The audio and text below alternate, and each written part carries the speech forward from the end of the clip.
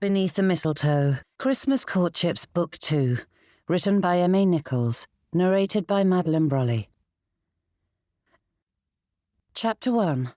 Bath, Somerset, December 1822. A gentleman didn't lie. It was the most basic of their tenets. Of course, there were many qualities and strictures attributed to that lofty title, and members of their rank embraced them to varying degrees. Plenty eschewed the implied expectations and treated women like playthings and servants like dredges, spending their days in idleness, drink, and debauchery. Hardly befitting the epitome of a gentleman. However, even those blackguards espoused the belief that a gentleman's word was his bond. When the rest of their behaviour couldn't claim to be so, they wrapped themselves in the cloak of sainthood simply because they did not tell lies. Dishonesty wasn't tolerated, and as far as Hamilton Baxter could tell, it was the only commonality shared amongst the gentlemen he'd known in his long life, and in those 54 years he'd met quite a few. Fibbing simply wasn't tolerated, and though Baxter considered himself a gentleman in every way, he couldn't deny that he was lying to his son, or not telling the whole truth, which was a lie in essence, if not in fact.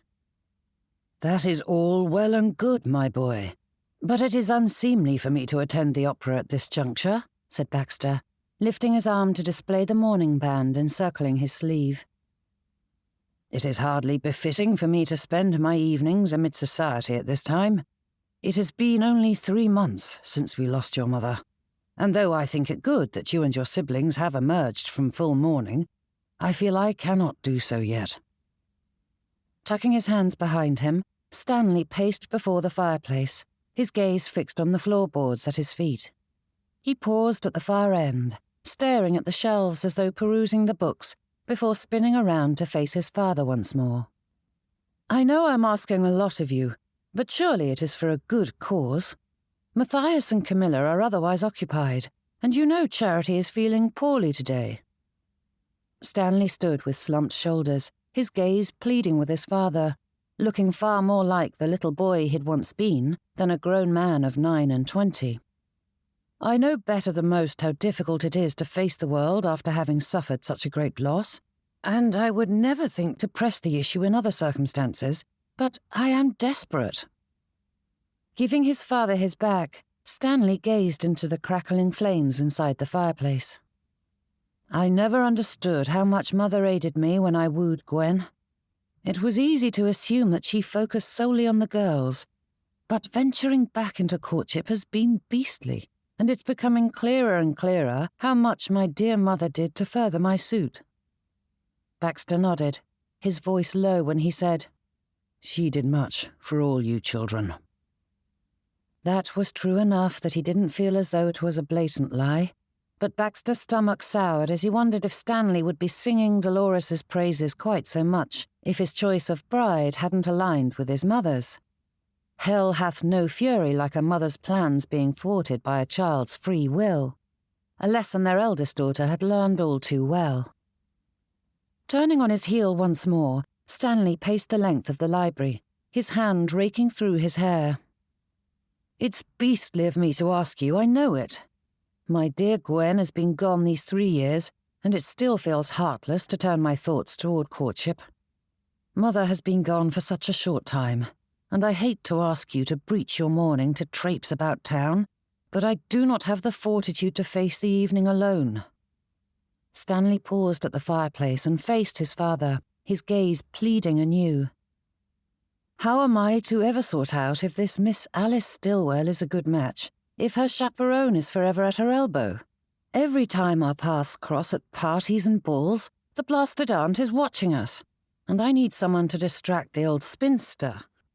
Baxter didn't allow his brows to climb at that statement, though Miss Alice's spinster aunt must be about his age, and neither of them deserved to be called old. "It is difficult enough to return to the courting arena in the first place. It is impossible to do so in such a setting. I need someone to distract the lady if I am ever to discern whether or not Miss Alice will suit. Mother always did so much to help in that regard, and I'm finding it impossible to further my cause on my own." Mourning was such a convenient excuse. No one expected a new widower to venture into Bath's many balls, parties and assemblies, which left Baxter's evenings blissfully quiet. No one would allow him such peace if they knew why he sequestered himself in the library night after night. Excepting Charity, his children were too like their mother to comprehend a preference for solitude over society. But now Stanley stood before him, pleading for him to sally forth. Had Baxter been entirely truthful in his objections, it would have been easy enough to bat away his son's pleadings. Perhaps. "I have secured us a box, so we needn't wade into the crowds if we do not wish to," said Stanley in a rush. "I simply need you to engage with Miss Alice's aunt and keep the crone occupied." For all that his son thought the words to be comforting, Baxter's muscles clenched at the thought. Boxed seats allowed for separation, but not privacy, and sitting amongst the audience was far preferable. At least in a crowd, one was afforded a touch of anonymity. But all those objections racing through his mind were for naught. Stanley required assistance, and there was no other answer to give. "Enough, I will go," said Baxter, and in a flash, Stanley exclaimed his thanks and rushed from the library to ready himself. Leaning his head against the back of his chair, Baxter drew in a deep breath and steeled himself for what was to come. "In my day, a courting gentleman escorted his lady to and from the theatre," murmured Baxter as he crossed his arms and stretched his legs out, though his feet hit the ledge. Standing, he shifted the chair deeper into the box to allow him space. "Her aunt wouldn't allow it," replied Stanley, his eyes turned toward the door. With so many people milling about, it was impossible to hear the ladies coming up the stairs, and Stanley's gaze never drifted from it. "Some nonsense about how impractical it is when they are within an easy walking distance and do not require an escort." Baxter tried not to stare at the people milling below, but it was difficult when so many were gazing into the coveted seats to spy who occupied the boxes, though it was a touch amusing to see the disappointment when they caught sight of a man who possessed neither the wealth nor consequence to be of interest. Of course, Stanley was positioned out of sight from the general onlookers. Goswick & Co. was not the largest bank in Bath, nor the most prestigious, but its holdings were vast enough to give its owner a healthy dose of social cachet. And now that Mr. Stanley Goswick was re-entering the courting arena, every unmarried lady's attention would turn toward their box tonight, once they identified him. "Do not fret, father," said Stanley, glancing in his direction. "I know this is a bit unnerving, but Mother wouldn't want you to shut yourself away forever. You ought to enjoy all that Bath has to offer, especially with Christmas time nearly upon us. There will be parties and routs aplenty, and she wouldn't wish you to miss out on the festivities." Baxter fought against the curve of his lips. In all their years together as husband and wife, Dolores Baxter had never once desired his enjoyment above what she deemed proper behaviour. Even now, he felt the rap of her fan striking his arm, the phantom of her voice ringing in his ears. She had detested his green waistcoat, especially when paired with his blue cravat. "A properly turned-out gentleman doesn't wear colours in the evening," her ghost hissed. Crossing his arms, Baxter ignored the thought, though he couldn't help the litany bouncing about his head as his gaze fell to the others, hearing with absolute clarity all the sharp words his wife would have whispered about the strangers. Dolores's judgments were as unyielding as they were effusive. Baxter drew in a breath and let it out in a long sigh. An evening being gawked at whilst sitting with strangers was a torment, to say nothing of the fact that he didn't know a thing about the opera, other than it had garnered poor reviews in the newspapers. "Thank you, father," said Stanley, his gaze still fixed on the entrance. "I know this isn't comfortable for you." Though his son's pose held the usual disinterest one expected of a wealthy gentleman, Stanley's foot closest to Baxter was poised on the ball, bouncing up and down with the rapid determination of a farmer's wife churning butter. Drawing in a breath, Baxter focused on that little movement and forced himself to breathe deeply. His own discomfort was of little concern. This was an important step for his son, and Baxter wouldn't ruin it by being a curmudgeon. But oh, how he longed to be back in Stanley's library. Thinking of the forthcoming torture was only extending the agony, driving his pulse to untenable levels, so Baxter forced it from his mind. The elder Miss Stillwell may be a tyrant of a chaperone and a disagreeable spinster, but Baxter would do his part to grant Stanley time to speak to the younger Miss Stillwell. One of them ought to enjoy the evening. Stanley stiffened and jumped up from his chair, drawing Baxter's attention as he followed suit, and turned to the stairwell to find a set of blonde curls appearing from below. Miss Alice Stillwell's light eyes met Stanley's, and the pair beamed at one another before he bowed over her hand and motioned her inside the box.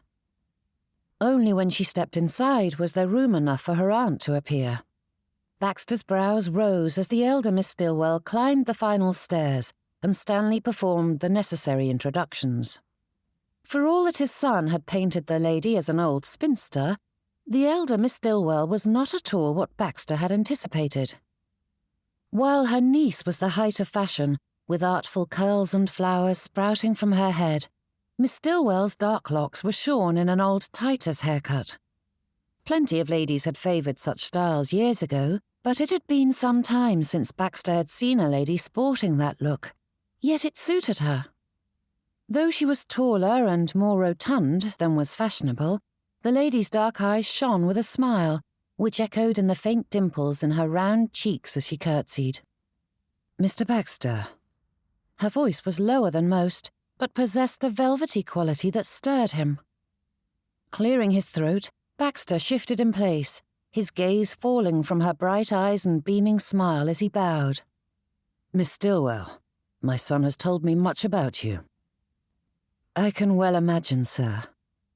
Though the words were simple, there was a laugh hidden in the meaning.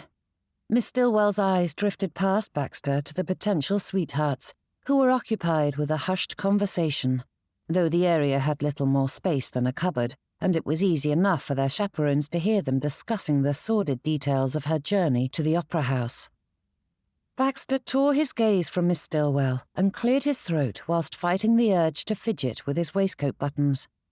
Motioning toward the seats Stanley had arranged all in a line, Baxter nodded for Miss Stillwell to sit. Chapter 2. Being a spinster, Harriet Stillwell didn't boast a broad understanding of menfolk, but neither was she ignorant of their schemes, and she struggled not to laugh at discovering yet another of Mr. Goswick's attempts. Not his father's presence, of course, for the son had already included that tidbit of information that afternoon when they were finalizing their plans for the evening. No, it was seeing the chairs all lined up in a row along the edge of the box, despite the tight fit. "Isn't it usual for there to be two in front and two behind?" asked Hettie, nodding at the seats with a sly smile. Mr. Baxter straightened, his eyes flicking between her and the seats, and it was as though every muscle in his body stiffened at the implication. The man attempted to hide it, but there was no mistaking the tightness in his shoulders or his pinched lips. His brow furrowed in such a manner that Hettie immediately wished she hadn't said a thing. A simple question ought not to cause such distress. Clearing his throat, he motioned to them. "My son thought such an arrangement would allow us all to see better. The position of the box is such that if we were to sit behind them, we wouldn't see a thing." And if the chaperone was not seated directly behind them, then the young gentleman would be free to hold Alice's hand, or some other bit of naughtiness. Hettie was no fool. Yet, as Mr. Baxter stood there, attempting to direct her attention away from that possibility, Hettie felt an echo of discomfort on his behalf. The fellow was gallantly fighting for his son's interests, but it was clear that Mr. Baxter wished to be far from this gathering. Hettie glanced at the black band still firmly affixed to the gentleman's arm. His son had only just put aside his mourning for his mother, but it would be some time before Mr. Baxter followed suit. "You are quite right, sir," replied Hettie. It was a little, harmless concession, and seeing Mr. Baxter draw in his first deep breath made it well worth it. "That is quite thoughtful of you and Mr. Goswick." and Hettie didn't miss the triumphant smile the young man gave his father. She managed to hide her own at that. Barely. Mr. Baxter motioned to the chairs, and Hettie did as bidden, though she sat down beside her niece, leaving the gentleman to sit on the outside chairs. For all that there was no chance of anything untoward happening in such a setting, Hettie couldn't allow the son to have his way in everything, on principle if nothing else. Having played the role of chaperone to Alice's two older sisters, she knew the game well, but it was amusing to see the young bucks attempt the same tricks. Hettie glanced at Mr. Baxter as they took their seats, and it was easy enough to see the gentleman's nerves. Forcing her brow to remain placid, though it truly wished to furrow, she studied the fellow. It was difficult to tell how old Mr. Baxter was. Knowing his son's age and placement in the family, she would assume his father to be in his 50s. However, he looked to be a good decade older than her 52 years. Not that he was haggard or craggy with age, for he was quite neatly turned out with all the proper trappings of a gentleman. But he had more than his fair share of wrinkles about the eyes and brow, with more grey than brown weaving through his hair. And there was a heaviness to his gaze that spoke of age. Hettie couldn't say what it was precisely, for it wouldn't do for her to stare deeply into a stranger's eyes to discern the source. Glancing at his armband, Hettie realised she was being silly. That was reason enough for the melancholy air clinging to him. "My condolences," she murmured, slanting a look at him. Mr. Baxter's gaze snapped from the crowd below to her eyes, his posture stiffening. Hettie hid a grimace. "Apologies. I do not mean to bring up a painful subject. I fear one never knows what to say in such a moment. Ignoring it feels heartless, but dredging it up seems equally painful. So one is forever caught between wishing to offer comfort, but never knowing if doing so will cause the opposite." "I understand," he murmured, reaching a hand to scratch at his arm. "It is quite a conundrum, isn't it?" "Yes." That was all Hettie could think to say, though she strained for something more. Mr. Baxter shifted in his seat, and with all of them wedged together, he offered a quick apology for landing an elbow in her side, and then fell silent once more. Hettie glanced at the pair beside her. Alice was quite ignorant of anything but her young gentleman. The pair sat with their heads together, speaking of some novel they'd read, and Hettie smiled at their contentment, even as she held back a sigh when she returned her attention to her companion. Mr. Baxter couldn't seem to sit still. He shifted his seat, though there was nowhere for him to go, and he cleared his throat as though wishing to say something, but no words emerged. For all that many believed gentlemen to be masters of all they surveyed without a morsel of self-doubt or discomfort, Hettie knew better. Shyness was not a quality belonging solely to ladies, and she was quite familiar with how strong a hold such a quality had on a person. Despite her best efforts to rid herself of that discomfort, it made itself known at various times, like when crushed next to an awkward stranger in an opera box. Drawing in a deep breath, she shook that thought aside. Now was not the time for such sentiments. "I feel as though I ought to apologize to you," she said in a low voice. Mr. Baxter's brows rose, and he darted a glance at her. "Pardon?" "Many chaperones are not so rigid in their duties, but I fear I cannot be blasé, which is the reason your son dragged you here tonight, though I would hazard a guess that you would rather be ensconced in your study with a warm cup of tea and a biscuit or two." The gentleman's gaze turned to her once more, and Hettie held her breath, hoping he would appreciate the humour in the situation. "The library, actually," he said. Hettie gave a playful wince. "And so your son dragged you from your sanctuary to distract the irritating spinster chaperone of his potential sweetheart." Mr. Baxter's lips turned upward into a faint smile. "Stanley didn't believe you would see through his sneaky ploy." "Ah," replied Hettie with a low chuckle. "Mr. Goswick underestimates just how creative my other niece's beaux were. For all that he believes himself to be a great strategist, I fear my son is no soldier."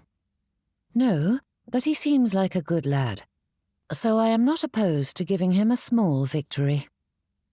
The courting pair beside her laughed, and Hettie pretended not to notice, her smile growing at the sound.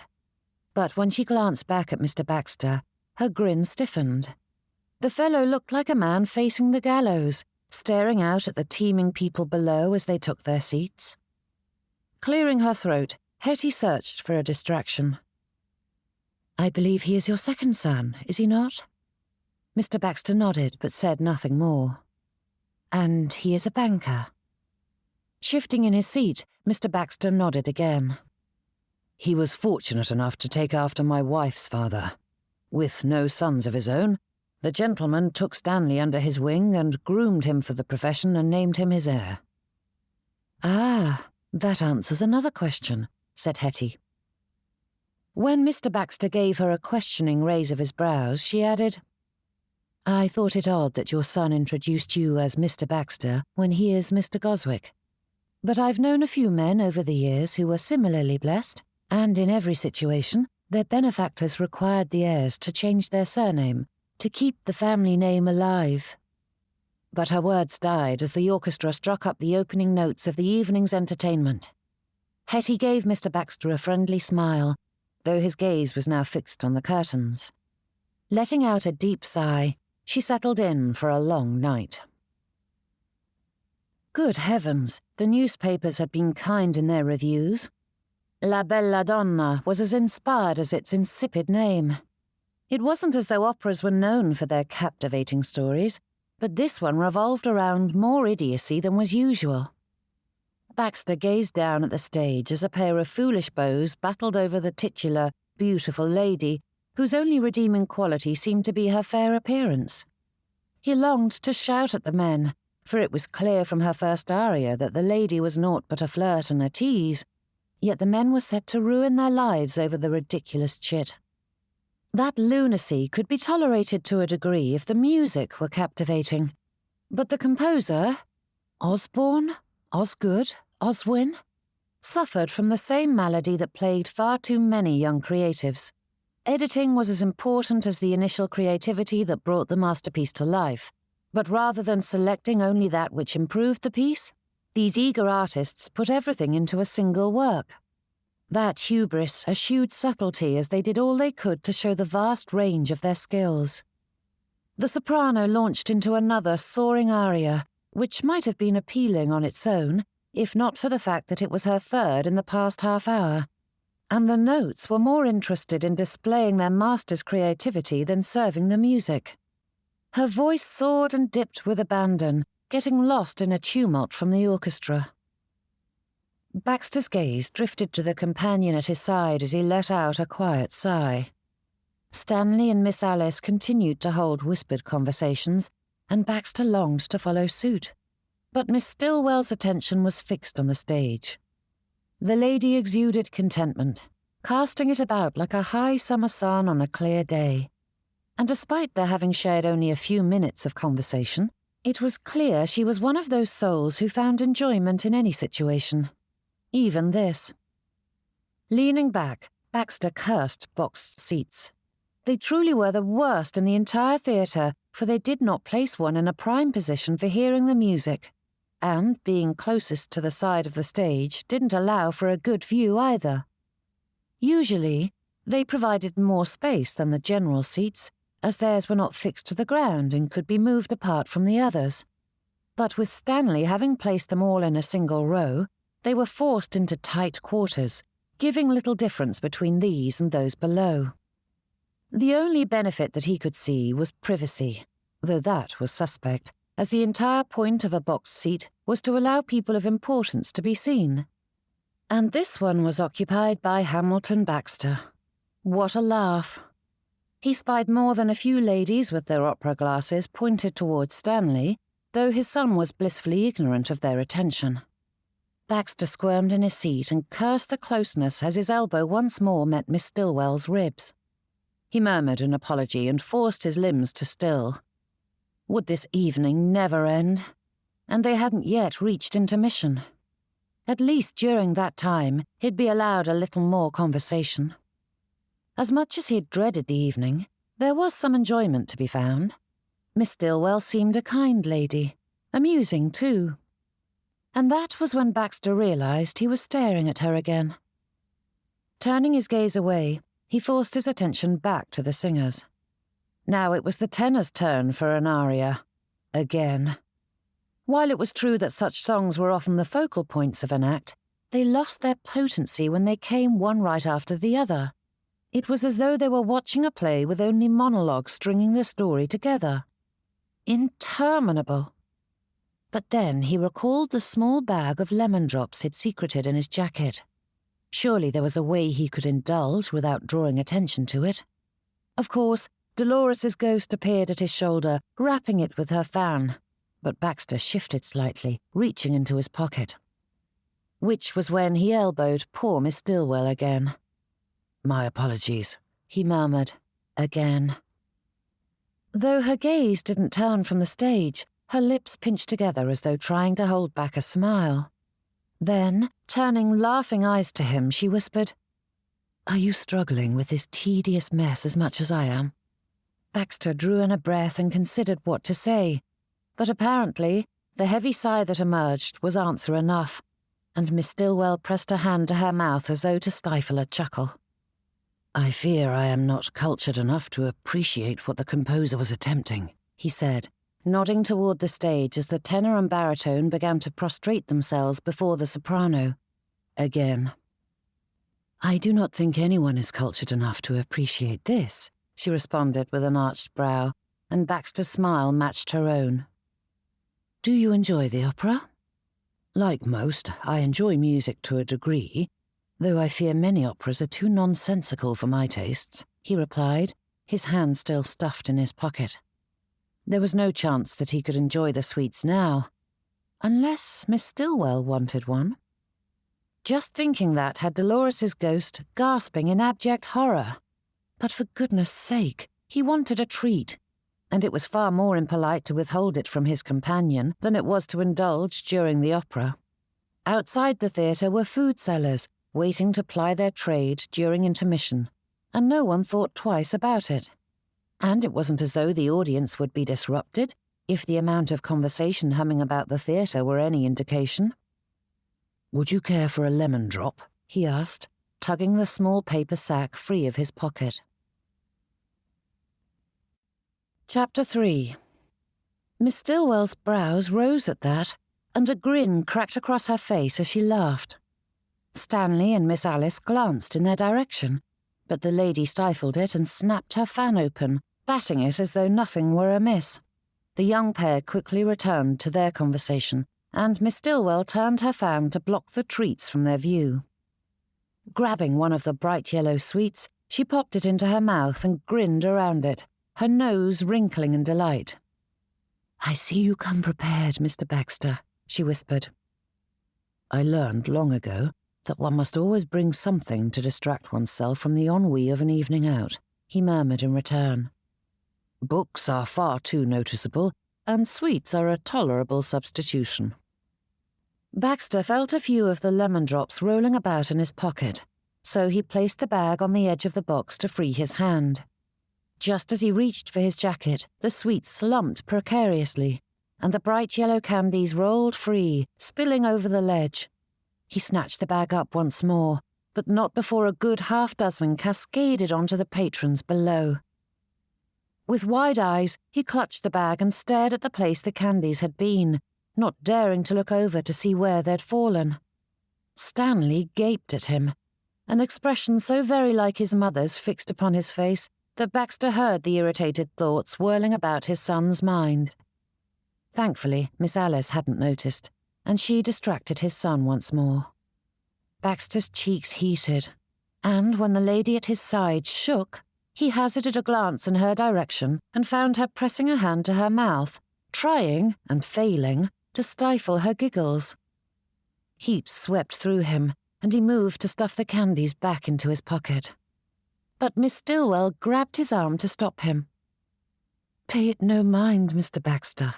Ladies' hairstyles are so ridiculously elaborate nowadays that they won't notice a few additions. No doubt, next week, lemon drops will be all the rage, and ladies will be nestling candies amongst the mound of curls, flowers, and ribbons. Snatching one of the lemon drops from the bag, Miss Stillwell gave him a wicked grin. My locks are too short for such a decoration, but... She twisted in her seat, moving slowly toward her niece's coiffure to tuck a lemon drop amidst the profusion of curls. The girl never noticed, but Stanley snuck a glance around her to frown at his father. Miss Stillwell jerked back and pressed a hand to her mouth once more, though she couldn't stop the silent laughter shaking her, and Baxter couldn't help but join in. When Stanley and Miss Alice glanced at them with furrowed brows, the older pair shook and attempted a semblance of decorum, but it was impossible when tears rose to Miss Stillwell's eyes. Her hair curled faintly at her temples, making her look even more impish as she laughed at her own ridiculousness. Keeping the treats on his lap, Baxter reached into his jacket and freed a handkerchief, offering it to Miss Stillwell. "Oh, that is simply lovely," she said when she had breath enough to do so. The edges of the linen were embroidered with a pale green, as though ivy were crawling along them, before turning into the corner with a flourish of leaves in which his initials resided. "My daughter Charity gave it to me as a present for St. Nicholas Day," he said, his thumbs brushing along the careful stitches before he offered it to her once more. But she freed her own handkerchief instead. "That is kind of you, but I fear it is too lovely for me to use in such a fashion." She dabbed at her eyes with her plain handkerchief, a few remnant chuckles working their way out as she shook her head. "I know all too well how much time and effort went into making that, and I shan't risk ruining it." Baxter smoothed the fabric and tucked it gently into his pocket once more. "Do you embroider?" "Is there a lady who doesn't?" she asked with an arched brow. "But yes, and I adore it. I fear I am no artist, and needlepoint allows me an avenue for my creative yearnings." "No doubt you are vastly underestimating your skills," replied Baxter. Miss Stillwell chuckled and shook her head. "Definitely not, sir. I am not one to denigrate my talents in some bid for false humility, nor am I overly critical of my abilities. I am passable when it comes to drawing, but I have no true skill with the paintbrush. Needlework requires an entirely different set of skills, at which I excel." Flattening her handkerchief, she tucked it away and slanted a look at him. "And you, Mr. Baxter, are you artistic?" Such a simple question, but it dropped a weight on Baxter's chest that threatened to suffocate him. Silly, really. "Yes." He paused. "Or I was." Miss Stillwell's brows pinched together, though she smoothed the reaction away. "I would think that if you were in the past, you still are. Such a thing doesn't exactly erase itself from one's life, does it?" Baxter shifted in his seat, promptly elbowing the lady once more. He hurried through another apology, but she brushed his verbal fumbling aside. "When I was younger, I spent many an hour painting and sketching," he said, scouring his thoughts for an explanation. Of course, it was easy enough to hear Dolores's condemnation of the low-born pastime. It mattered not that many young gentlemen indulged in such pursuits. To her way of thinking, being an artist was common, even if one never attempted to sell one's work. It was a lady's hobby or a poor man's profession. Baxter cleared his throat. "After I married, I didn't have much time for such things." And that was true enough that his conscience did not prick at him. The truth was too unkind to his wife's memory. A slight fib was a far better choice. Miss Stillwell nodded. "There is a time and a season for everything, as they say. But perhaps, now that you are settled in Bath, you might try your hand at it again." Such little words, yet they struck Baxter to the core. It had been so long since he'd allowed himself to speak of that long-lost part of himself that the thought of venturing back into his art hadn't crossed his mind. As pleasing Dolores had been his only motivation for quitting, nothing was keeping him from picking it up once more. Yet even as he thought about it, Baxter's heart clenched as though his ribs tightened around it, and his stomach gave an unhappy rumble. His marriage to Dolores had not been an easy thing, but that did not mean he celebrated her demise. To go against her wishes even now felt like a betrayal, painting him as a heartless cad. Baxter's shoulders drooped, and he forced himself to speak evenly. Yes, I suppose I could. Miss Stillwell's brows drew together, and she studied him, though he pretended to watch the singers below. I hope you do. I would like to see your work. You would?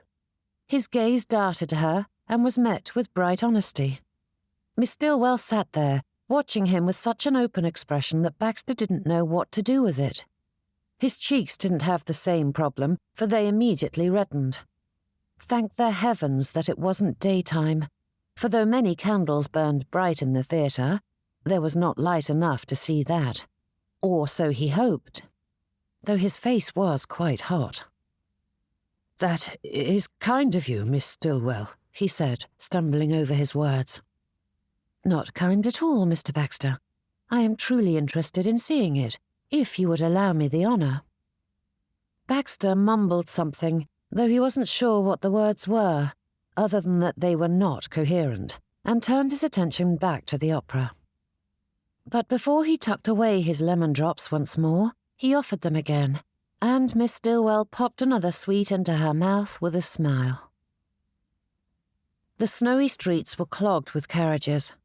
One could avoid the majority of the jostling when arriving at the opera, as the audience did so at different intervals, but once the curtain fell, they all poured out onto the streets, battling to get home. Clearly, Miss Stillwell was a woman of great foresight, for only those leaving on foot were able to weave through the mess with little trouble. Baxter stared out the window and glanced at the people, many of whom were outpacing the carriage. A few snowflakes fluttered down from the heavens. Not enough to be concerning, but it filled the air with magic. Drifting between the darkness and the circle of golden lights radiating from the street lamps, the sparks of white tumbled through the air undisturbed. Had anyone suggested that Baxter would be pleased to be trapped in a carriage after having spent the evening at a wretched opera with a stranger, he would have thought them a lackwit. But there was no denying that he was, in fact, quite pleased. Miss Stillwell was a treat. Baxter couldn't comprehend how such a gracious, engaging creature remained unwed. A man would quite happily gaze into those laughing eyes for the rest of his life. There was a quality to her that drew a man in, and Baxter couldn't recall another evening he'd enjoyed so well. The lady was delightful. A prickle at the back of his neck ran down his spine as Baxter considered that truth once more. When was the last time he'd felt like smiling so freely, or laughing, or felt anything at all? It was as though he'd been trapped outside, slowly acclimating to the cold until he didn't know what true warmth was, and then Miss Stillwell had swept into his world like a blazing bonfire. "You two were quite cosy," said Stanley. Baxter jolted from his thoughts, jerking his gaze from the window as a flush of heat swept his cheeks. "Pardon?" His son stared out the window opposite. "You and Miss Stillwell seemed to enjoy yourselves. I hope it wasn't too onerous a chore to distract her." Clearing his throat, Baxter shifted in his seat. "Of course not. She's a delightful lady. I enjoyed myself far more than I expected." "Then would you mind doing so in the future?" asked Stanley, swinging his gaze from the frosted glass to gaze at his father. "I was thinking of calling on them the day after tomorrow. Miss Alice mentioned they would be home to visit us." "Of course not." Baxter hid a smile and ignored the happy thump of his heart. "If you think it would be helpful." Stanley gave a huff with vague meaning and turned his gaze back to the window as the carriage began to move in earnest. Baxter's brows furrowed as he studied his son. The world was far too dark to discern the details of his expression, though light from the passing lamps allowed him glimpses. Stanley stared out at the passing cityscape, his shoulders drooping. "Is something amiss?" asked Baxter.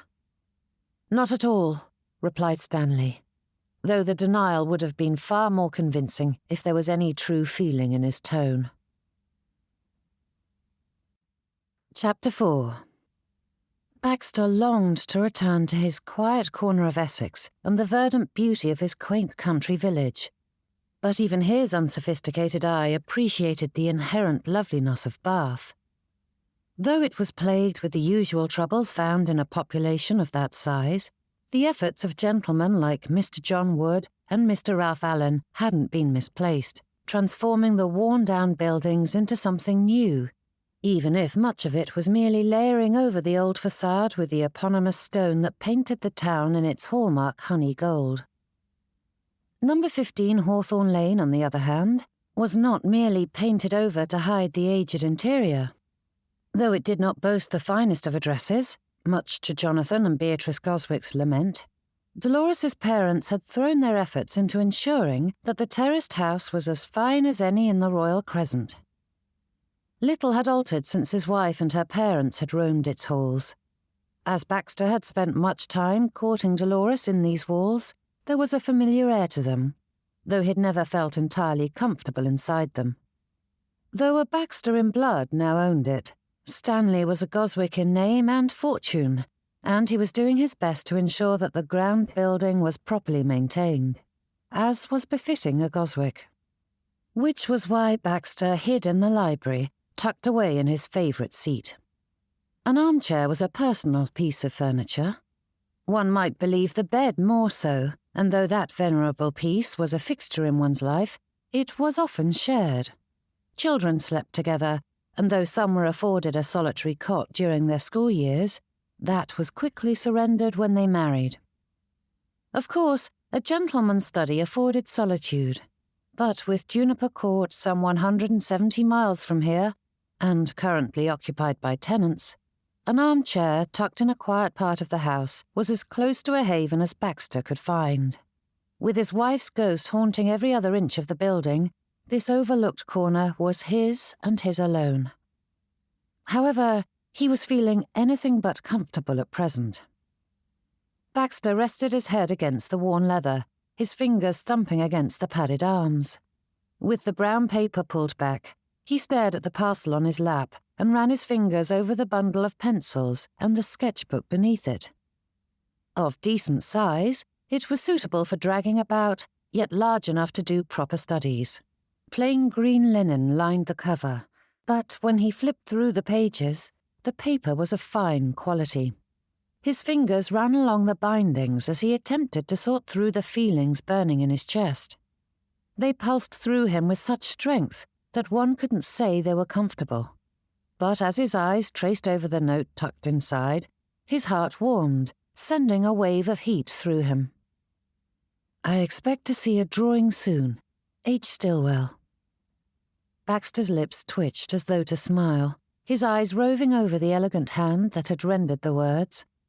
It was easy enough to hear her voice in that succinct sentence, and he could well imagine her raising a challenging brow if he were to deny the request. And, no doubt, she would ask after it in the days to come. Scouring his memory, he didn't think he'd mentioned his art other than during their first meeting at the opera. Yet Miss Stillwell had remembered it 3 weeks and many conversations later, and she had ascertained that he'd yet to recapture that hobby of his. A none too subtle prodding and a gift all in one. A phantom pain in his heart panged, and Dolores appeared at his elbow once more, giving the implements a narrowed eye. A proper gentleman engaged in riding, cards, and hunting. He spent endless hours in his social clubs, discussing politics and worldly issues. Even carrying on with a mistress was acceptable, as long as the knowledge of such behaviour didn't pass beyond the smoky confines of the gentleman's domain. Yet her husband preferred scribbling in a sketchbook over worthier pursuits. Tugging at the twine holding the pencils together, Baxter sifted through them, the blunt ends waiting for a sharpening knife. The door to the library opened, and he straightened, tucking the pencils and sketchbook back into the brown paper. Dabbing a hand at her temples, his eldest daughter wandered into his sanctuary. Charity pressed hands to her back and stretched, causing her swollen belly to stick out all the more. With a sigh, she dropped onto the sofa before him and rested her hands atop her growing child. "Is the evening over already?" asked Charity, her hazel eyes pleading with him to give her an affirmative, despite knowing it hadn't even begun. Baxter gave her a faint smile. "You could always begin your lying in." "Do not twit me, old man," she said with a narrowed look. "Camilla has been demanding that very thing for weeks now, and I'm fully sick of it, even in jest." Holding up placating hands, Baxter settled back into his chair. "She means well." "That is the only reason I haven't keel-hauled her, as my husband so lovingly suggested. However, I haven't patience left for her good intentions." Charity sighed, as though the breath was pulled from her soul and not her aching joints. Casting a glance around the room, her brows drew together. "The servants have just put the final touches on the Christmas decorations in the parlour and drawing room." Baxter's brows lowered as he considered her tone, which held far more melancholy than that statement deserved. When his daughter turned her attention back to him, she waved it away.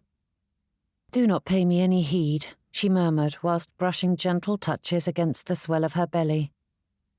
"It is silly.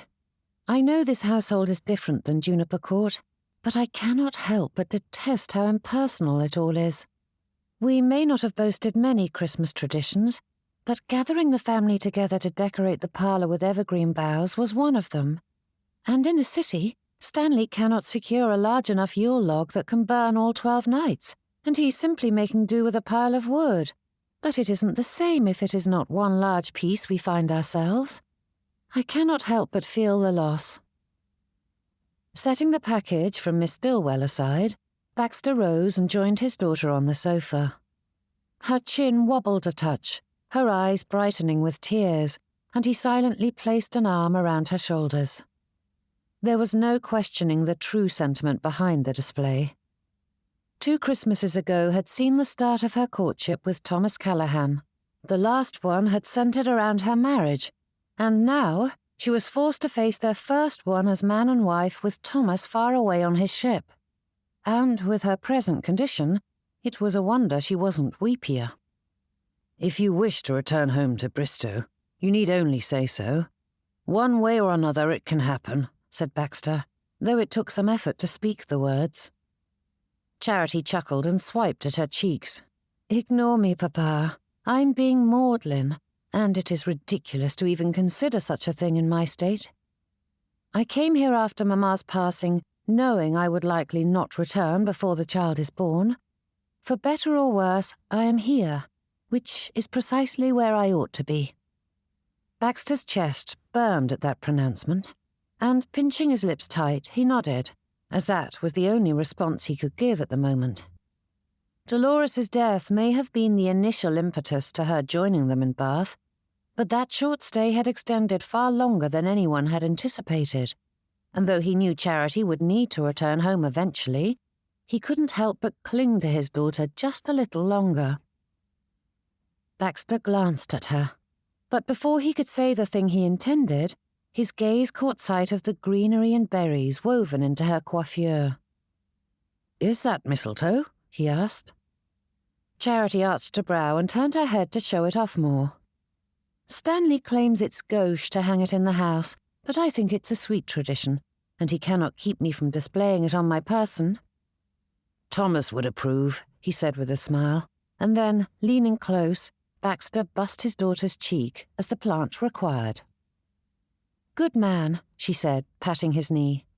"Now, how are you managing?" And though Baxter wished to feign indifference, there was no avoiding the challenging lift of her brows as she stared him down. The heat fled his chest and settled in his cheeks as he dropped his arm from her shoulders. Rising to his feet, he strode to his armchair and straightened the pencils that had rolled across the sketchbook. Charity saw too much for his good, and possessed too much of her mother's bold spirit to be frightened away from tender subjects. "I had thought that I might start," he began. "There you are," called Stanley as he strode through the open door and stopped before his elder sister to drop a sprig of mistletoe on her lap. "Stop hiding these in the greenery. Mrs. Harrison and the staff know their business, and they do not need your interference. It is bad enough that Camilla will demand everything be altered the moment she arrives." Charity held up placating hands. "I apologize. I do not mean to cause trouble, but it's such a little thing. They're pretty, and it's a sweet tradition." "For servants and labourers," replied Stanley with a scoff. "I do not need my house becoming a laughingstock, or to make my guests uncomfortable with such boorish traditions." "No, we must leave all the boorish kissing to the parlour games, in which case it is entirely acceptable," mumbled Charity. "What was that?" asked Stanley with a frown, but holding his hands up before she could answer, he shook his head. "Do not tell me. I do not wish to know." Standing before the fireplace, Stanley stared into the flames, and Baxter studied his second-born son. The gentleman's cravat was tied to perfection, his hair perfectly coiffed, and his shoes were polished to a shine. Yet there was something dishevelled about his appearance. Baxter frowned as he watched the young man shift in place and amended that description. Stanley was agitated. "Is something amiss?" asked Baxter. "No." Stanley turned and strode away from the fireplace, and when he reached the far end of the room, he turned on his heel. "Are you anxious about the dinner?" asked Charity. "Camilla is bound to be beastly since you asked me to play hostess tonight and not her." "No," replied Stanley with a shake of his head as he continued back to the fireplace. "Yes, no, nothing in particular. I just feel out of sorts." Then, giving his sister a knowing look, he added, "And I fully anticipate things being beastly when Matthias and Camilla are about." Baxter frowned, though neither child noticed him. The hard words, true though they were, sat uneasily in his heart, making him feel just as out of sorts as Stanley. Pausing at the fireplace, Stanley turned and murmured, "We ought to retire to the parlour. The guests will arrive soon." Baxter rose to his feet and moved to assist his daughter, who had far more trouble budging from her seat. Straightening her evening gloves, Charity ran a hand down her skirts, though she slanted a look at her father, begging him to lead her somewhere other than into the party. "You will like the Stillwells," he whispered, tucking her hand into the crook of his arm. "Though sharing Christmas Eve with strangers is not an ideal way to celebrate the holiday, I am anxious to meet them," she said with a smile and patted his arm. "I'm quite curious to meet the impressive Miss Stillwell. From what you've said, she seems like the sort of lady one wishes to know. And there is Miss Alice as well." "What is this?" asked Stanley, drawing their attention back to Baxter's armchair and the parcel sitting on the table beside it. "A gift from a friend," replied Baxter, though he didn't know why he didn't just say who that friend was. Yet he couldn't admit the truth either. The conversation and corresponding present felt too personal to share with just anyone. "I mentioned I used to draw and paint.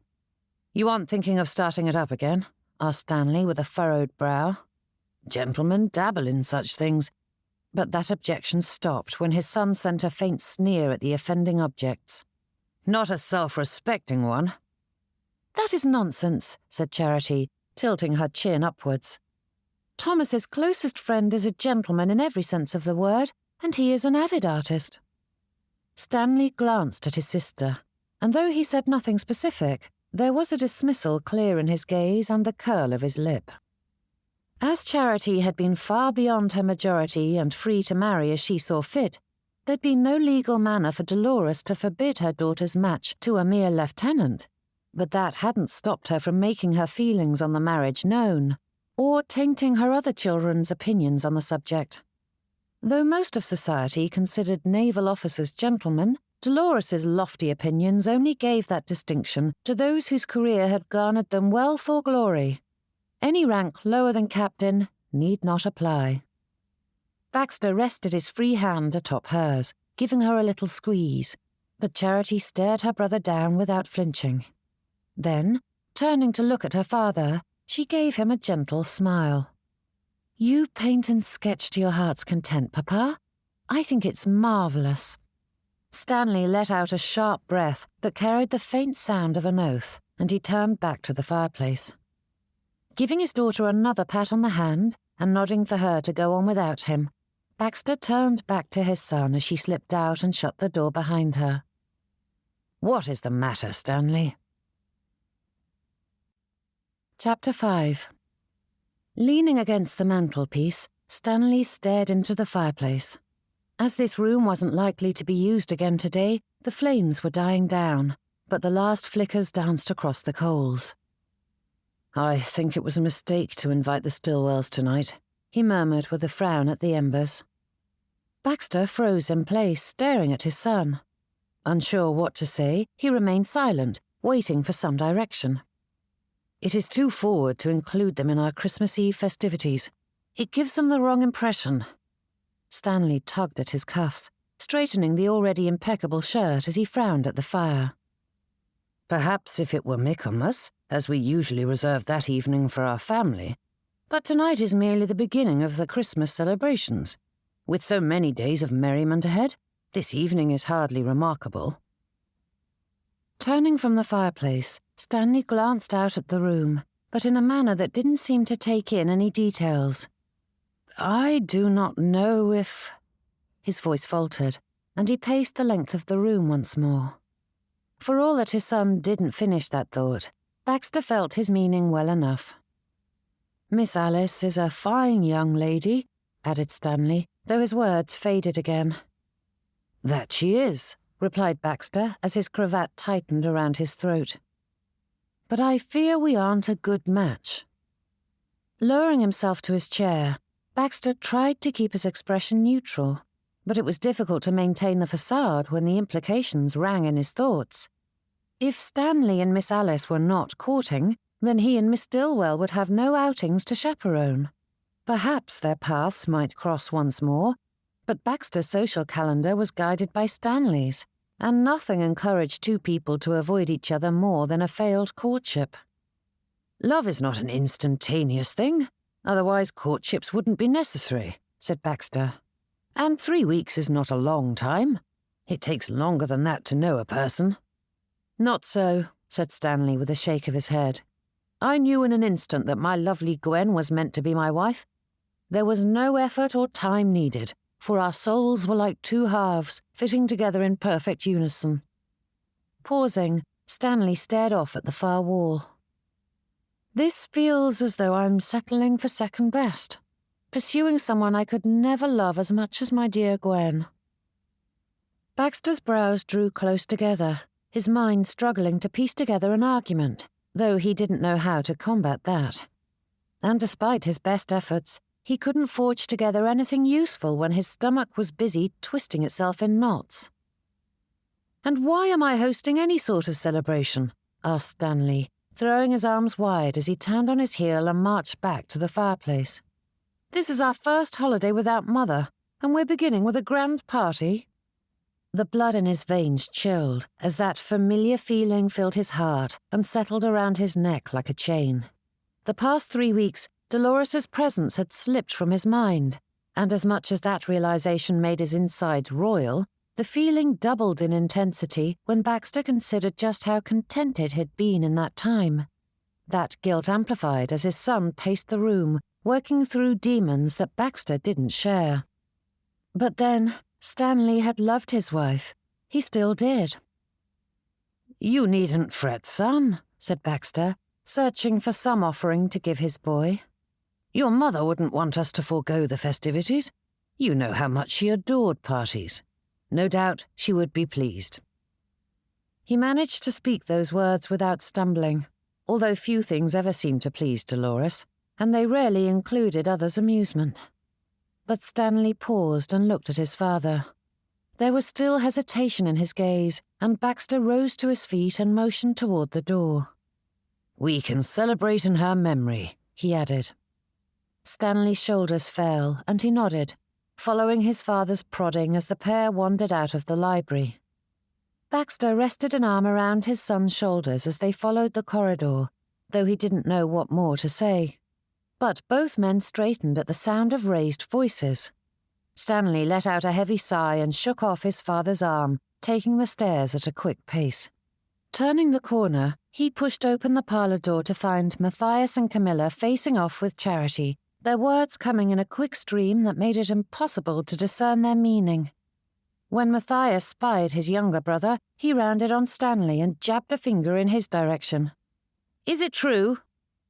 Stanley merely stared at his brother with a raised brow, and Charity flung her arms wide with an exasperated huff and dropped onto the sofa.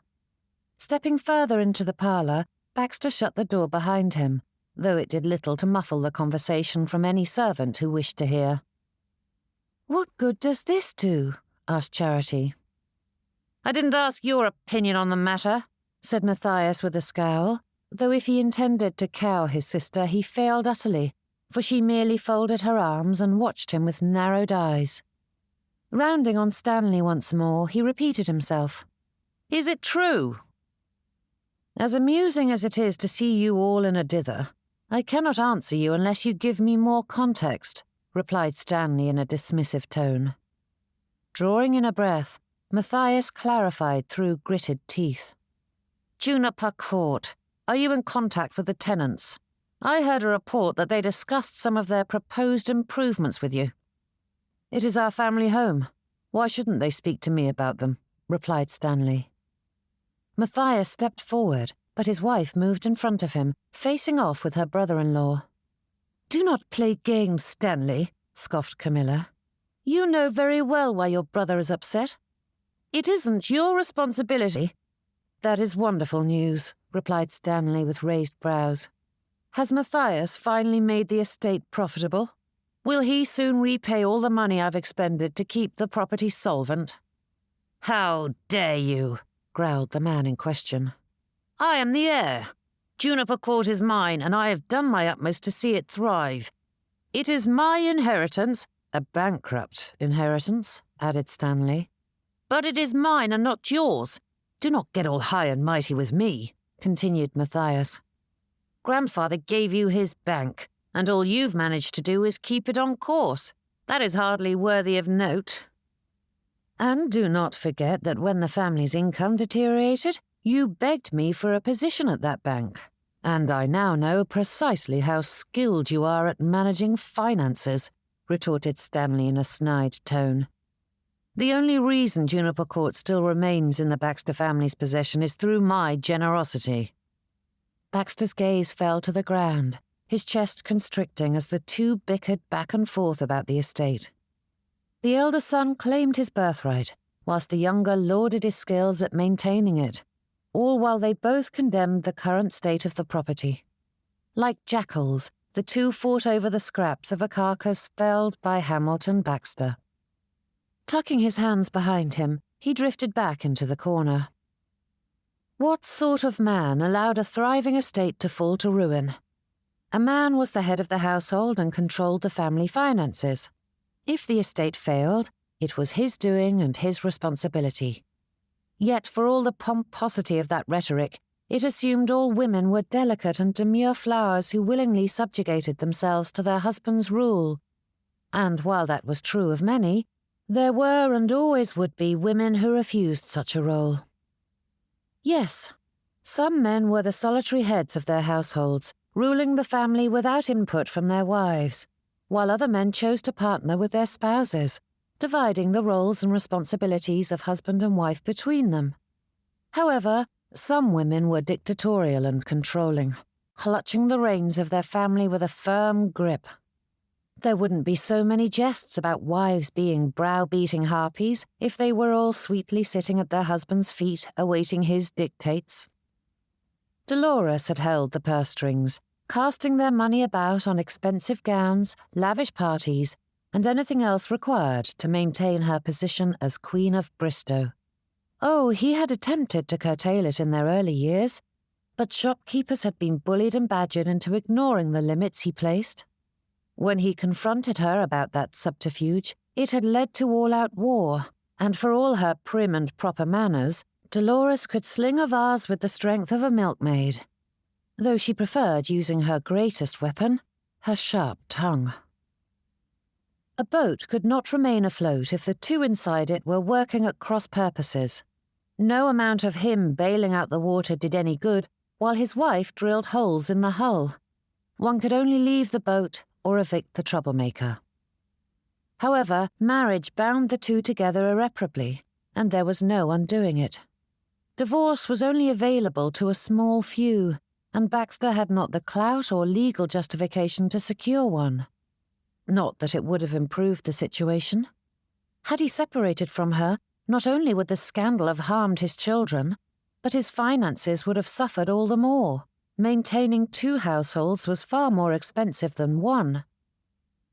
For better or worse, Baxter and Dolores had been husband and wife, and all his attempts to set them to rights had only succeeded in turning Juniper Court into a battle zone, heaping misery upon everyone residing within its walls. And so, he had kept his head down and avoided his wife whenever possible, until the finances were strained enough that letting Juniper Court was the only option. Would it have been better to turn every day into a battle with his wife, waging a never-ending war in which the main casualties would have been his children? Baxter believed he'd made the proper choice. Better to let his estate suffer than his children. Yet didn't that prove he wasn't fit to manage the place? A master's main priority was maintaining the family legacy after all. "You forget yourselves, brothers," said Charity in a hard tone. "Or are you simply ignoring the fact that Papa is the head of this family, master of Juniper Court, and the one who ought to be managing this business?" All eyes turned toward him, and Baxter managed not to flinch. Heat swept over his skin, settling in his cheeks, and he dropped his gaze to the floor.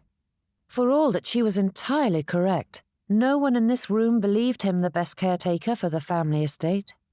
Baxter had worked hard to keep their matrimonial miseries hidden behind closed doors, and had done a thorough job of it. Stanley and Matthias were kind enough not to scoff at Charity's question, though Camilla's lips curled in distaste, but neither did they countenance it. They launched back into their argument once more, and Baxter couldn't help but wonder if he would have been so very happy for Stanley to be named his grandfather's heir if he'd known what contention it would cause between the two. But that was nonsense, for it was a far better living than Baxter could have secured for Stanley. Charity glanced in his direction, but Baxter pretended not to see it. What right did he have to wade into their argument? It was his bungling that had landed them all in this mess, and he couldn't blame either son for snapping and nipping at each other when they were made to bear the brunt of their father's mistakes. "Enough!" Charity shouted, rising to her feet. Or trying to, rather. It was her second attempt that allowed her to stand, and she glowered at both men. "This is ridiculous." "What is ridiculous is a married lady wearing mistletoe," murmured Camilla, gazing at the greenery in her sister-in-law's hair.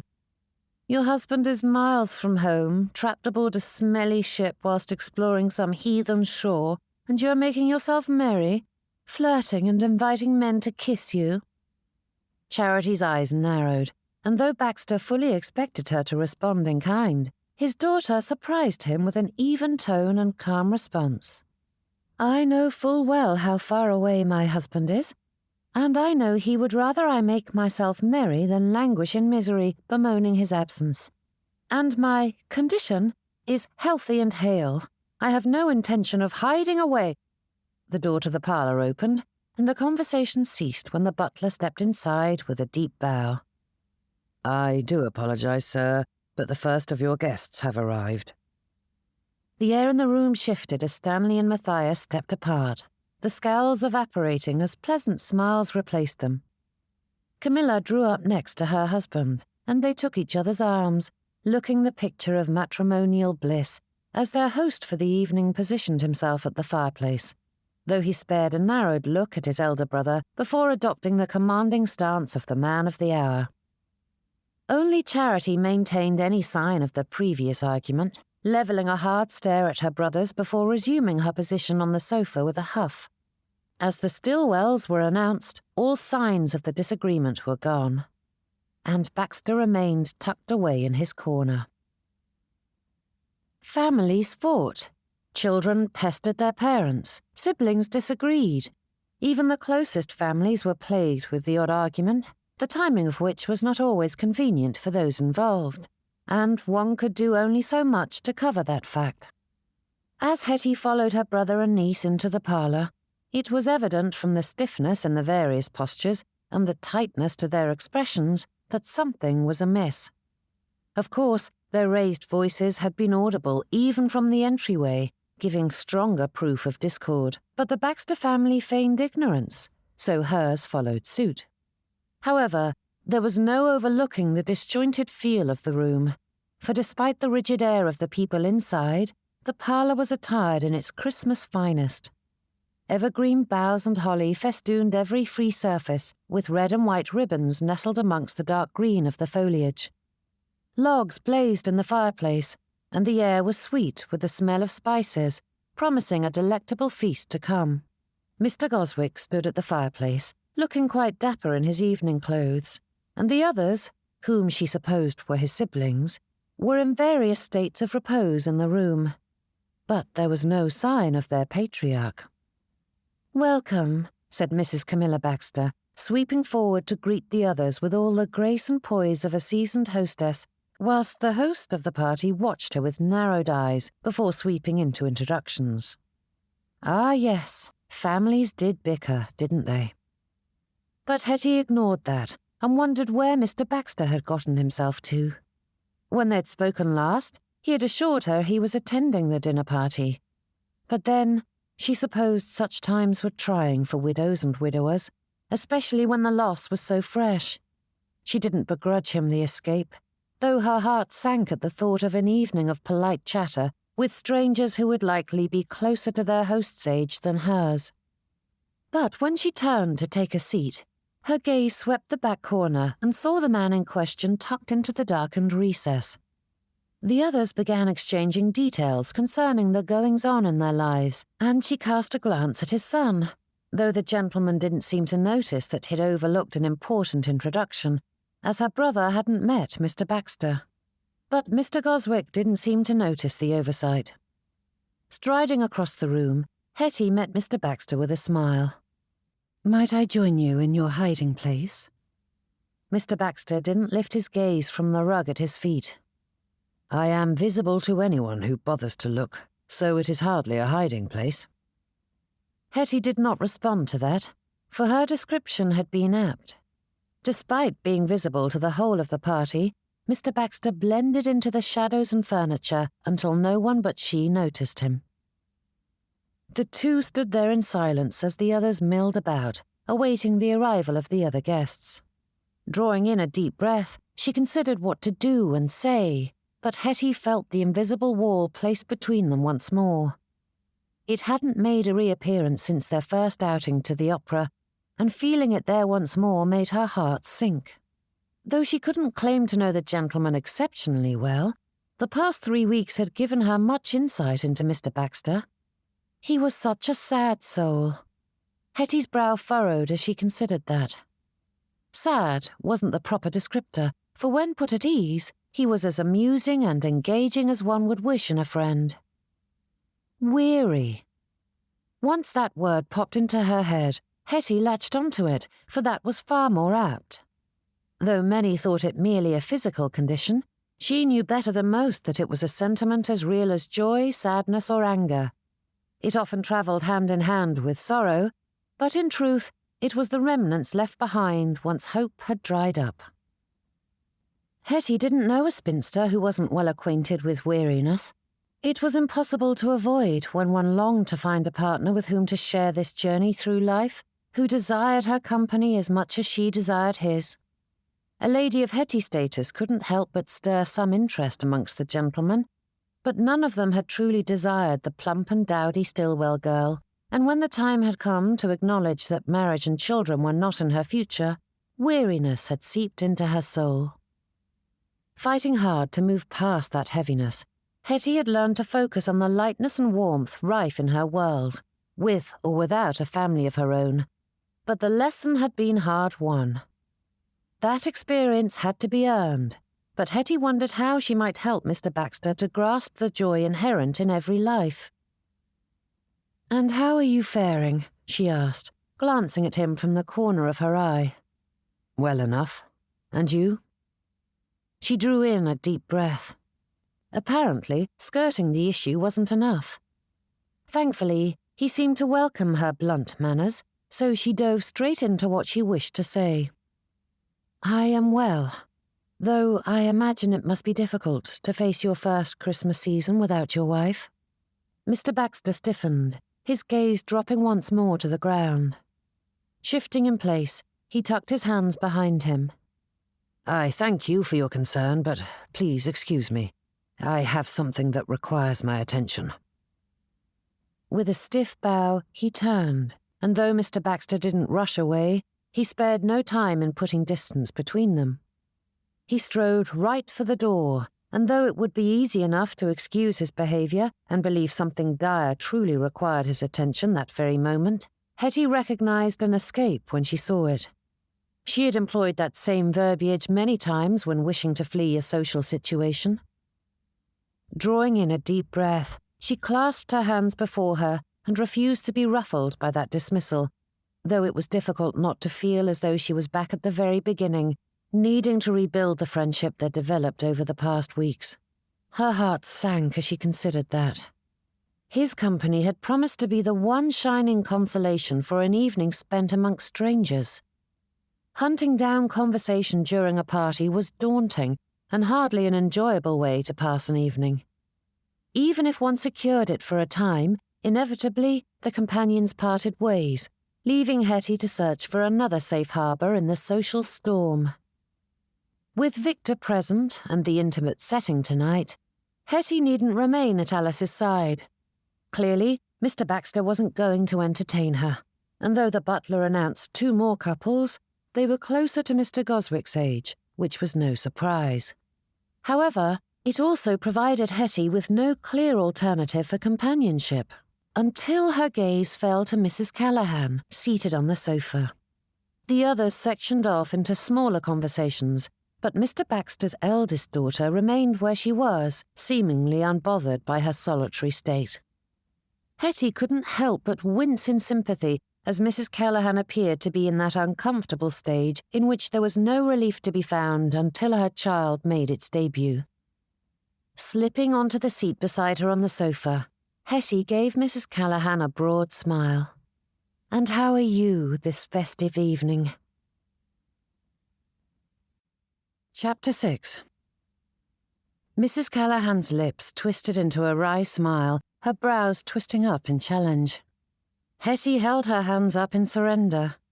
"Insipid question, I know, but I fear I am out of anything clever to say." "That doesn't bode well for the evening. It has only just begun," replied Mrs. Callahan. Then, with an arched brow, she added, "But then, I suppose a quiet, dull evening is precisely what my family ought to strive for, after beginning it with such fireworks." Hettie paused, but before she could think what to say, Mrs. Callahan hurried to add, "Or are you going to pretend that you did not hear my brothers enacting their own Battle of Trafalgar?" Canting her head, she amended that. "Though I suppose since it was a land battle, Waterloo is a better comparison, though my naval husband would shudder to hear me choose it over Trafalgar." "Ah, yes. Your father mentioned you were married to a Navy man," said Hettie. "A lieutenant, isn't he?" Mrs. Callahan smiled, her hand reflexively resting against her child. "Yes, unfortunately they've taken him far from our shores at present, though I am glad to be able to spend the holidays with my family. There is little I can do for my father at this difficult time but keep him company." "I know he appreciates it. He has said so many times," said Hettie, though she omitted the guilt that had often accompanied his admission, for Mr. Baxter didn't wish his daughter to know. Staying in Bath was Mrs. Callahan's sacrifice to make, and the anguish he felt over it was Mr. Baxter's secret to keep. "I certainly hope so," said Mrs. Callahan. "Charity," said Mrs. Baxter, sweeping over with a furrowed brow and another lady in tow. "Are you certain you ought to join us tonight? The numbers will be uneven, but that is of little consequence. You ought to be resting." "I am quite well, Camilla," replied Mrs. Callahan, not bothering to disguise the impatience in her tone. Her sister-in-law held up placating hands before motioning to a lady at her side. "I do not mean to vex you. I was simply speaking with Mrs. Potter, and we were discussing our lying-ins. I did not stir from my bed for a month before the blessed event." Mrs. Potter's brows rose at that. "For my first, I didn't see another soul for a good 2 months before. Gatherings and crowds can be so taxing after all. A mother ought to conserve her strength for the ordeal. I struggled for days before my first was born." "Days?" asked Mrs. Callahan with raised brows. "You cannot imagine. I thought I would be torn in two," added Mrs. Potter with a grimace. "It is a miracle we made it through, and I know it was because I followed a strict lying-in period." "I know precisely what you mean," added Mrs. Baxter with a sage nod. "My physician said he'd never seen a mother struggle for so long as I did with my last child. It felt like a full sennight." Mrs. Callahan drew in a deep breath, her gaze narrowing a touch as she looked at the ladies, and Hettie felt her own irritation simmering beneath the surface. Despite having witnessed it countless times, she would never understand why mothers enjoyed sharing horrific stories of childbirth, especially with those on the verge of the ordeal themselves. No one ever spoke of averages. It was always the absolute worst of experiences, leaving her a wretched mess in body and soul. Or it was the easiest, feeling like little more than a tickle. Childbirth was a badge of honor, earned by only those who had the most unique of stories and experiences. Though Mrs. Callahan's expression held a hint of disbelief in the wrinkle of her brow, there was enough concern in her gaze that Hettie longed to set the other ladies straight. What were they thinking? Surely, if anyone understood the fears facing a first-time mother, it would be those who had already walked that path. Sharing such extremes did not help in the slightest. It left the expectant mothers terrified or unprepared. Irritation bubbled beneath her polite expression, yet Hettie couldn't let it loose. The Baxters did not need someone stirring the pot. Grasping onto something that might steer the conversation in better directions, Hettie smiled. "Isn't it amazing how varied the experiences of a new mother are? Every lady and every baby is different, and there are plenty who eschew any sort of lying-in before, only resting after the ordeal. In my experience, if Mrs. Callahan feels up to a dinner party, there is no reason she ought not to partake." Mrs. Baxter blinked at Hettie, and steel threaded through her voice when she replied, "And what would your experience be in such matters, Miss Stillwell?" A laugh nearly slipped past Hettie's defences. Mr. Baxter's daughter-in-law had to be at least 20 years her junior, meaning Miss Hettie Stillwell had been a confirmed spinster while Mrs. Camilla Baxter was still in pantaloons. Yet she was attempting childish ploys to assert her dominance over Hettie. For all that Mrs. Baxter comported herself like the lady of the house, this was not her domain, and she was not Hettie's superior in any fashion. Though valuable in their own right, motherhood and marriage did not bestow worth, and their absence did not detract from a lady's merit. But it was rather amusing to see the girls attempt to ruffle Hettie's greying feathers. "Not only did I assist both of my sisters-in-law in bringing my brother's children into this world, but I have been at the bedside of my nieces, to say nothing of the aid I have given my friends in such times," replied Hettie. "I may have no personal experience with birth, but it isn't a prerequisite to being useful in the lying-in chamber. Else why do so many rely on physicians during the process?" Mrs. Baxter's nose tipped upward, her breath drawing in sharply as she frowned. For all that many ladies still preferred midwives, physicians and accoucheurs were far more elite in the eyes of society, and Hettie would wager a tenner that a lady of Mrs. Baxter's pretension would never settle for less. Both ladies stood there, staring at Hettie. Thankfully, their pride was spared when the butler returned once more and announced that dinner was served. Those words were like the firing pistol of a horse race. Mrs. Baxter turned to her husband and took his arm, moving as though to lead the guests into supper, and Mr. Goswick hurried to the sofa, holding out a hand to his substitute hostess and helping his sister to her feet. The two couples jockeyed for position attempting to reach the parlour door first. When Mr. Goswick arrived in the doorway, he gave his guests a bright smile. "Please, follow me." His brother and sister-in-law fell dutifully into place behind him, though the rest of the group did not follow such staid pairings, as Mrs. Tolman and Mrs. Thayer were deep in conversation, whilst their husbands and Mr. York did the same. Hettie rose to her feet and followed the other stragglers as they entered the dining room and chose seats. While opinions on the proper order of a dining room varied, Hettie couldn't help but wonder if the relaxed approach was more the doing of Mrs. Callahan, the makeshift hostess of tonight's gathering.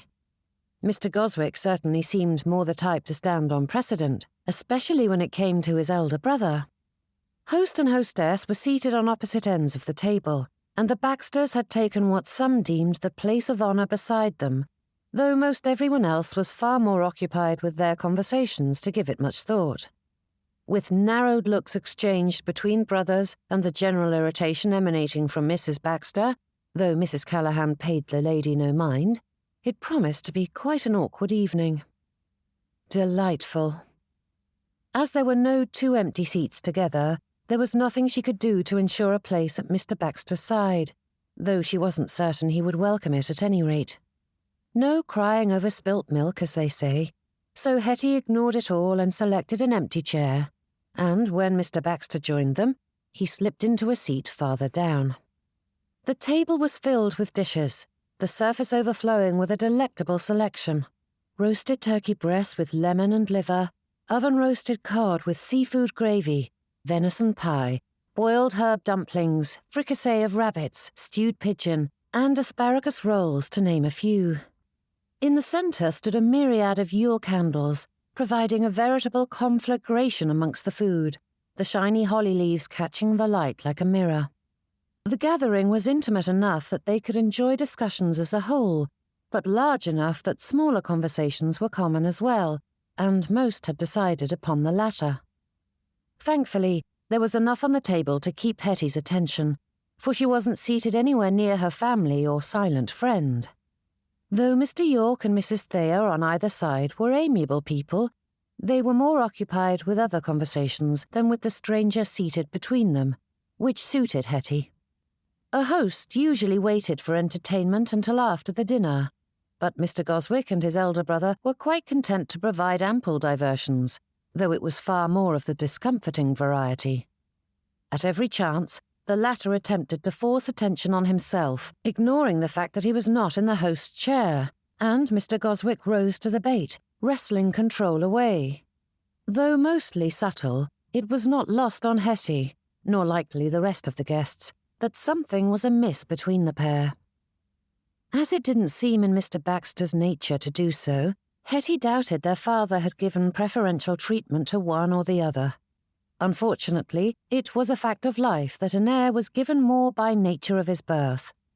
His occupation was established from the moment he drew his first breath, and there was never any question as to his prominence in the family or his station in life. The eldest son was to be the head of the family once the former patriarch passed. It was expected, and Hettie couldn't think of anyone who questioned such a thing. But when a younger son was elevated, inheriting a fortune that was greater than that of his elder brother, as was the case with Mr. Goswick, it was bound to cause tension, as much of the power in the family came from holding the purse strings. Nothing stoked fires as well as resentment, and there was an ample amount on both sides. Understandable, yet it would be preferable if they did not insist on waging their wars in public. With Mr. Baxter seated on the same side of the table, but several places down, Hettie couldn't see the gentleman's expression, though she couldn't help but wonder about his feelings on the subject. No doubt, it was difficult to see the two at odds, but with the gentleman's heart so fragile at present, she wasn't going to ask him. Not now, at any rate, but certainly when he was feeling himself once more. Casting that question to the back of her thoughts, Hettie focused on her food, enjoying the blend of sweet and savoury.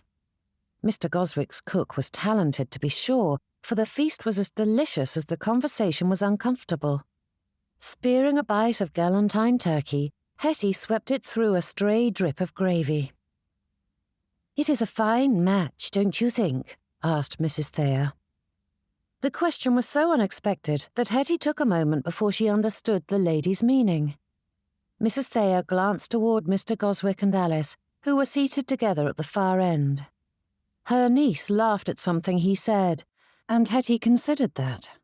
Mr. Goswick seemed an amiable gentleman, though a touch snobby. "Perhaps," said Hettie. "I am simply happy to see him finally emerging from his mourning," murmured Mrs. Thayer before taking a bite of cod.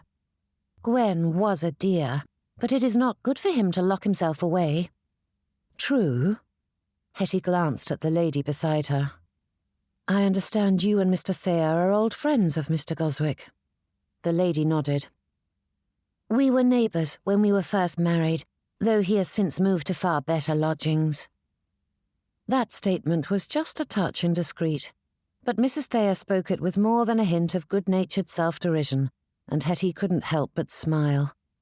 Soon their conversation drifted to the lady's children, as mothers were wont to do, and though Hettie wouldn't say the discussion was lively or engaging, it was diverting enough as the two made their way through the meal. "And you?" asked Mrs. Thayer before taking a sip of her wine. "What are your plans when Miss Alice marries? As your chaperoning duties are finished, will you remain in Bath?" Pausing, she winced and hurried to add, "I do not mean to say that everything is settled between her and Mr. Goswick, but she is far too sweet and lovely a girl to remain unwed long." Hettie held up a staying hand. "Peace, I understand quite clearly. And that is a complicated question, for though I have asked myself that many times, I do not have an answer." But just as Mrs. Thayer moved to speak again, someone on the far end of the table stole away her attention, dragging her from the conversation. Which was a blessing, for Hettie wasn't certain she wished to continue it. There was little more to say. What was Miss Harriet Stillwell to do once the last of her nieces was married? Like Mrs. Callahan, she had chosen to reside with her brother to provide comfort and solace after Victor's second wife had followed in the footsteps of his first, leaving him widowed with 5 small children to rear. Those weeks had turned into months, and without knowing when the change had taken place, Hettie had stepped into the role of mistress of number 12 Thornhurst Street and makeshift mamma to her 5 nieces and nephews. Yet remaining at his side had never been for Victor's sake. Now that the children no longer required a motherly presence in residence, what would Hettie Stillwell do with herself? One might believe that having endless possibilities made for happier decisions, but it was daunting. Settling in a home of her own was a clear choice, but where? Ought she to travel? Time was no longer a limited commodity, for it was entirely hers. Yet what did one do with it? For years, her life had puttered along in a predictable fashion. Certainly, there were surprises and upsets, but as a whole, the path had been decided the moment her sister-in-law had taken her last breath. Now, Hettie stood on a precipice, free to be her own agent, and for all that she had dreamt of doing as she pleased, she couldn't seem to settle on any true course. Travel would be nice, though her insides wriggled at the thought of tackling foreign countries on her own. Not that she required company, but her French was only good enough for a governess-taught schoolgirl who had never visited those shores before, and to wander foreign shores alone seemed foolhardy. Taking another bite of her rabbit, Hettie tried to enjoy the food, but the flavours faded as she considered her future. In all honesty, the only thing she knew was what she did not want. She didn't want to reside in her brother's household, and she didn't want to remain in Bath. The future wasn't terrible, regardless of what was to come, but the uncertainty of it sat uneasily in her heart. Hettie wanted a plan, a course of action. Sighing, she found herself stuck once more in that quagmire, without answers but with plenty of questions and doubts. A house in the country? Or ought she to travel? Europe might be too much of a leap at first, but could she attempt Scotland and Wales? Ireland was renowned for its beautiful scenery, and she could indulge in a bit of domestic adventures first. Those thoughts followed her throughout the dinner, and when the courses were all cleared and the food consumed, they followed her as the guests left the dining room. In light of the festivities, the gentlemen eschewed the usual separation from the ladies and joined them directly in the drawing-room, and Hettie only hoped that something would distract her from this puzzle. Chapter 7. The same holiday cheer greeted the party as they entered the drawing-room, with greenery and ribbons aplenty, along with another array of Yule candles. Though Hettie enjoyed any tradition that included the giving of gifts, those always sat uneasy with her. Like so many kindly meant customs, it had turned into a way to jockey for position and status. The more affluent the family, the more merchants they frequented, and thus the more Yule candles they received at Christmas as a sign of gratitude for their generous patronage. While it was nice to have some fashion in which to express gratitude, it seemed a strange thing to have the lower classes provide gifts for their wealthy clients. Hettie far preferred the Feast of St. Stephen's, when the masters were obligated to show some sign of appreciation for their staff. Even the best of masters ought to give fine gifts at least once a year to the people who scrubbed his underthings, emptied his chamber pots, and kept him well fed. A large log sat in great state inside the fireplace, adorned with holly and ivy, and Mr. Goswick stood at its side. Footmen arrived with glasses, passing them to the guests, and when they were situated, their host stood front and centre, his drink held ready to toast. "My great thanks for joining us this wonderful evening," he said, his fingers wrapped around the stem. "A great time of celebration and remembrance. For though we are blessed to enjoy each other's company, we cannot help but remember those who are not with us." The merriment and laughter present at the dinner fled as the guests shifted in place, all holding their drinks and ready to continue the festivities. Yet Mr. Goswick's gaze remained fixed on his glass. "There is no undoing the past, and we must continue to live despite their absence. Yet we would be remiss if we did not acknowledge the great effect they had in our lives." He paused, and everyone moved as though to raise the toast, but Mr. Goswick stuttered on. "I do not think any of us are untouched by loss. We all have suffered greatly when those we love are torn from us." Though his statement was fundamentally true, the others all cast furrowed looks at each other, though their host seemed not to notice. "But we still live. We must do our duty and not hold to that which cannot be undone," he murmured. One of the gentlemen cleared his throat, and that seemed to jolt Mr. Goswick from his ponderance. Lifting a glass, he gave them a tight smile. "Happy Christmas," he said, and the words echoed throughout the gathering as glasses clinked together. Tossing back his drink, he downed it in one, and Hettie glanced over at his father, who was watching his son with the same trepidation and concern etched on his face.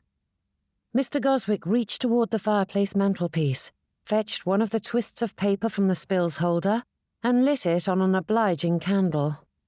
Leaning into the fireplace, he held the burning spill to the log, the greenery quickly catching flame as the others applauded. Straightening, he motioned toward the table set up around the drawing-room, and in a voice far brighter than before, he encouraged the others to split into games. The guests shifted, dividing off into pairs and groups as required by their chosen entertainment, and Hettie couldn't help when her eyes drifted to the quiet corner in which Mr. Baxter had chosen to hide, only to find him watching her. His gaze jerked away, and Hettie couldn't help smiling to herself. For all that he feigned disinterest in her company, he acted like a child caught sneaking biscuits from the pantry. Drawing in a deep breath, she wandered to the fireplace and watched the holly leaves curl in on themselves as the flames danced along the bark. Would it appear desperate if she simply invaded his corner? Hettie was quite used to entertaining herself when need be, but there was something far too forlorn about his solitary position. The manner in which he kept glancing at her betrayed his desire, making it difficult for Hettie to settle on a course of action. Mr. Baxter needed friends, that much was clear, and Hettie was quite content to fill that role. The gentleman was amiable and lacked the puffed-up pride so many men boasted. In a few short weeks, she'd grown accustomed to having his company during Alice's outings, and she wasn't ready to surrender it. Yet would it be entirely heavy-handed to simply march over to him and demand a conversation? "Miss Stillwell." Hettie turned from the fireplace and found young Mrs. Baxter at her back. The lady's lips were pulled into a polite smile, the sort that was more concerned with decorum than true delight, and Hettie knew better than to trust it. "Would you do us the honour?" asked Mrs. Baxter, motioning toward the table. "We would love for you to join us. We have only 4, and Lou is always best with more players." The lady paused, holding up placating hands as she leaned closer. "And we are playing penny stakes, so you needn't be concerned." Lips twitching, Hettie feigned a relieved sigh. "That is good to hear." And it was. Gambling was a useless pastime that by its very nature beggared more than it enriched. However, the lady's meaning was rife in her tone. Spinsters were often impoverished after all, so it was no great surprise that Mrs. Baxter believed Hettie was as well, and shamelessly wielded that assumption. After their last verbal parry, it was to be expected. Tyrants cannot bear dismissal.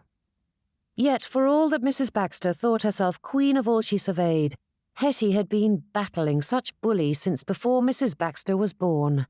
She wasn't going to be undone by an insipid barb from a lady whose opinion mattered not in the slightest. Hettie was far more vexed by the interruption than the insult. Casting a glance at Mr. Baxter, and causing him to jerk his gaze away from her once more, Hettie considered the invitation, but before she could decide, Mrs. Baxter had her by the arm and led her toward the table. Mr. Tolman shuffled the cards, dealing 3 out with a flick of his wrist. In quick succession, they launched into the game, with Mrs. York abstaining from that round as the others battled to take at least 1 trick. Though with 4 of them still in play, and only 3 tricks to be had, it was a close thing that Hettie managed to secure one.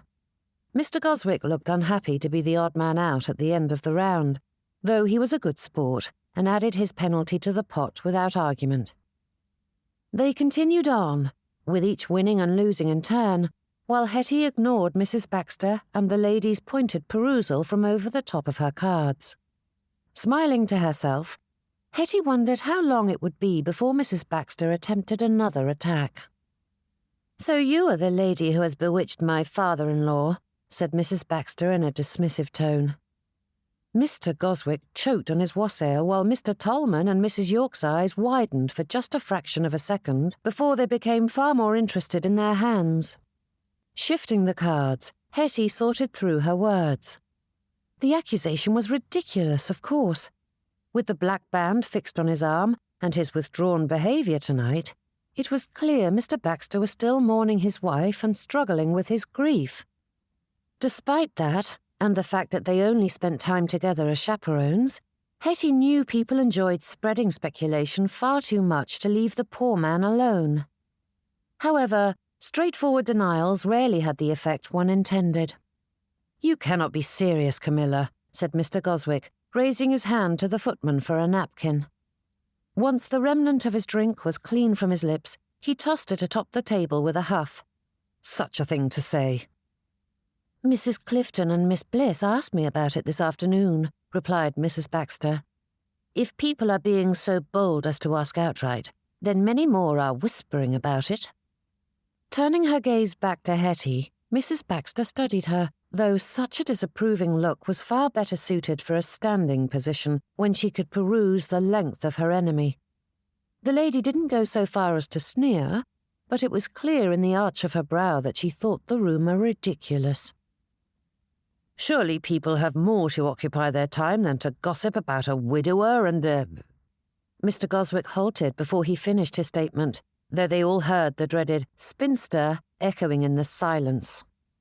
His gaze drifted across her much as his sister-in-law's had, and though it was far more genuine than her calculated cut, it was no less unkind in its incredulity. In such a moment, a person had 2 choices, anguish or amusement. And while such a blatant judgment of her attractions was bound to pain her at times, Hettie was not some young miss to be upended by a dismissal from self-important strangers. "We are friends, that is all. I assure you I have no designs on your father's virtue," she murmured with a wry smile. Mrs. York's eyes widened at that bald statement, though Mr. Tolman supplied the laugh Hettie had hoped to earn. "I hear you are planning a trip," said Mrs. York, turning toward Mr. Tolman. Though Mrs. Baxter looked like she wished to continue their present conversation, she made no objection as the two guests shifted it quickly into less dangerous waters. Hettie glanced at Mr. Goswick, and he studied his cards as if they held the answer to the greatest mysteries of the universe, though there was a vacantness to his gaze that suggested his thoughts were far from the game. The tricks flew fast, with round after round adding up as they discussed the perils and trials of travel, the relative merits of different carriages, and the horror to be found at so many coaching inns. The conversation was hardly noteworthy, for they all spouted the same trite details everyone shared about such things. Carriages were always uncomfortable. Inns were always questionable. Pains and headaches ensued during the journey. The only differing opinions were on whether or not the destination was worth the agony. But the previous conversation wouldn't leave her be.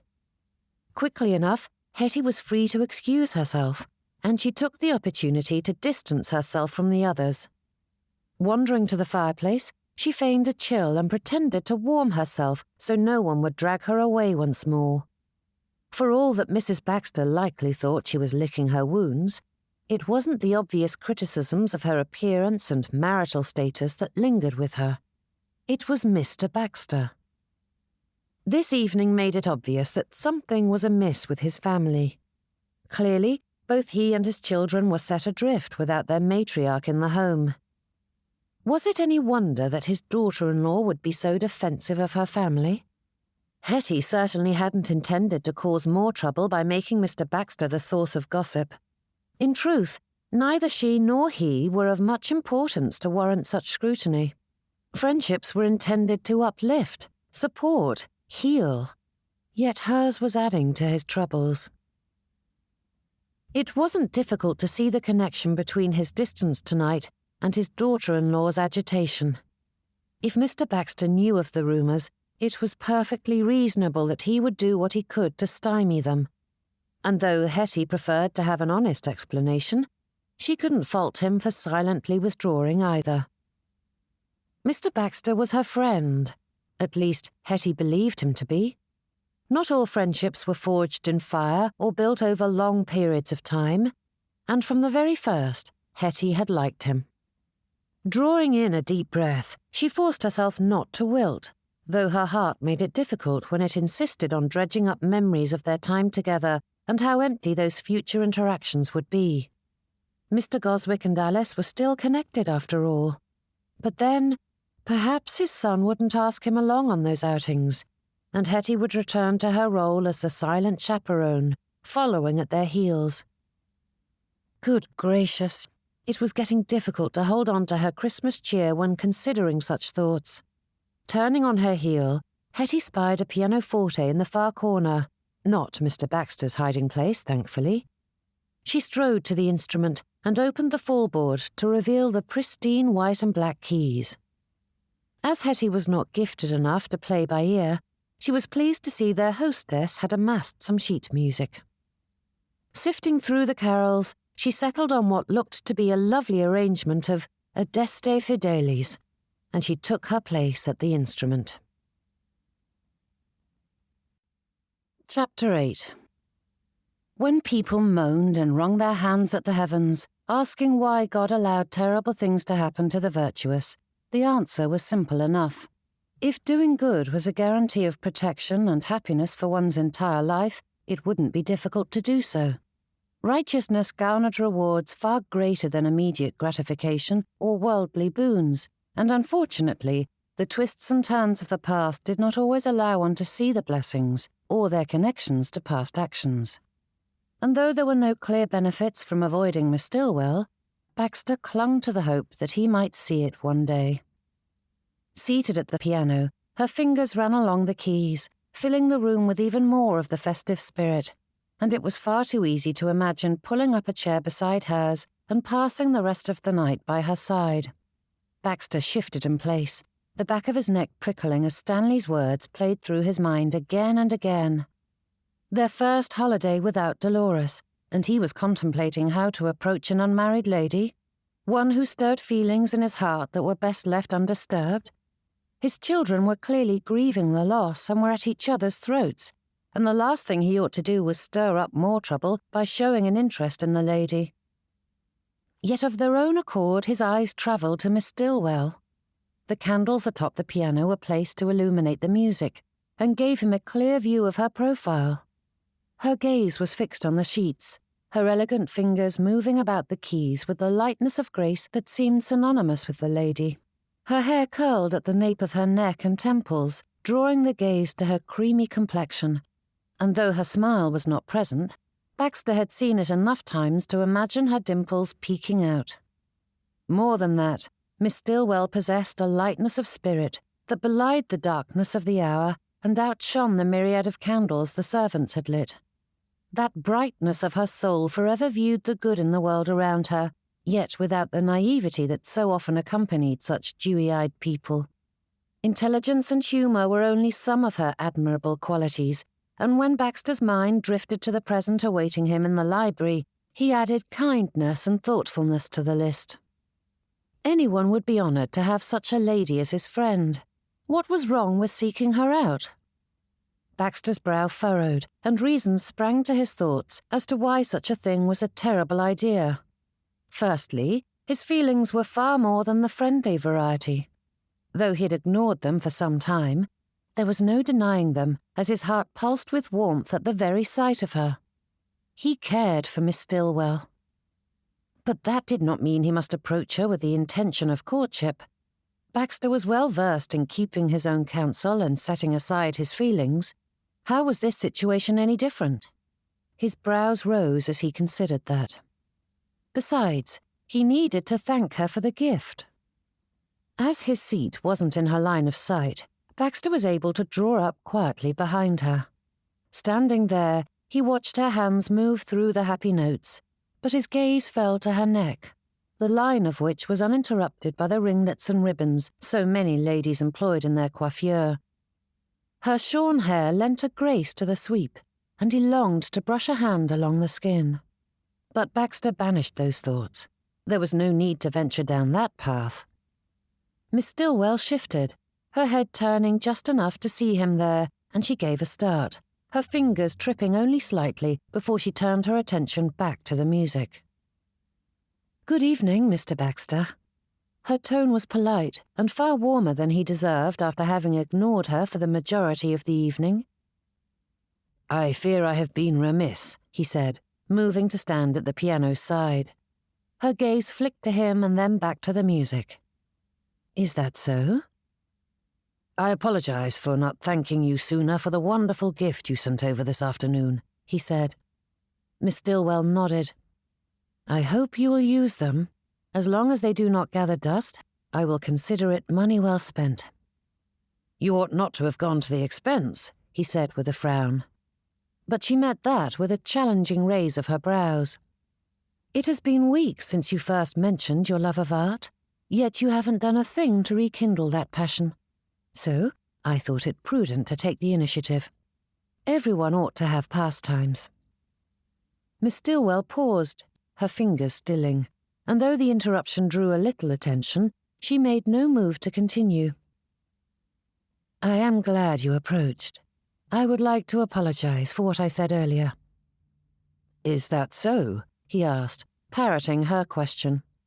That drew a faint smile, but she chased it with a sigh. "I didn't mean to dredge up difficult subjects or press the issue. Your loss is still fresh, and it is understandable that you would not wish to broach the topic." Baxter's heart twisted in his chest, but before he could think how to reassure her, she continued, "Though I do wish to be clear, should you ever wish to discuss your grief, I am always willing to listen." With a small smile, she added, "We are friends, after all." Another sharp pain pricked at him at that little word. Friends was not a terrible thing. It was far better than strangers. But the lady in question returned to her music, continuing the first Noel where she left off. With that velvety low voice, Miss Stillwell hummed along with the melody, and soon Baxter was doing so as well. The two voices quietly blended with the tune, and before he knew what he was about, the words sprang forth.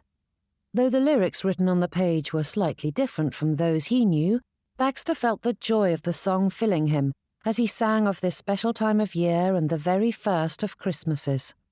When it wound to a close, Miss Stillwell gave him another of her bright smiles, her dimples making themselves known. "Bravo, Mr. Baxter. I did not realize you were an artist and a musician." Baxter shifted in place, his gaze falling from her. "Come now, I am only teasing," she replied. "Though I will say you have a fine voice, far better than most. And now that you've shown your hand, I demand that you keep me company and sing along." Tugging at his jacket, he stepped closer as she shifted through the sheets.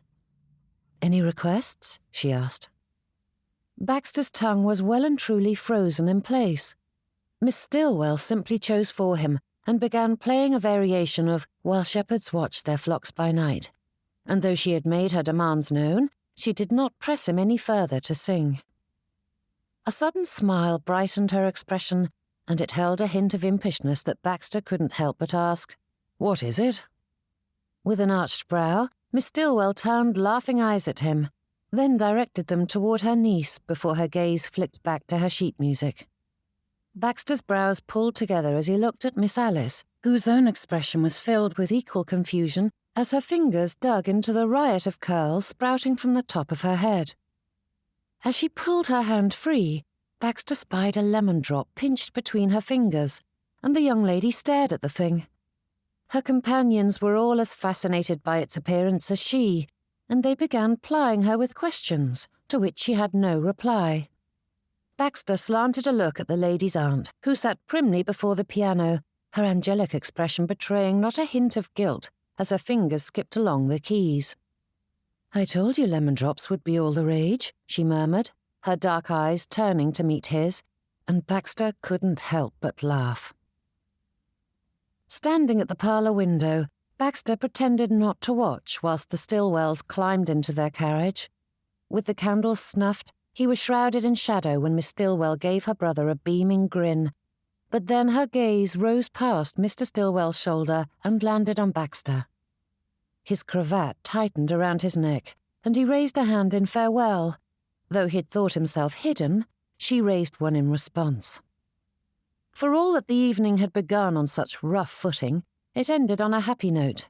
Or a bittersweet one, rather, for Baxter couldn't help the pang of sadness that drew forth a frown as he watched her carriage trundle away, giving a final answer to the question that had loomed before him. Could he simply be friends with Miss Stillwell? It felt far too shallow a label. Incomplete. Most definitely unsatisfying. Was she a friend? A potential sweetheart? He didn't know what to call her. But something deep inside lightened at the thought of either of those labels being applied to Miss Stillwell. Why not allow himself to consider the possibility? Dolores was gone. There was no changing that unshakable fact. Thus, there was nothing inherently shameful in the idea that he might consider another lady. For 33 years, he'd remained faithful to his wife. Perhaps some might not think that a great accomplishment, since fidelity to one's spouse was the least one could offer, but when so many gentlemen and ladies felt free to dabble in dalliances, remaining true to one's marriage vows was no small thing. Whether or not he'd married to suit his parents, whether or not Baxter and Dolores had loved each other, it did not alter the fact that he'd spoken those promises. Nowhere in the marriage ceremony was happiness ever mentioned. One pledged one's loyalty and support, and though Baxter couldn't claim he'd fulfilled the promise to love her, the only true comfort to be found in all those long, cold years was the knowledge that his behaviour had been exemplary, regardless of whether or not his wife deserved it. Was that love? surely not in the romantic sense, but by some vague definition it might have been. Baxter stared at the empty street, and though the world was quiet at present, the flickers of candles in various windows up and down the lane testified that not all were abed. Turning away, he moved from the parlour. Though the room was darkened, it was easy enough to navigate without a candle, for one flickered in the hall just beyond, giving him enough light to move around the chairs and tables. Sounds from downstairs echoed through the quiet, testifying that the servants were still awake. Those poor souls would likely be occupied for some time before the house was locked up tight for the night. With the last of the guests gone, their hosts had hurried to bed already, and Baxter took the stairs, winding his way to the family bedchambers. Charity's door was open, and Baxter paused at her threshold. A single candle burned on her side table, and he spied his daughter collapsed atop her mattress, on her side, with pillows propped up around her and her gown wrinkled in a manner that would have given her mother an apoplexy. Bits of her dark locks had pulled free of her coiffure, and her throat buzzed with faint snores. A smile touched the edge of his lips, and Baxter lowered a hand to the swell of her belly that held her precious child. Though the mother was fast asleep, the babe was not, turning in the womb and bumping a little fist against his hand. Baxter ought to have known that she would wear herself to the bone the moment Camilla challenged her fitness to remain with them for the evening. Charity was too stubborn to give in, even when good sense said she ought. And as much as he hated to disturb her, he nudged her awake. Her eyes opened a fraction. "Papa?" Baxter's heart expanded, filling the whole of his chest. Her voice was so groggy and tentative that it was easy to imagine her as the child she had been. "You need to undress," he whispered. "You won't be able to sleep properly otherwise, and you wouldn't wish to catch your death." Charity nodded, though she made no move. Striding to the far wall, he tugged the bell pull and left his daughter to her nap. The maid would be up promptly to manage things better than he. Slipping out into the hall, he turned his feet to his own bedchamber, but Baxter paused at Stanley's door. Though shut to the world, the gap at the floor was large enough for him to spy the flickers of light from the candles inside, and the shadow that fell across the door jamb in time with his son's pacing. Stanley's steps quickly crossed the room, making him impossible to ignore. Lifting his hand, Baxter rapped on the wood. Chapter 9. "I do not need your assistance tonight, Evans," said Stanley. "It's not your valet," said Baxter. "I'm going to bed, Father." But he nudged the door open, ignoring the grunt of protest from his son. Stanley was still dressed in his evening finery, though his hair looked a mess and his cravat was pulled to pieces, hanging limp from his collar. With a narrowed look, Stanley didn't pause in his trek across his bedchamber. "What do you need?" he asked. Baxter dropped onto the armchair sequestered in the corner. "It's your need that has me here at this hour. Is something amiss?" Pausing, Stanley scoffed, his lips curling as he stared at his father. "This evening was abominable, and you ask if something is amiss?" But before Baxter could answer that, though he didn't know what to say, Stanley flicked a hand at him in dismissal and continued his path. "I do not know what I was thinking when I invited the Stillwells. Charity may have been the hostess in name, but it was clear that everyone viewed Miss Alice in that light. Even she seemed quite content to step into the role. I saw nothing out of the ordinary." But Stanley didn't seem to hear him. His feet pounded a path across the rug, and then he dropped onto the edge of his bed and bent over, scrubbing at his face. When he straightened again, the anger thrumming through him subsided, and he stared at his father with weary eyes. "Mr. Tolman asked me if I was falling for Miss Alice. He asked me that, as though it was a simple thing. But what sort of man loves two ladies? A snake, that is who." Stanley sighed, dropping his gaze with a shake of his head.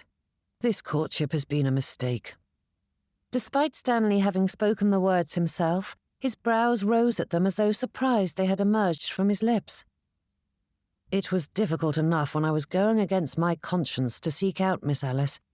but I fear I have given rise to expectations I cannot meet. It is clear that she and everyone else anticipate a great love match, but I cannot give such a thing to her." Baxter's chest constricted, and his heart broke in sympathy for his lost son. "There is nothing wrong with starting again with someone else, Stanley. You needn't spend the rest of your life alone." "That is not the same as love, Father." Despite the bleakness of the statement, Stanley was correct, and Baxter knew all too well one could share a life with another without feeling an ounce of affection for her, and he didn't wish such a thing for his son. Then again, he found it difficult to imagine that love couldn't grow as long as the couple respected one another and enjoyed each other's company. "Do not give up hope, Stanley." Though he truly meant those words in far grander terms than this specific relationship, Baxter's stomach constricted at the implication in his son's confession. No outings with Miss Alice meant no outings with Miss Stillwell. Stanley gave his father a faint but rueful smile. "Would you be so generous if you knew how my actions have tainted your reputation?" "Pardon?" asked Baxter, unable to keep the question from emerging. "Rumours are circulating concerning you and Miss Stillwell," he said, his gaze not lifting from the oriental rug at his feet. "People believe you two to be courting as well as her niece and me." Baxter's brows rose at that, but before he could say a word, Stanley was off again. "Do they know no shame? Your loss is still so fresh, yet they're claiming you have designs on the Stillwell spinster. What sort of man would even consider courting a lady during his mourning? It is one thing when a man has children that need tending, in which case it is expected that he will marry with all haste, but a man of your age has no such need. However, they saw you out and about with a lady and leapt to the worst conclusions." Each word was like a stone set upon Baxter's shoulders, adding to the weight there until it was liable to crush him. What sort of man cast aside his mourning to pursue another lady?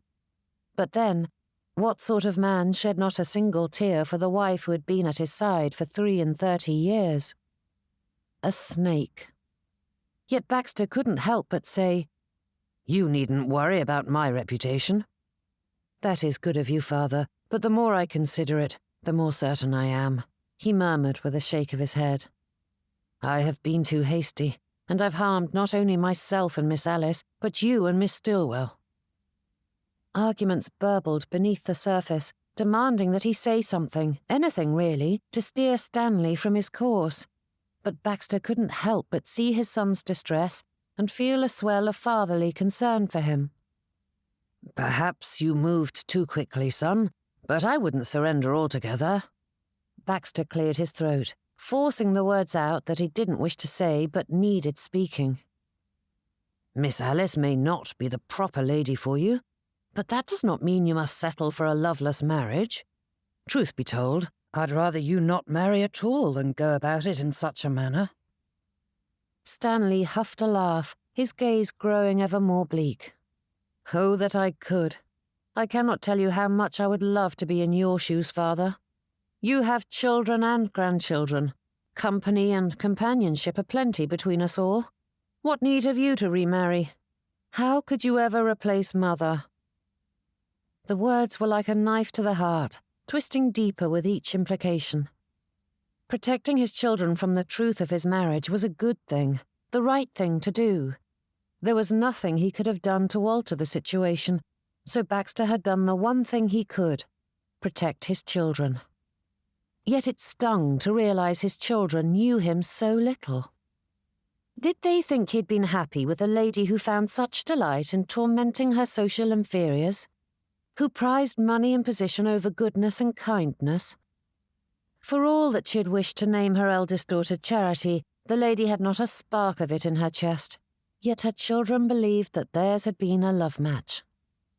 But was it any wonder? Charity's relationship with her mother had been strained, but the boys and the rest of his daughters believed their mother to be the pinnacle of womanhood. Even Camilla had quickly become a supplicant at the altar of Dolores Baxter, doting on her mother-in-law with all the fervour of the rest. They adored their mother, so certainly their father must have as well. No child wanted to believe his parents disliked one another. Not to mention that other than Charity, his children had all left home long before the age when children's eyes began to open to the world beyond their own concerns.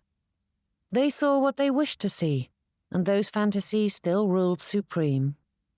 Baxter's gaze lowered, his chest aching as those thoughts washed over him. His hands gripped the arms of the chair, squeezing tight. "I haven't a choice in the matter," said Stanley with a sigh. "Grandfather made me his heir to ensure his family legacy continued. He may not be here to know, but how would I face him in the next life, knowing I refused to do my duty and produce a proper heir born with his surname, rather than simply adopting it as I did?" Rising to his feet, Stanley crossed to his father and patted him on the shoulder. "Thank you, Father, for listening. But I know what needs to be done. I enjoy Miss Alice's company well enough, but I suspect she will not settle for a loveless marriage, so I have no choice but to break with her and find myself a proper bride. I know my duty, and I will not shirk it." Stanley turned toward his dressing room, and, with a conciliatory smile, he added, "At least you won't be dragged about town any longer, forced to converse with chaperones. I do not think I will need your assistance again." Rising to his feet, Baxter nodded, though it felt as though the ground beneath his feet shifted, leaving him with nothing firm upon which to stand. No more afternoons or evenings with Miss Stillwell. None. His stomach churned as he wandered out of the bedchamber and the door shut behind him. He stood in the corridor like a statue. Duty. Such an important and difficult word. More so when one's duty was unclear. Whether or not Baxter agreed with his son's course of action, Stanley understood what was required of him and had chosen how to fulfill that responsibility. But Baxter hadn't the slightest notion how to proceed. The house grew quieter by the minute, and with only the bare flicker of candlelight coming from his bedchamber, Baxter felt entirely alone. His eyes adjusted to the darkness, and he made his way toward the light, though the golden glow emanating from his side table did nothing to soothe his soul. Shutting the door behind him, Baxter sank onto the bed as that one question thumped about his mind. What was his duty? His heart certainly wished to believe his only consideration ought to be his own happiness, and he knew what would grant him that. There was nothing untoward about a widower courting a lady. But what of Dolores? Though he might say his duty to her ended the moment she was laid to rest, Stanley's question echoed in his thoughts, piercing his conscience like an ice-pick. What sort of man courted a lady so soon after the passing of his wife? Could he sully his wife's memory by leaping into courtship as though she meant nothing to him? Baxter knew he'd done many things wrong in his life. No one reached his age without a slew of mistakes in their wake. Yet he had done his utmost to minimize his regrets. Though Dolores had allowed him little influence over his children or the running of their household, Baxter had done what he could. If nothing else, he'd striven to give his sons and daughters an example of integrity and loyalty, honoring his vows and treating his wife with respect. Would he now undo all that effort? The room chilled, and it felt as though Dolores' spectre swept in through the door, filling his veins with ice. Though that presence had left him for a time, it was clear enough what his duty was to his family and wife. If nothing else, Baxter knew how to set aside his desires for the good of his family. "You win again, Dolores," he whispered. Baxter hadn't thought to speak those words again in this life, but they rolled easily off the tongue, for they were old companions of his. He lowered his head, his shoulders drooping as the candle beside him sputtered. Chapter 10. As she ran her hands along the polished surface of her desk, Hettie's gaze traced the patterns in the wood, following the striations of light and dark that whirled together. A wall of drawers sprouted along the far edge, the brass handles dangling from their fronts and gleaming bright against the dark brown. Although many of them were too small to hold anything, Hettie remembered just how intriguing all those hidden nooks were when she was a child, and how many times she had searched them. Although the desk was her domain, Hettie couldn't help but consider it her mother's. Her childhood was filled with memories of the great Mrs. Letitia Stillwell scribbling out vast volumes of correspondence from this very seat. Hettie's things now occupied the many drawers, but at present her paper, inkwell and quill sat abandoned to the side as she fiddled with the handles, flicking them in time to one of the carols she had played 2 days ago. Jerking herself from those distractions, Hettie puffed out her cheeks in a heavy sigh as she considered the letter before her. Whilst she and her sister had little to say to one another in person, Vera was a veritable wealth of correspondence, detailing so many aspects of her world. Hettie didn't understand how one could make the mundane goings-on of one's daily life seem so fascinating. She stared at the blank sheet she had readied for her response, and though it was easy enough to rattle off replies to her sister's inquiries, she struggled to know what more to say. Her life varied little from day to day, and none of it seemed interesting to anyone but herself. With only Nelson and Alice still at home, Hettie couldn't fill the pages with the children's antics, though there were a few stories to share concerning his new bride and her courtship. Yet it was likely Vera already knew any details Hettie might share. From the ladies' letters, it was clear Winnie, Oswald and Lavinia wrote Vera regularly, though they never saw fit to send news to their substitute mamma above once a month. Where had her dear little ones fled? For all that their hearts had been full of their Aunt Hettie as children, they seemed to forget her the moment they married. With children of her own, Aunt Vera hadn't had time for them when they were small, yet they gravitated toward her rather than the aunt who had watched over and cared for them as well as any mother could. Scowling at herself and the paper, Hettie straightened. Jealousy was a wretched business. Was she going to sit about bemoaning the natural changes that came with life? Affection shifted, and even Hettie could acknowledge that her connection to the children was strongest when they were young. Vera had social grace and a natural exuberance that appealed to the adults they became. That was all. She took up her quill once more, ready for something brilliant to emerge. Nothing. Her mind emptied of anything useful.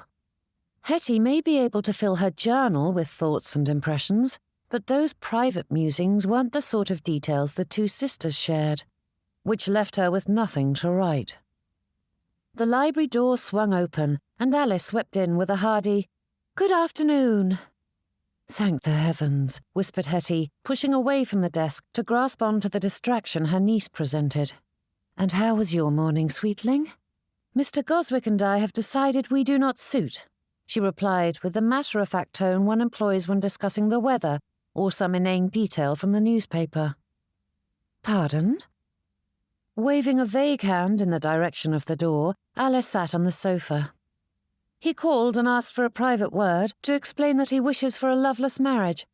Though he didn't say as much, it's clear he still mourns his first wife and doesn't wish to open his heart to another. As I have no interest in such an arrangement, we parted ways." Hettie rose from her seat, moving across the room to sit on the sofa across from her. "Oh, my dear, do not fret, Aunt Hettie," replied Alice with the same dismissive air. "Had he not spoken directly on the subject, I would have broken with him. He is amiable in many regards, and I enjoy his company, but I haven't the slightest desire to marry him. Mr. Goswick is far too interested in appearance, status, and all the rest of that societal nonsense." The young lady paused, her expression scrunching as she considered that. "And I detest the manner in which he treats his father. Mr. Baxter is a dear, and his son doesn't give him the respect he deserves. I would much rather spend an evening with his sire than Mr. Goswick." Slanting a look at her aunt, Alice added, "In truth, I only kept accepting his invitations to allow you and Mr. Baxter time together." Straightening, Hettie raised her brows. "You... pardon?" With a bright laugh, Alice shook her head. "Do not feign ignorance, Aunt Hettie. You two are as thick as thieves. I don't want to pull you apart." "We are friends, nothing more," said Hettie, whilst frowning at the implication in her niece's tone. "There is no reason we cannot continue the acquaintance, regardless of whether or not you and Mr. Goswick are courting." Guilt wriggled along her spine as she considered her behaviour on Christmas Eve.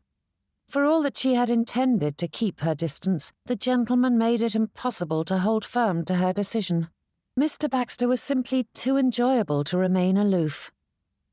"Friends?" replied Alice with an arched brow and a hint of a smirk. Hettie chuckled, her nose wrinkling. "And what else did you think we were? I enjoy the man's company greatly, but I have no designs on him, nor he on me." "You may not, but if the manner in which he watches you is any indication, Mr. Baxter has designs aplenty." "Pardon?" Hettie blinked at that, her cheeks flushing before she knew what she was about. Alice stifled a smile, though poorly. "You truly did not know?" "The man is grieving the loss of his wife," said Hettie with a furrowed brow. "I do not know what you believe you are seeing, but I assure you it is not what you suspect. Even years after the loss, Mr. Goswick isn't ready to love another. Why do you think his father, who is such a dear, as you say, would be open to courting a lady only a few short months after his wife passed?" Rising to her feet, Hettie moved to the library door as she called over her shoulder, "Rather than sitting about building castles in the sky, come assist me with the St. Stephen's Day presents. I have paper and twine aplenty, but it will take some time to ready them for the servants, and then there are the charity baskets to deliver." "Didn't Louisa speak to you about it?" asked Alice with a frown. Hettie paused in the doorway and turned to face her niece. "About what?" Rising to her feet, Alice brushed a hand down her skirts. "She and I finished wrapping them all this morning and plan to deliver the baskets this afternoon." Hettie's heart gave a sharp pang, though it was there and gone in a flash. All in all, she was quite pleased with her composure. When her eldest nephew had married some months ago, she'd known his wife would wish to step into the role of mistress of the house. After all, Nelson was managing more and more of the family interests as Victor trained him to take his rightful place as head of the family. It made perfect sense for Louisa to manage more and more of the household duties as well. "Would you care for any assistance?" she asked as Alice moved toward the doorway. Her niece paused and placed a kiss on Hettie's cheek. "You've done so much for so long. Please allow us to ease that burden from your shoulders." Hettie managed to hold on to her smile, and she nodded. "Of course, if that is what you wish." "Enjoy a quiet day at home," said Alice with a grin. "That sounds far more enjoyable than traipsing about in the cold." And with a final goodbye, Alice swept from the room, leaving Hettie alone once more. Sinking to the seat, she tried to lay hold of her good humour. It was the natural order. The older generation had to relinquish control at some point and allow the younger to step into their place. Hettie had known this day would arrive, but not so soon. And without warning. Not that she blamed Louisa for avoiding the conversation and allowing Alice to break the news. As the newest member of the family, broaching the subject would be difficult. No, there was no need to rail about the shift and the ensuing alterations it created. To do so would only make the situation worse and amplify everyone's anguish. Glancing at her writing desk, Hettie frowned. She did not have the wherewithal to manage a letter at present, and for all that Alice wished her to enjoy a comfortable day at home, Hettie felt uneasy there. Despite having spent her youth in these walls, this was her brother's home now, and though he had given her a place to live, it wasn't truly hers any more. Hettie rose to her feet and turned toward the door. Sitting idle would do nothing for her spirits, and a stroll was just the thing she needed. Travelling by barouche in winter-time was not ideal, but when it was the only carriage available, one made do. Charity cuddled closer to Baxter and let out a sigh as he shifted the blankets so they were more firmly fixed over their laps. Between the bricks heating their feet, the thick wool wrapping them, and his daughter curled into his side, Baxter couldn't think of a better way to spend the Christmas holidays. "I do not know if I can ever thank you enough," she murmured, burrowing into the cocoon he'd created. "Another minute in that house, and I would run mad. Camilla insists on visiting every day, and though she claims it's to watch over me, I know it's to pretend that she is a grande dame, giving orders to the staff as though she is the lady in residence. She's forever complaining that Stanley has such a fine house when they are forced to let a small one in an inferior part of town. The streets of Bath were lovely in any season, but there was a unique magic to the winter-time. Snow covered the roofs and eaves, and the tan stone synonymous with the city stood out in stark contrast. Of course, the streets were a grey and muddy mess, and the remnant patches of white along the bottom of the buildings would be sullied soon enough. But for now, it was beautiful to behold. Pulling her hand free, Charity reached out to catch a few stray flakes floating about on the breeze. Any time I even consider venturing out, she lectures me on the health of my babe, as though I am selfish and risking my child and myself if I put a toe outside. She means well, said Baxter, turning his gaze to the passing scenery. Why do people always say such things? Asked Charity with a frown. She is not the embodiment of evil or bent on making my life a misery, but Camilla doesn't mean well at all. She enjoys feeling superior to others, and matters have only grown worse now that Mamma has passed and Camilla believes herself matriarch of the family. Nevertheless, holding on to anger isn't helpful, replied Baxter. We cannot control others, nor should we if we could. Yours is the only behaviour you can dictate. Is that why you never say a cross word about Mamma? The question snapped through him like a jolt of electricity, and Baxter turned his attention to his daughter, who watched him with raised brows. Despite having more reason than most, I cannot recall you ever criticising her, said Charity. When I was a child, I believed, like the rest of my siblings, that you were a grand pair.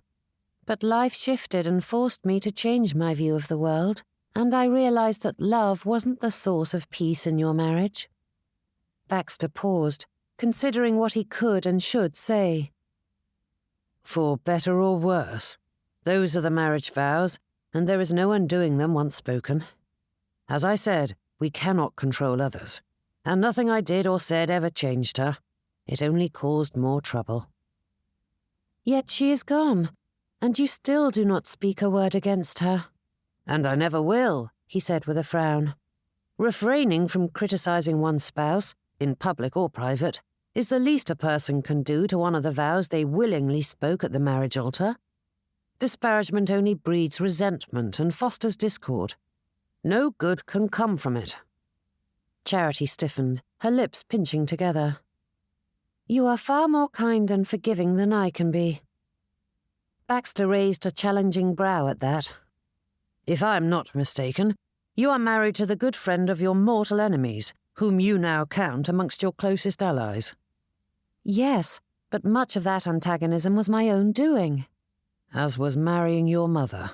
That was my choice. That silenced Charity, and the two lapsed into silence that was neither friendly nor cold. It was heavy, though his daughter did not move from his side.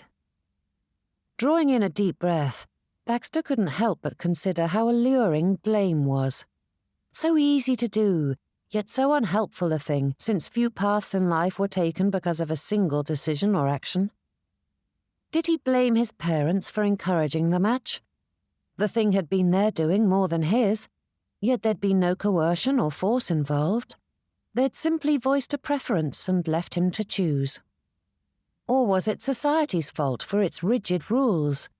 Sweethearts were granted so little time together, and rarely in a setting that allowed a true exchange of thoughts and feelings, making it easy for the harpies of the world to hide their true selves. But like so many, Baxter had simply ignored the hints and concerns that made themselves known, allowing surface attractions to blind him. Of course, Dolores was an easy target, as she was the author of his misery. Yet she was who she was, backbiting and shrewish to be sure, but Dolores Baxter had a blackened integrity of sorts, in that she remained true to her morals, however self-serving, cruel and wrong they may be. One cannot invite a tiger into one's life and then be angry at the beast when it follows its instincts and attacks. Despite having given it much thought and consideration, Baxter knew that none of it mattered, for identifying all those who deserved blame didn't alter the fact that he had chosen to speak the vows that bound himself to her. It had been his decision, and he must bear the consequences. Yet how long was one expected to pay for mistakes? There was a fine line between inactivity and patience, and Baxter had spent so much of his life considering that balance. Yet he still couldn't say with any certainty that he knew upon which side of the line he stood. "Miss Stillwell!"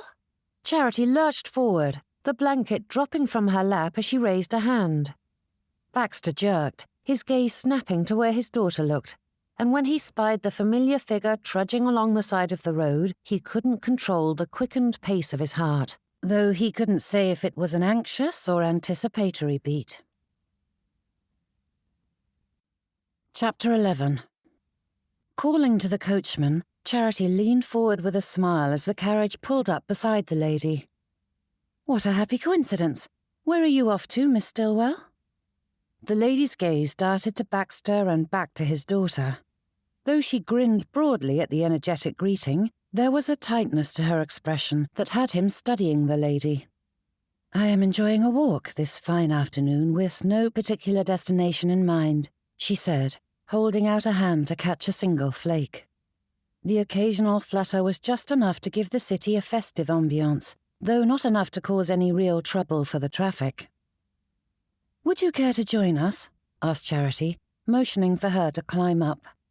"We have escaped and are off to a pantomime." "Escaped, have you?" asked Miss Stillwell with her first truly genuine laugh. "If you had been party to my mourning, you would say escaped as well," murmured Charity. "But it isn't a proper St. Stephen's Day without a pantomime. You must join us." "I wouldn't wish to intrude," she said while stepping away and waving them off. Charity glanced at Baxter, though he refused to meet her gaze. Everything inside him screamed to pull Miss Stillwell into the carriage, but his previous resolution echoed in his thoughts. He ought not to look at her as anything more than a passing acquaintance. It was not proper for a man in his position to entertain thoughts about another lady. He was in mourning. And even if he were not, Miss Stillwell was far above his station.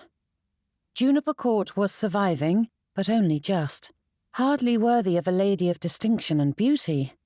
A man could dream, but only a fool reached for such lofty heights.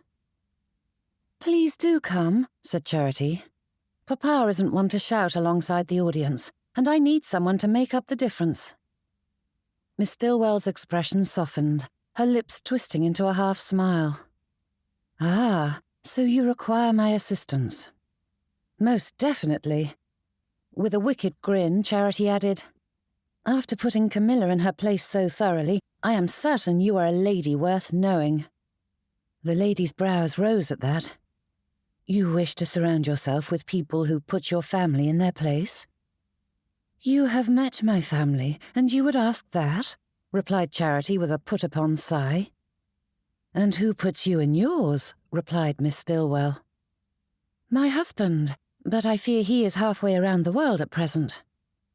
"Then perhaps I ought to come simply to ensure that you behave yourself," said Miss Stillwell with a chuckle, and Baxter's lips twitched into a smile. Despite the levity with which she spoke, she glanced at him as though asking his permission first. The best route would be to give her a fond farewell and let matters lie.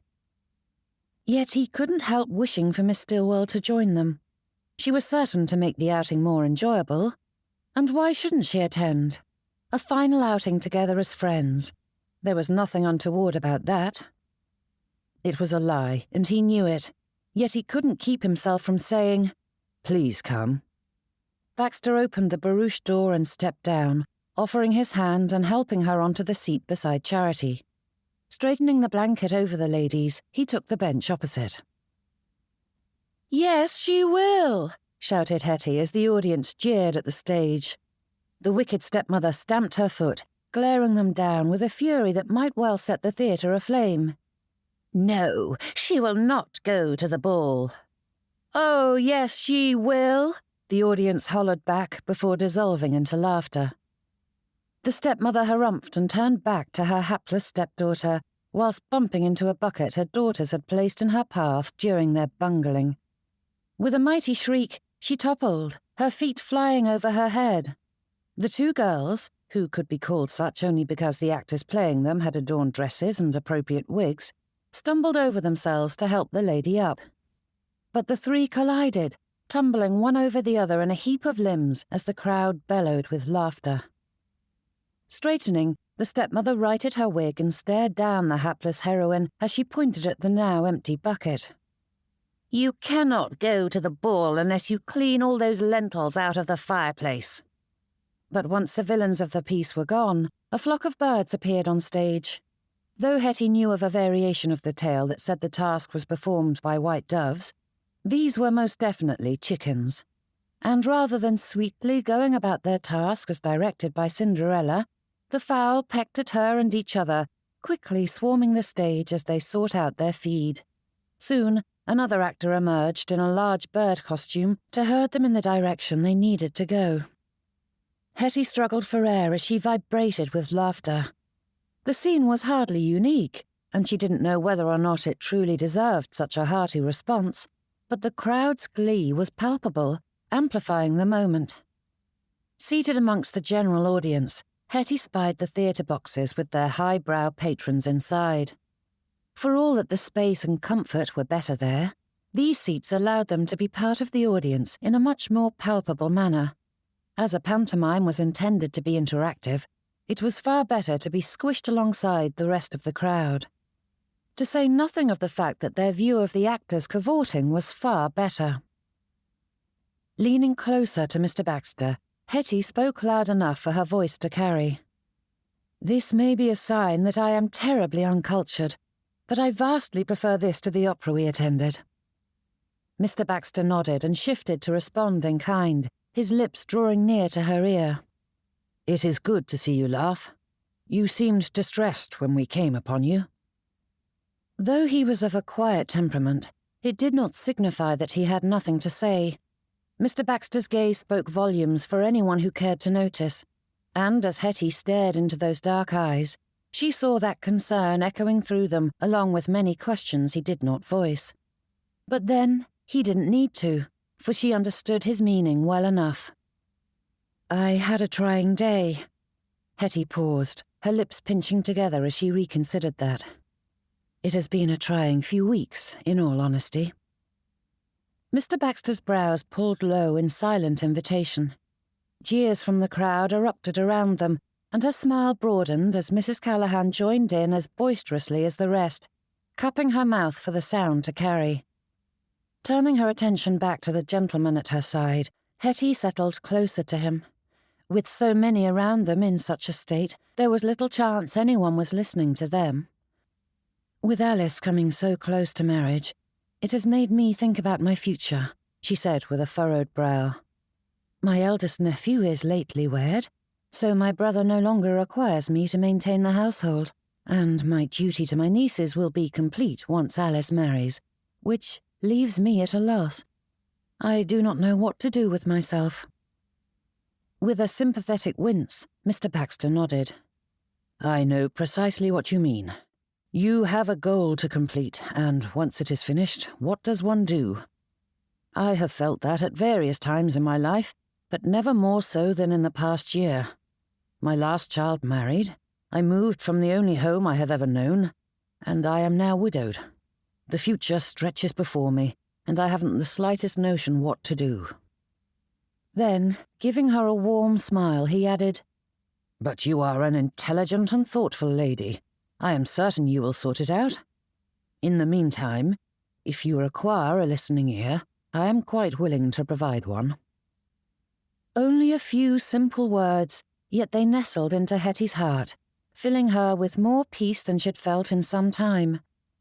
Knowing she was not alone eased some of the strain, for though she had tried to speak to her brother about her restlessness, Victor brushed it aside as a minor issue that would be resolved in a trice. A friend and confidant. So many of the world's ills could be solved with a good one, and Mr. Baxter certainly had proven himself to be that, although he rarely offered direct advice, merely sympathy and understanding. "Thank you, Mr. Baxter." Hettie tried to convey the fullness of her meaning, but words felt cheap. One needn't gild a lily, so she simply allowed her tone and expression to add weight to those simple words. Without thinking, she reached forward, laying her hand atop his clasped ones. "And does this mean we are still friends, despite your son breaking my niece's heart?" she asked in a tart tone. The contentment in his expression fled, his brows pulling tight together, and Hettie hurried to add, "I am jesting, Mr. Baxter. Alice's heart is fully intact and unbothered by what has passed."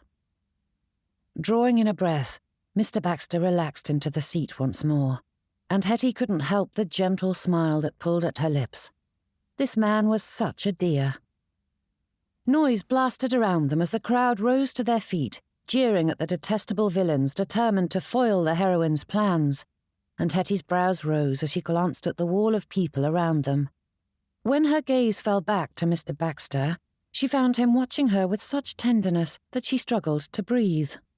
For all that the world around them was devolving into a braying cacophony, it felt as though the two of them were tucked away in their own little bubble, apart from the others. Mr. Baxter's hand shifted, and Hettie stiffened, glancing down to see her own still firmly holding his far longer than the friendly gesture warranted. Yanking free, she cast a look around, though she didn't recognize any of the faces around them, and his daughter appeared too occupied with the panto to pay them any heed. With rumours already abounding, that touch was poorly done. Mr. Baxter was her friend, and she had repaid that kindness by adding fuel to the flames. If his family were already troubled by whispers concerning the pair of them whilst they'd been acting as chaperones, holding his hand in public was certain to cause a stir. Clearing her throat, she tried to think of what to say, but what words were sufficient in such a moment? Mr. Baxter had extended the metaphorical hand of friendship, and for the briefest of moments, she had turned this widower into a courting swain. But Hettie couldn't think, so she feigned a great interest in the stage.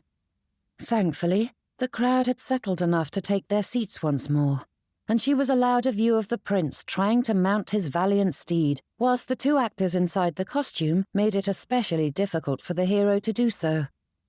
With a feigned laugh, she clapped along with the others and tried to ignore the feel of Mr. Baxter's gaze on her. Despite a penchant for gambling and wagers, gentlemen did not do so with their estates.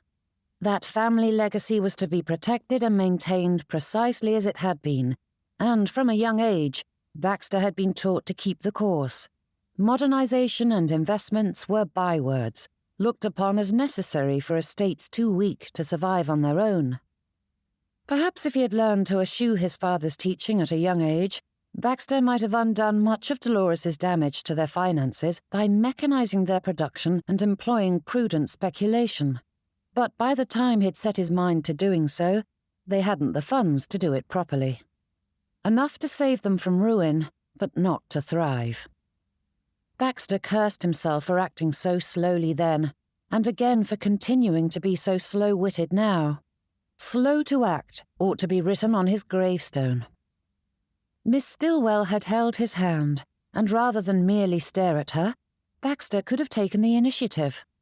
He didn't know what that would have been, but if he had done so, they might be more comfortably situated. But he'd allowed the moment to lapse, and it would be all the more awkward if he attempted to recapture it.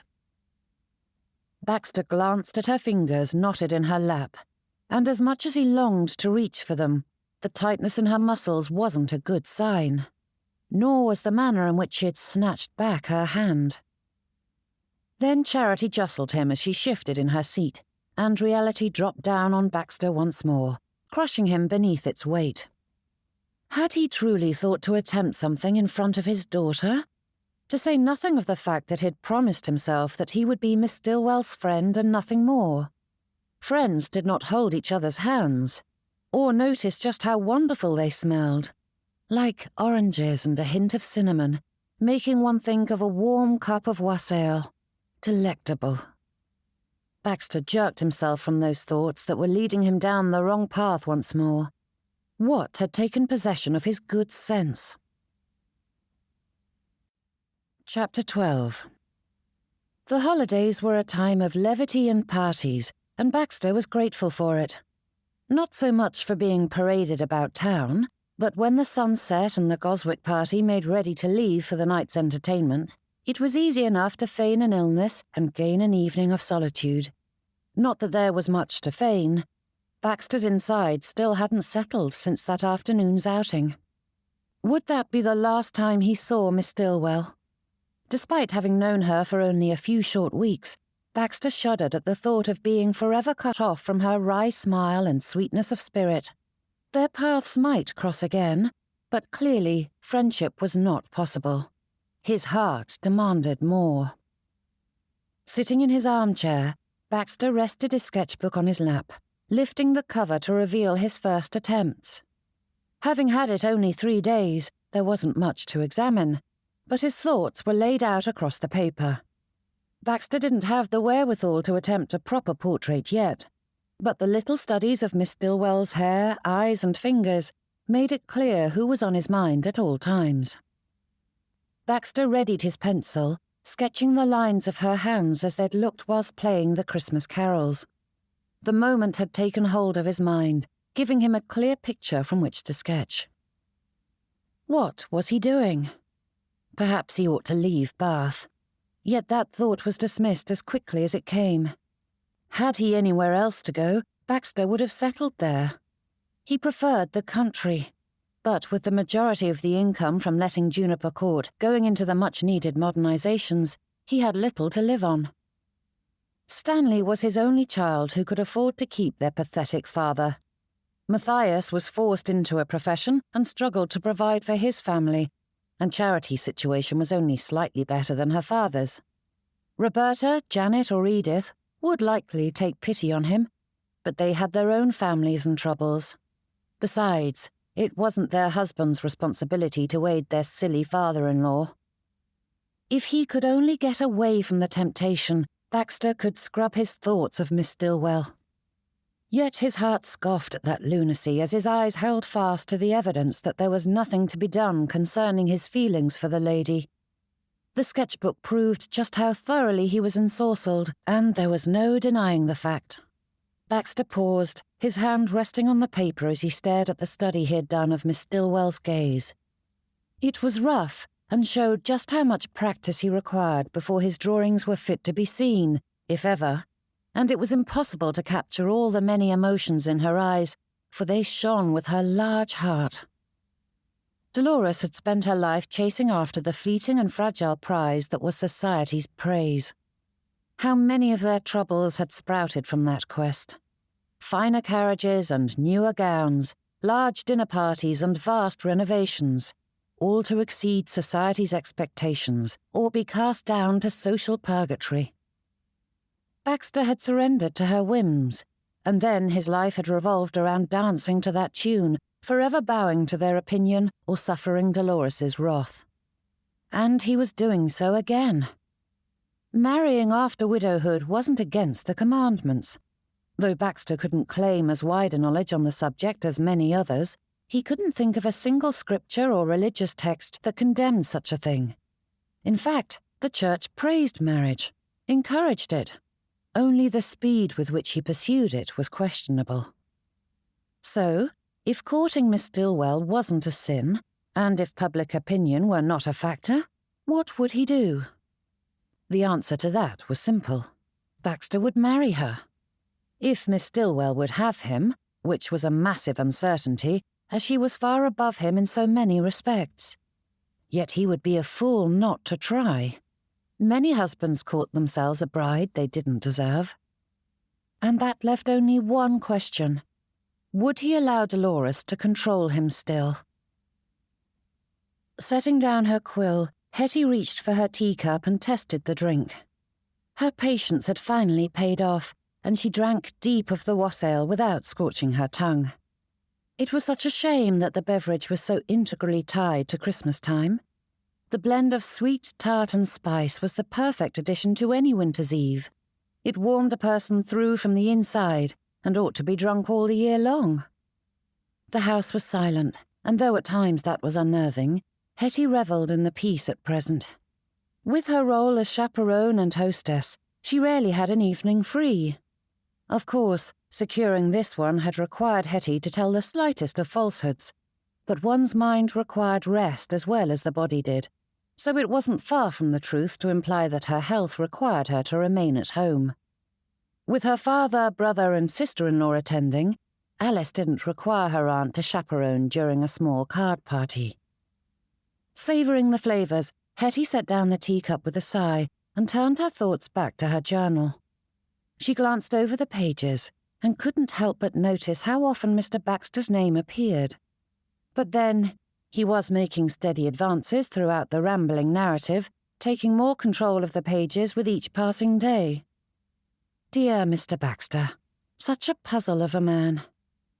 The afternoon had begun on such good footing, and then he'd grown distant once more. But she could only blame herself for that. Hettie hadn't meant to be so forward as to hold his hand, but apparently her good senses had taken leave of her. She hadn't meant anything by it. Of course, that would be more believable if her thoughts weren't forever lingering on the feel of his hand in hers, or the warmth in his gaze as they stared into each other's eyes.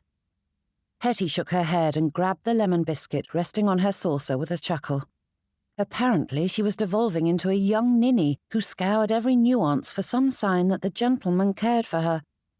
Biting the biscuit, she brushed off the crumbs that tumbled to the table as thoroughly as she tumbled into those thoughts. Turning her attention back to her journal, Hettie forced herself to take up her quill again, to detail all the things that had nothing to do with Mr. Baxter. So many people wrote down their private thoughts as a record for future generations, but Hettie had no such aspirations. Children were no longer a possibility, and though her nieces and nephews adored her, she couldn't imagine them finding her journal interesting once she was gone. However, working her thoughts out in a concrete manner always helped. There was a world of difference between simply thinking the words and giving them life. And though she had friends who would be quite willing to listen to her troubles, solidifying them without outside influence was a useful exercise. Turning her quill toward the largest question at hand, Hettie enumerated her worries once more. Unfortunately, it did little to help her sort through her future any more than the other times she'd done so. Patience was no doubt helpful at such a time, but to sit about without a plan in place was like striding out into public without her gloves and bonnet. Physically possible, but disconcerting nonetheless. What was she to do once Alice married? This hiccup with Mr. Goswick only delayed the inevitable, for Alice possessed the personality, appearance, and fortune to guarantee a wedding in her future. A knock sounded at the bedchamber door, and Hettie absently called out to the intruder whilst scratching out the final words of her sentence. A maid stepped inside with a bob and said, "Madam, you have a visitor." Hettie frowned and glanced at the small pocket watch resting on the edge of her desk. At this hour? Moving forward, Sally handed over a calling card from Mr. H. Baxter. "I told him the family is out, but he said he needed to speak with you, urgently." Rising to her feet, she brushed her skirts down and raised a hand to her hair, stopping just shy of touching it when she spied the ink staining her fingers. With a quick swipe of her handkerchief, she cleaned her hands while her thoughts whirled about, trying to decipher the reason for this visit. Thank heaven she was still dressed, though her afternoon gown was hardly fit to be seen in the evening. With a final glance at the looking-glass, Hettie followed Sally out of the room. The pair walked quietly to the parlour, and once she stepped inside, the maid closed the door behind her, leaving Hettie alone with Mr. Baxter. Despite being in her 50s and well past the age when chaperones were required, she couldn't help but feel a little discomposed. Which was ridiculous. No one could conceive of a gentleman having designs on an aged spinster, making such strictures unnecessary. Hettie gave herself a mental shake, barely containing the scoff she wished to direct at herself. Meanwhile, Mr. Baxter stood by the fireplace like a statue, staring at her as she spent far too much time lost in her thoughts. "Good evening, Mr. Baxter," she said, motioning toward the sofa as she took a seat opposite. But the gentleman didn't move from his place. His hands were tucked behind him, and as Hettie took in the whole of him, she couldn't help but fidget in her seat. He was dressed in his finest, looking the best she'd ever seen him, which made her plain muslin gown seem all the poorer. Cocking her head ever so slightly, Hettie studied him for a moment, and though she couldn't put her finger on the source, there was something odd about his appearance, more than simply outshining her own. "Good evening, Miss Stillwell," he replied, but Mr. Baxter did not move to sit or speak further. "Is something amiss?" she asked, her brows pulling tight together. "No," he said with a shake of his head. Then he paused and amended, "Yes, no, nothing is amiss per se." Shifting in place, Mr. Baxter cleared his throat as his gaze darted about the room. This afternoon?" Had the gentleman managed more than 2 words together, perhaps Hettie might have understood him. But as he strung seemingly random words into a sentence, she found herself quite unable to discern his meaning. "Peace, Mr. Baxter," she said with a slight laugh. The gentleman's gaze snapped to her and then away again as he continued to fidget. "Come, sit, and tell me what has you so overwrought this evening." Hettie patted the seat beside her, and though she had anticipated a touch more coaxing, Mr. Baxter did as bidden and slid onto the sofa cushion beside her. The movement forced his hands to the front, revealing a narrow paper box. Pushing it toward her, Mr. Baxter stared at Hettie until she opened it to find a selection of the most beautiful marzipan shaped in a variety of blossoms. "I wanted to bring you flowers, but they are difficult to find this time of year, and at this time of day," he mumbled. "But there is a sweet shop down by the theatre that is still open, and you said you love marzipan." The array of sweets looked like a veritable garden, and Hettie stared at them whilst trying to recall when she had confessed such a thing to him. Reaching into the box, she freed a single lemon drop nestled among the confectionaries. With a wide smile, Hettie turned to speak, but the minute she met his eyes, all words fled her. Like a starving man staring at a feast, Mr. Baxter's gaze bored into hers with such want and need that it felt as though she were wrapped in his embrace. "I care for you, Miss Stillwell, deeply." Chapter 13. The words were blunt, but no less beautiful for their brevity. The edges of the confectionery box bent beneath her fingers, and Hettie forced herself to relax her hold, though she couldn't muster the same control over her breathing. It felt as though her heart were beating against her ribs, threatening to burst if she didn't let it fly free. Matters weren't helped when Mr. Baxter continued, "I don't know how to go about this precisely, as you are far beyond the age of requiring consent, so I will simply say I wish to court you. What are your thoughts?" Hettie's jaw slackened as she stared at him. Perhaps she ought to have foreseen that confession, given what had preceded it. But hearing him speak the words proved far too surprising for her to comprehend them. And hadn't she just finished convincing herself that this was far from his mind? Her eyelids started blinking rapidly once more, and her gaze drifted from his face. In an odd turn of clarity, her jumbled thoughts realized the difference in his appearance today. Mr. Baxter had foregone the black band on his arm, leaving the line of his green jacket untouched. "You're mourning," she murmured. It was not foremost on her thoughts, yet she couldn't help but ask, though Hettie regretted it the moment the words left her lips. Mr. Baxter shifted in his seat, his gaze dropping to the ground in that beaten posture he so often employed. Impulse pulled her hand forward, and she rested it on his forearm with a gentle squeeze. "I didn't mean it as a condemnation. I'm merely surprised." "I did not love my wife." Mr. Baxter winced at the words, his head lowering. He shifted as though to leave, but Hettie held him in place. With effort, he swallowed, though he did not meet her gaze as he continued, "I may have felt some inkling of it when we were courting, but that was mostly infatuation and died quickly after our marriage." Swallowing, though it seemed to take him a few tries, Mr. Baxter added, "I have worn the mourning colours out of respect for her, but it is a lie.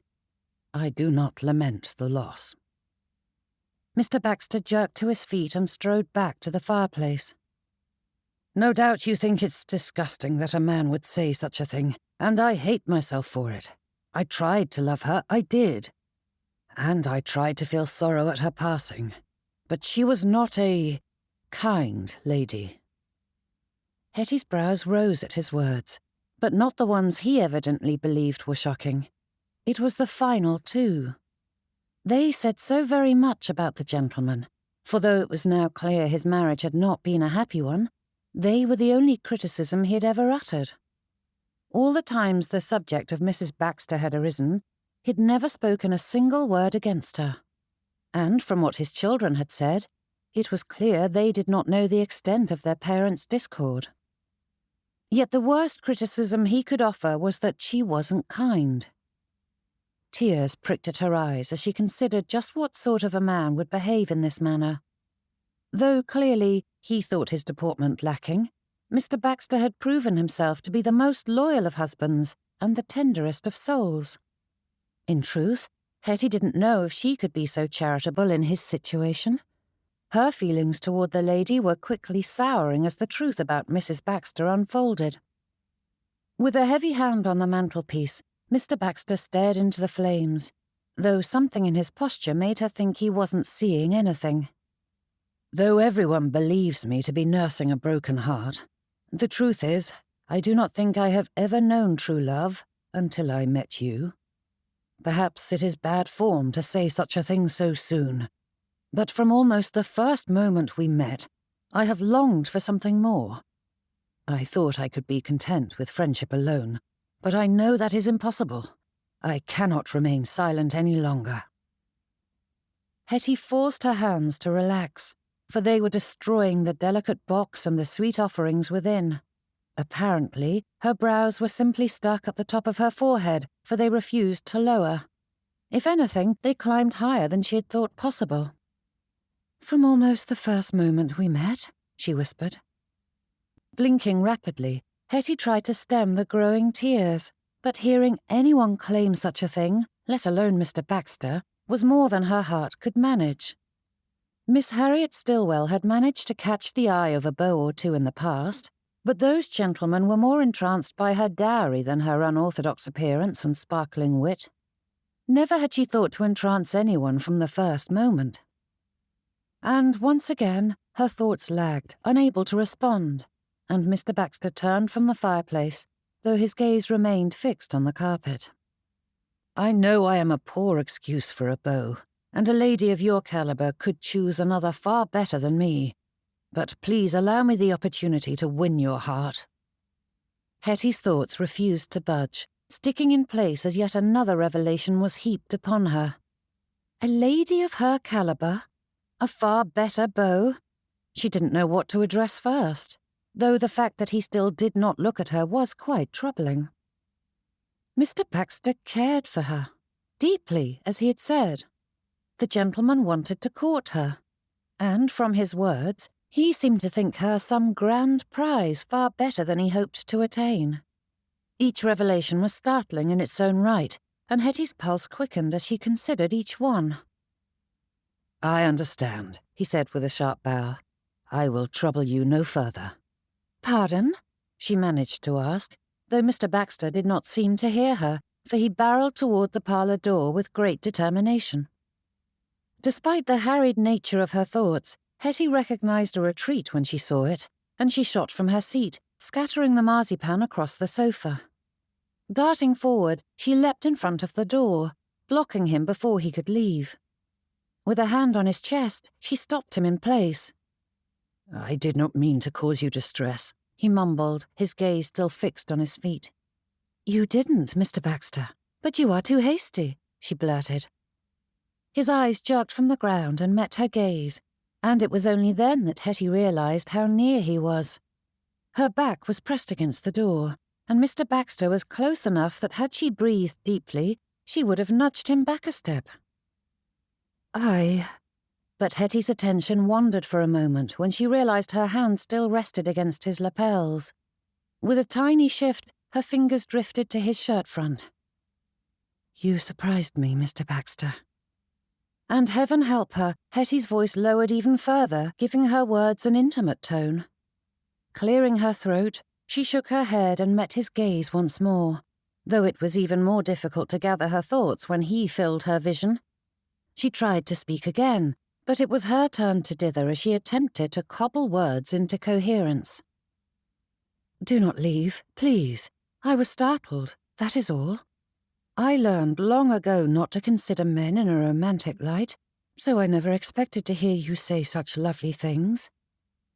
That wasn't terrible, though Hettie wished for a touch more eloquence. And they were truly lovely. Her breath hitched, and she tried to gather her thoughts, but they continued in that choppy vein. I did think you quite handsome. Hettie's cheeks flamed, and she changed course. I saw a possibility, but I never truly considered it. So your confession has greatly surprised me. It is by far the loveliest thing anyone has ever said to me, and I am overwhelmed by the thought that you view me in such a light. You are so remarkable, Mr. Baxter, and I am honoured to have earned your admiration. The words kept coming, yet Hettie knew she was making little sense. His petition warranted a simple answer, but try as she might, she couldn't seem to say the words, "Yes, please, Mr. Baxter," or "I would utterly adore being your sweetheart," or any variation thereof. Closing her eyes, Hettie winced against her inanity. In such a moment, one was supposed to be gracious and graceful, and all sorts of ladylike things, not a babbling bedlamite. But the feel of Mr. Baxter's fingers around her hand had her peeking at him. With his finery on, his gloves were a pristine white next to her ink-stained skin. His gaze fixed on hers, holding steadily as he lifted her knuckles to his lips, never wavering as he pressed a kiss, holding her hand with tender care. "All I ask is for the opportunity to win your heart," he whispered. "Please, may I have that?" Hettie's heart thumped erratically, proving it was halfway to being wholly his. "Yes." His handsome lips stretched wide as though that single word was the greatest thing ever spoken, and that only made her heart melt all the more. Only 1 minute into their courtship, and she was ready to run away to Scotland with him. "Will you join me for tea tomorrow?" she asked, her voice once more a husky whisper, though when his gaze warmed, Hettie couldn't help but smile and blush for a much pleasanter reason than before. "As you wish, my dearest Miss Stillwell." The two stood there for a long moment, merely gazing at each other with grins that looked, in her opinion, far too silly for such an exhilarating moment. But Hettie's refused to lessen despite her best efforts. Glancing at the sofa, she wondered if she ought to invite him to stay for a chat. Certainly she wished to, and that was a far more decorous choice than the other inappropriate possibilities her brain supplied, which suggested she remained pressed to him and seized the opportunity to thoroughly explore his lips. However, she was an unmarried lady, and he was her beau, and it was inappropriate for any courting couple to be alone like this. Mr. Baxter followed her gaze, and when their eyes locked again, he frowned. "I suppose I ought to take my leave." Hettie's heart gave a happy little hop at the disappointment in his tone.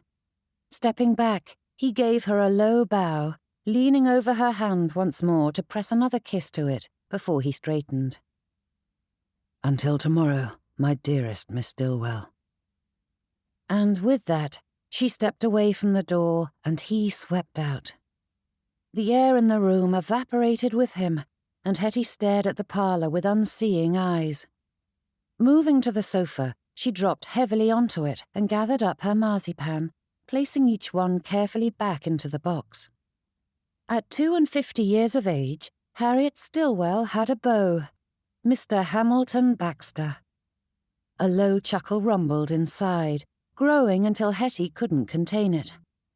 Leaning back into the sofa, she held the sweets close and plucked a rose from inside, popping it into her mouth with a giddy laugh.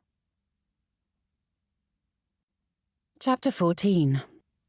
Bristow was little more than a village nestled in the Essex countryside, but Baxter adored the place.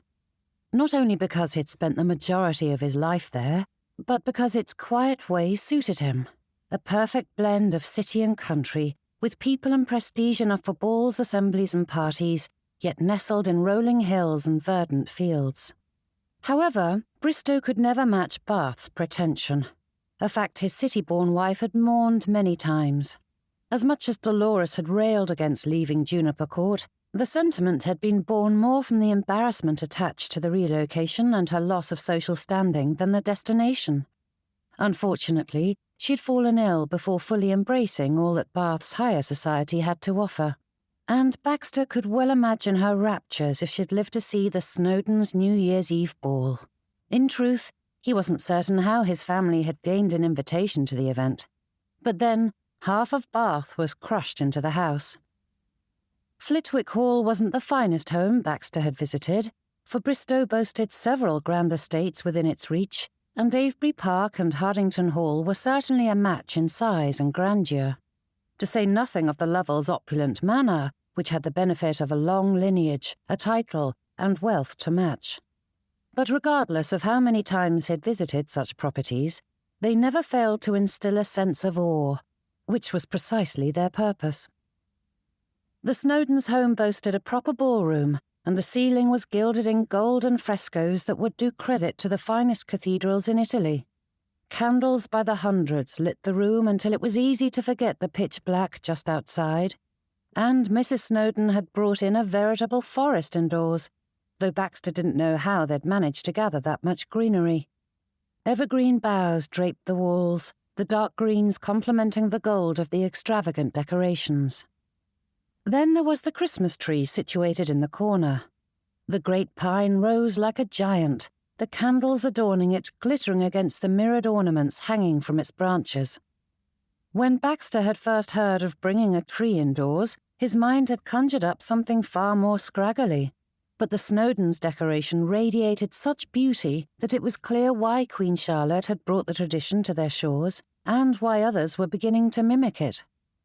Music rang through the air, emanating from the veritable orchestra their hosts had employed, punctuated by the steps of the dance as the revellers whooped and clapped, skipping through the energetic steps of the reel.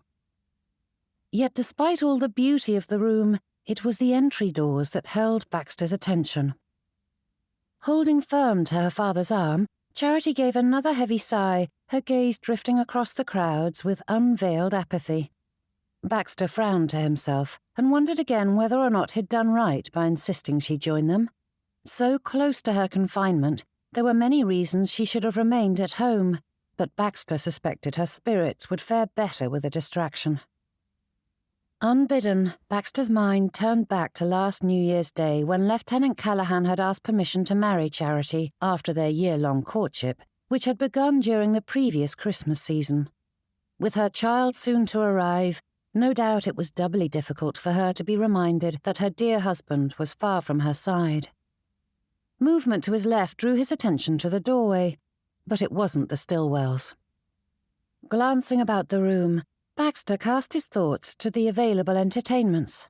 Of course, there were the usual pursuits, food and cards, though Charity was in no mood for the latter and had had her fill of the former.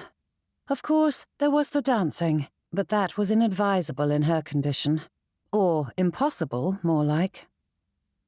The Snowdons had a few games in a side room, which had the guests divining the future for the coming year, or attempting to at any rate, but that would hardly be worth the effort of fighting through the crowd. The young mother-to-be was reaching that uncomfortable point where every movement was painful and exhausting. Letting out another sigh, Charity arched her back and shifted from foot to foot, and Baxter couldn't bear it any longer. Their hosts hadn't provided much in the way of seating, requiring all guests to go to the dining room if they wished for refreshment, both of the eaten and seated variety, but there were a few scattered chairs along the walls. The moment one became vacant, he ploughed through the crowd, herding Charity toward it. He deposited her on it before another could steal it away, and she bit back a groan, but the look of pleasure in her gaze was not lost on him as he stood at her side. "I apologize for dragging you out tonight," he said with a frown. Squeezing his arm, she shook her head. "It is good for me. I fear I've been far too maudlin today, and it would only get worse if I were left to my own devices. Thomas would tell me to embrace the evening and enjoy myself, but I fear I do not have his natural levity." Baxter smiled at her self-deprecating tone, and his gaze drifted toward the door. Unfortunately, from their new vantage, much of their view was blocked by a wall of people. But there was nothing to be done about it. He wasn't going to abandon Charity after dragging her here. "You needn't stay by my side the whole evening, Papa," she said, cutting through his thoughts. When Baxter glanced at her, Charity gave him an arched brow. "When Miss Stillwell appears, I fully expect you to abandon me and dance with her."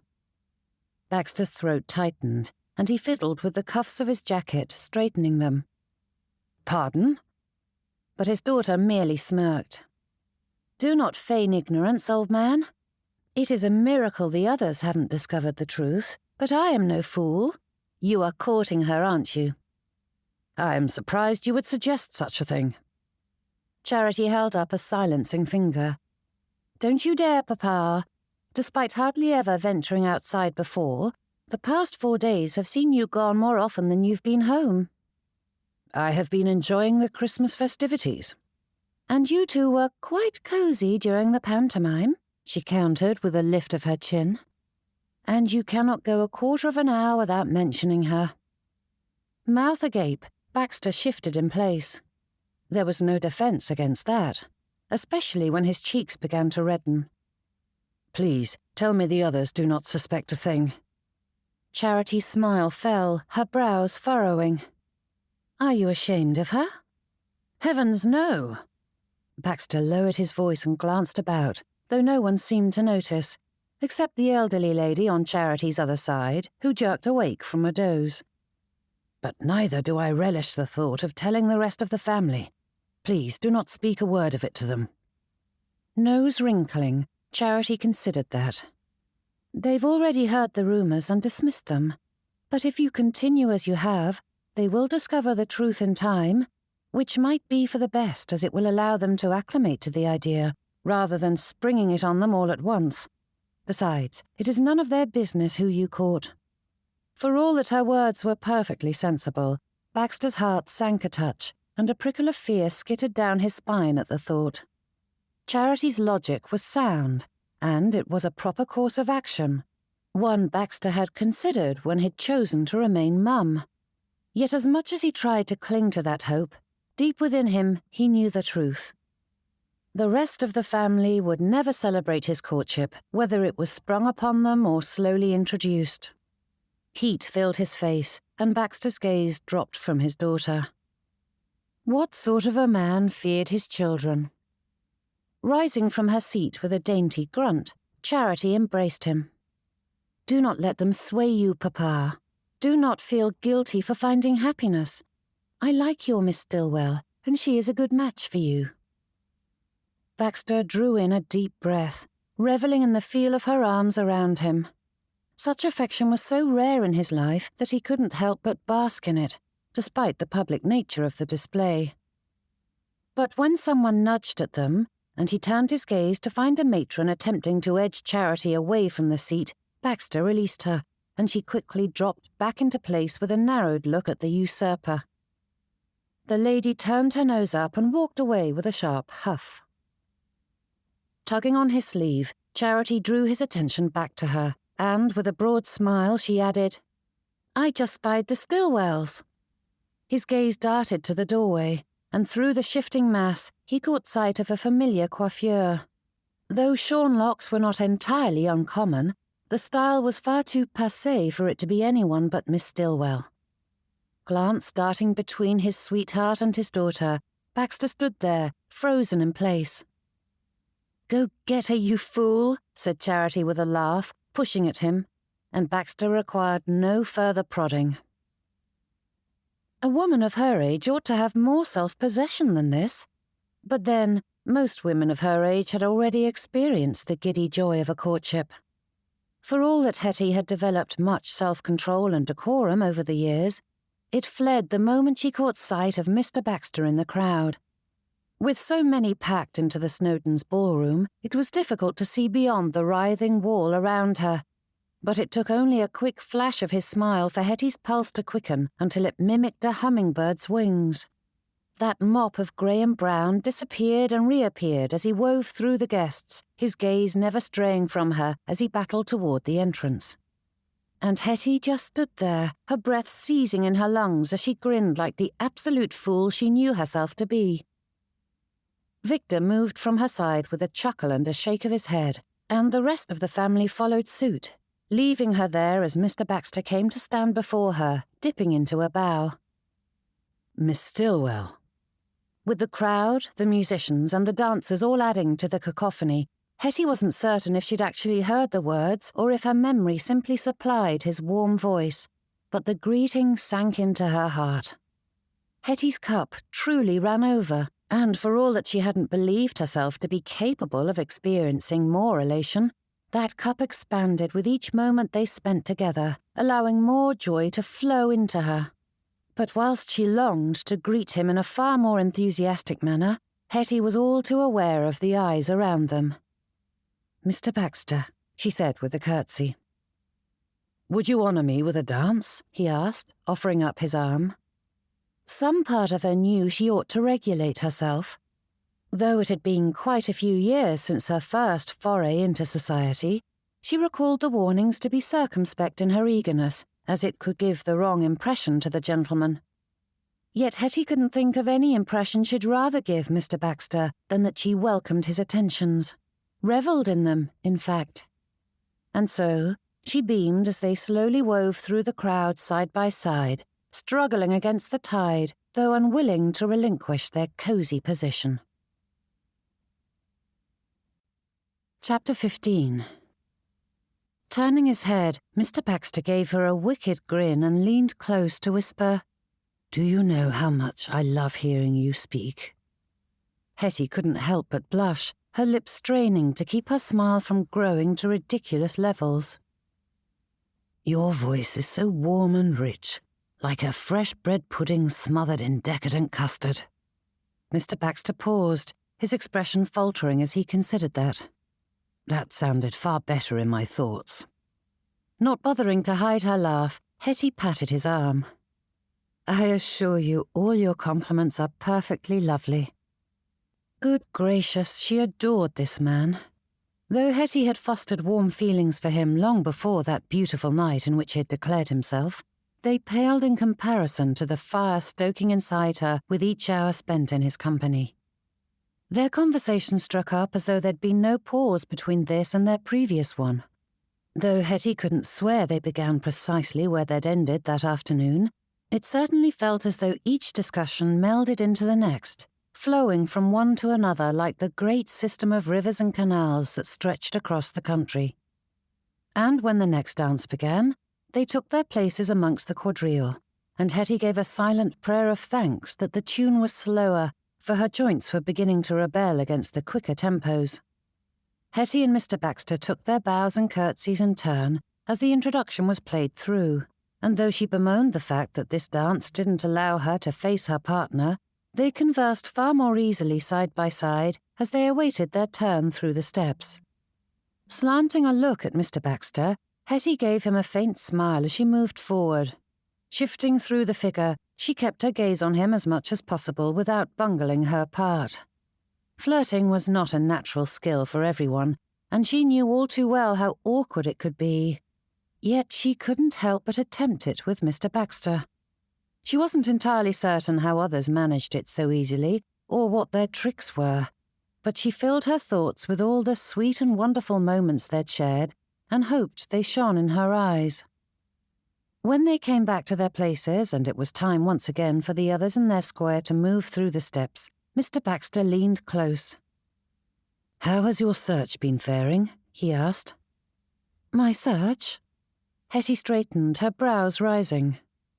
"Or your plans, rather, to chart out your future." Hettie laughed. She couldn't help it, though her hand flew to her mouth. They moved together with the dance, and when she could, she leaned close to him and whispered, "If that is what you are pondering when I am sending you longing looks, I must not be doing it properly." "Believe me," he murmured in return as the couples all promenaded hand in hand in a circle, "you are doing it quite thoroughly. I fear I must distract you, or I won't be responsible for my actions." He punctuated that with a rascally wriggle of his brows, and Hettie laughed anew, even as her cheeks flamed red. For all that Mr. Baxter was jesting, there was truth in his gaze that warmed her through. How had she been so lucky to stumble upon the only man in creation who not only recognized her juvenile attempts for what they were, but was stirred by the meagre flirtation? "But out with it," he said, squeezing her hand before he released her. "Have you made any progress?" She arched a brow at him as she moved forward toward the gentleman opposite and returned to her place. "I have been a bit preoccupied lately."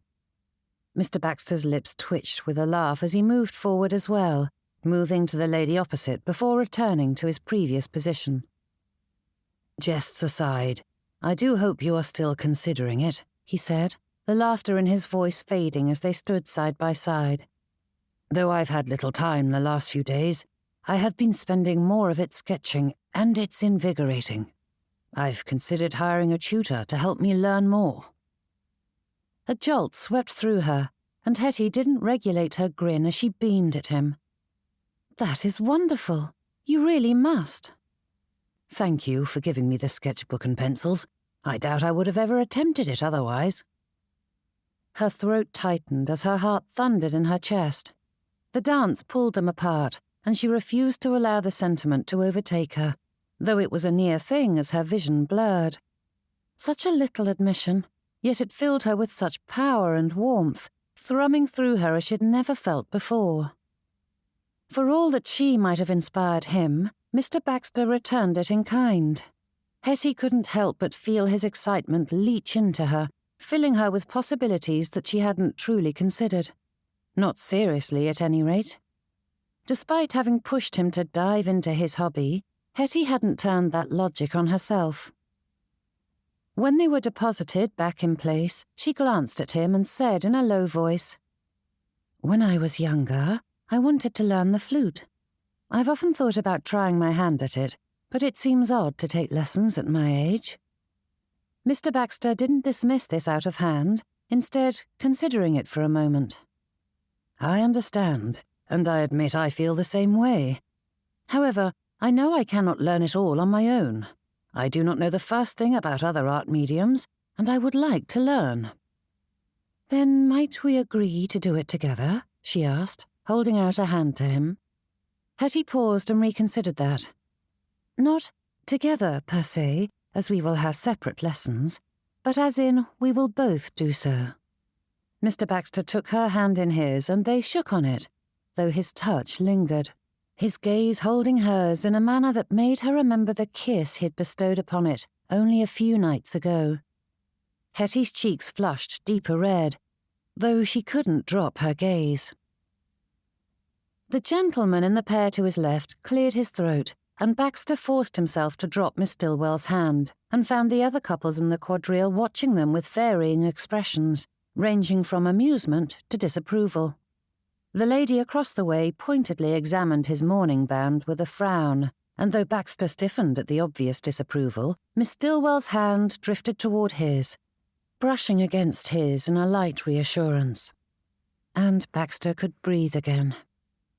It wasn't as though there were set rules surrounding the practice of mourning. Of course, there were always people who believed there to be strict guidelines concerning the level of colour and the types of public outings one might attend whilst in deep mourning. However, the act of demonstrating one's sorrow was personal to every family, and it was up to one's conscience to decide just how long one would wear black and sequester oneself away from public view. His children had left their deep mourning earlier than some might expect, but then Dolores had set that standard when she'd done the same after her own parents' passing. She couldn't countenance any practice that forced her to wear only black and avoid gatherings for months at a time. It was fitting that they would follow suit, even while they mourned for their mother in their hearts. Baxter's family had held to a more rigid standard, and though it hadn't felt right to wear the black band when he had approached Hettie to ask her to be his sweetheart, it felt equally wrong to leave it off completely now. Whether or not it was a hollow sign of mourning, his children appreciated the gesture, and it was a little thing he could do to honour their memory of Dolores. Of course, it was bound to draw attention when he was openly flirting, but that mattered little compared to the comfort it granted his family for him to wear it. Returning his attention to the dance, he moved through the final steps with Miss Stillwell, ending with the usual flourishes the dance demanded. The next was called, and they shifted to take their positions.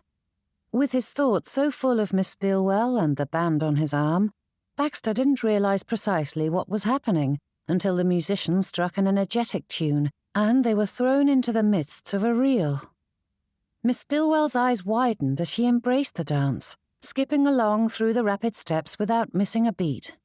Soon, Baxter was made to follow, and though the first few minutes were unexceptional, as the dance wore on, a fine mist of sweat beaded at his temples. For all that he had enjoyed dancing in his youth, Baxter had lived too sedentary a life of late. They'd sold the horses in Bristow some time ago, and though Stanley boasted several fine steeds, the city was not conducive to a hardy ride. And as he had preferred to remain in the card rooms for most of his married life, Baxter had thought his dancing days long over, all of which left him unprepared for the vigorous steps. When they were granted a short reprieve, Miss Stillwell sent him a panicked look, puffing her cheeks out as she let out a heavy sigh and dabbed at her forehead. The dance drew them down the line, and Baxter spied a door not far from them. Sending her a silent question, he nodded toward it, and Miss Stillwell widened her eyes with a sharp nod. As they shifted once more, he took her by the hand, and they quietly slipped from their place. The dancers shifted to fill it in quickly enough, and the pair wove through the onlookers to slip out of the stifling heat of the ballroom. "I am dying, Mr. Baxter," murmured Miss Stillwell, fanning herself as the pair stepped into the hallway. Though the area was not closed off to the public, there were few guests in the hallway, and the air was blessedly cool compared to the ballroom. He guided her toward a sitting room, and they collapsed onto a sofa. "When did I get so old?" she asked with a laugh, slumping into the seat. "I am only 52, and far from my dotage, yet I feel liable to fall apart at the seams." "Do not say that, for I am 2 years older than you," he mumbled in reply. "I would fetch us some punch, but I fear my legs have given out." Miss Stillwell leaned into him, her shoulder resting against his, and she grinned. It was said epiphanies could strike at any moment, and though Baxter had been flirting with the idea for some time now, the truth struck his heart, clanging out like the church bells at Christmas. He loved this woman, not simply enjoyed her or even adored her. Baxter loved Miss Stillwell. Reaching into his pocket, he plucked out a sprig of mistletoe. Her gaze fixed on him as he lifted it. Pausing, Baxter considered her hair, which wasn't styled in a manner that allowed him to tuck it in. Shifting to her ear, he tried slipping it there, but the bushy thing wouldn't sit properly, falling out the moment he attempted it. His fingers fumbled with the sprig, his brows pulling together as he struggled to bring his romantic gesture to fruition. Miss Stillwell stared at him, not moving as he simply lifted it above her.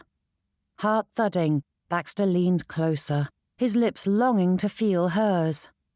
Time seemed to speed and stretch at the same time, bringing him to the tipping point somehow quicker than anticipated, yet still too slowly.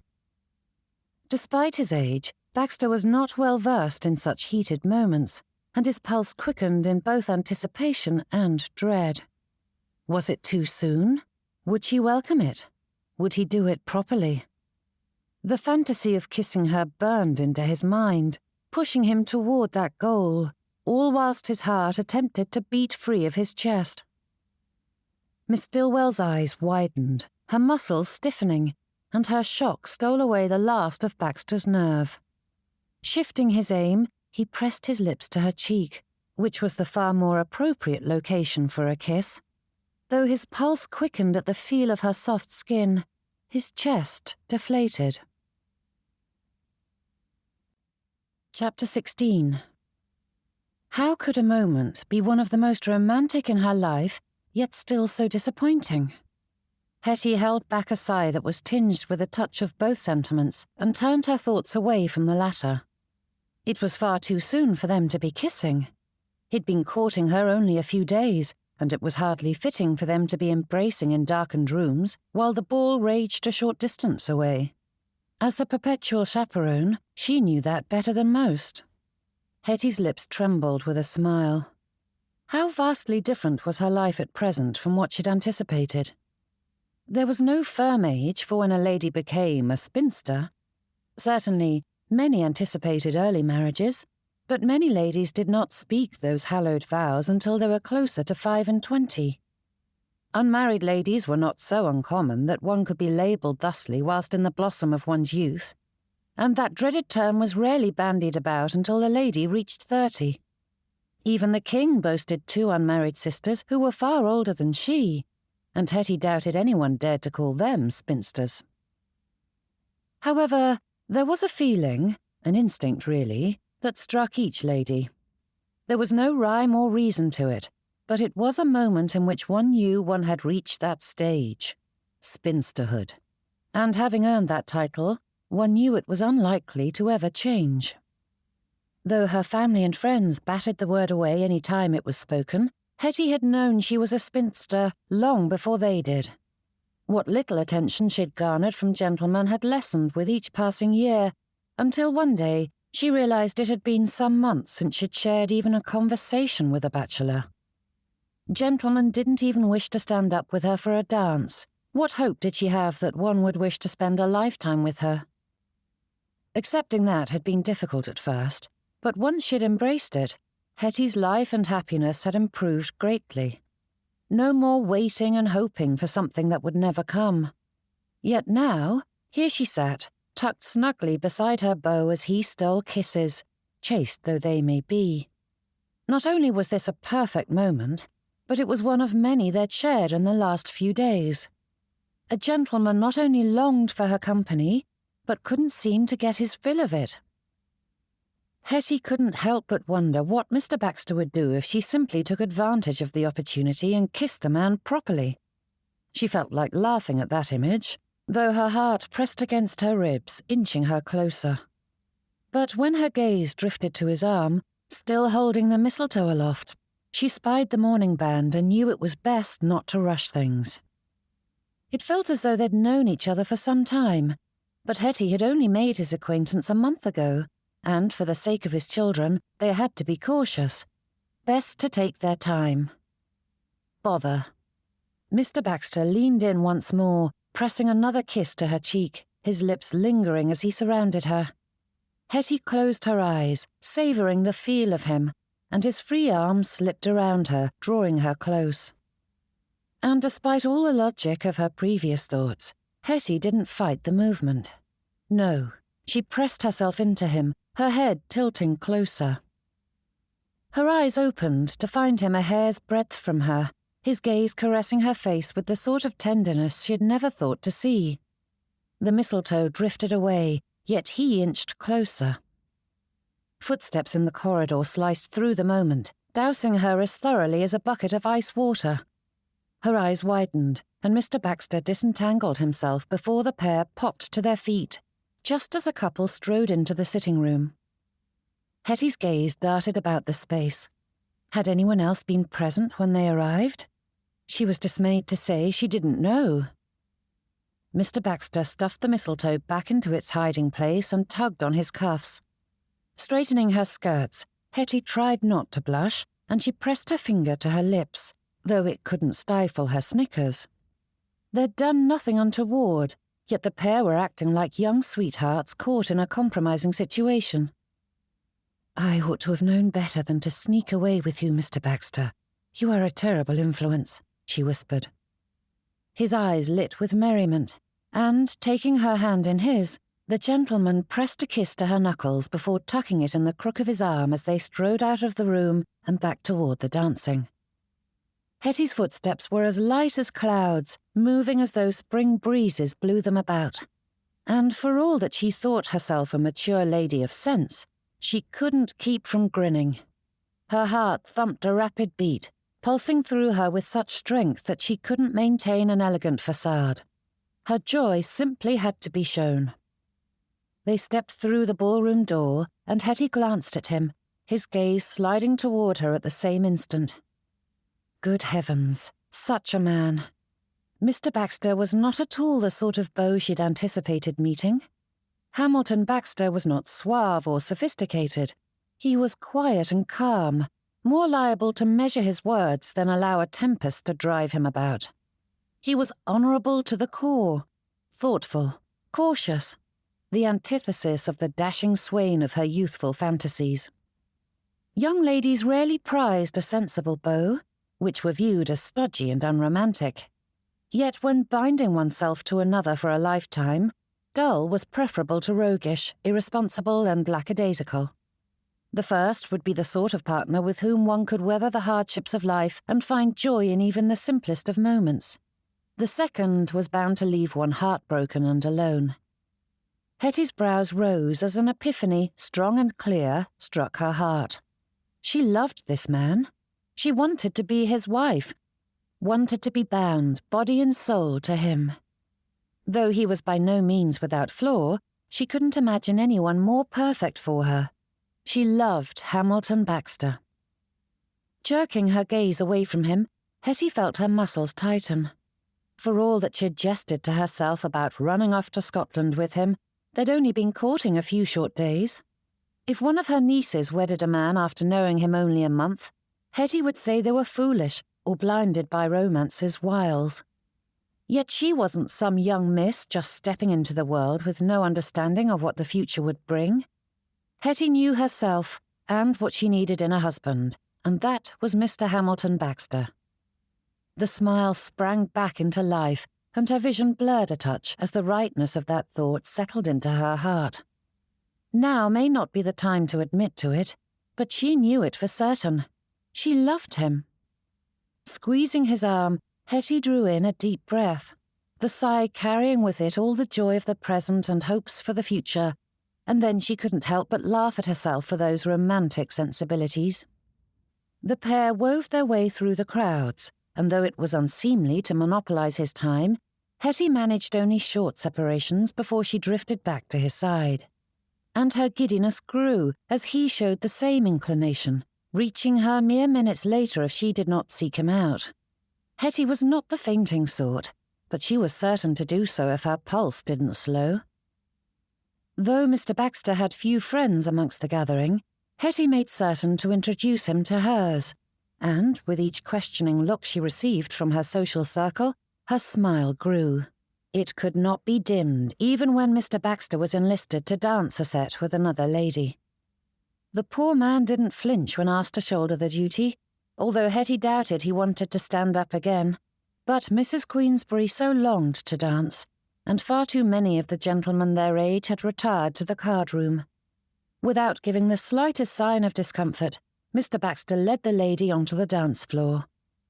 And Hetty's giddiness grew. As a young lady, seeing her beau dance with another wouldn't have elicited such a response, but Mrs. Queensberry's pleasure at joining in with the quadrille was so obvious that Hetty's own grew. A sacrifice for someone who was little more than a stranger, yet Mr. Baxter hadn't hesitated to offer himself up to the lady. Her dear Mr. Baxter. Turning on her heel, she glanced about the room, searching for any familiar face.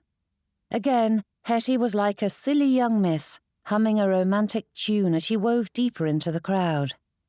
Mrs. Spragg rose to her toes, waving a fan at Hettie, though her words were lost in the tumult of the party. As she moved in that direction, the guests all jostled about, and Hettie received more than a few ill-timed elbows to her side as she manoeuvred through the pack. Only to find Mrs. Camilla Baxter standing in the way. I couldn't believe it. No matter what others said, I couldn't believe the rumours.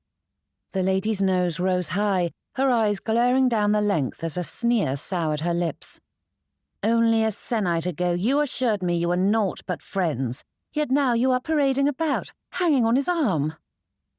Drawing in a breath, Hettie considered her responses.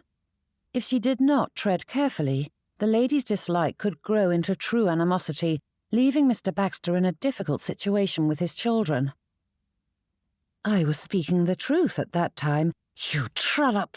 hissed young Mrs. Baxter, with such ferocity that Hettie's brows rose and her words failed her. Some sardonic part of her mind wished to point out that during their last discussion, his children believed it impossible for their father to look upon her with any degree of admiration. To shift from plain old spinster to temptress and a sennight was quite a feat indeed. No, that would not be helpful to say. Bringing her dear Mr. Baxter to mind, Hettie considered what the patient man would do instead and found her equilibrium. This was his family, and they grieved for their matriarch. If she ever wished to win their good graces, she must tread carefully. Hettie drew in a calming breath. "I know this must be a shock, Mrs. Baxter. It took me quite unawares too, but surely we can discuss this in private with the family." "We are not your family." "I didn't say—" "You see a sad old man and think to get your claws into him." Mrs. Baxter drew closer, which was likely meant to intimidate. Hettie was simply glad that the movement drove the lady to lower her voice, leaving it impossible for others to overhear, though there were still plenty watching from afar. "That is not—" "You are nothing compared to her, nothing." Mrs. Baxter stared her down, holding on to her composure by the barest of threads. "My mother-in-law was one of the greatest ladies I have ever known, and you can never replace her. You've only bewitched a hapless man who is too lonely to recognize your scheming for what it is. You are nothing, Miss Stillwell." Whether or not the lady intended it, that speech said more about the speaker than it did the listener, and Hettie's heart broke for Mrs. Baxter's loss.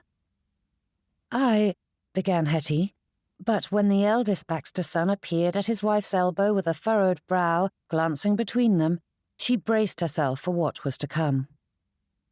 "What is the matter?" asked Mr. Matthias Baxter. "This harlot has been parading about with father." But his wife's words were cut short, when yet another of the family arrived in much the same manner. "Why are you making a scene?" asked Mr. Goswick, glancing between his siblings. "Why must you say it like that?" asked his brother with narrowed eyes. "Half the ballroom is staring at us," whispered Mr. Goswick, giving the others a warning look, though Hettie thought his assessment a bit generous.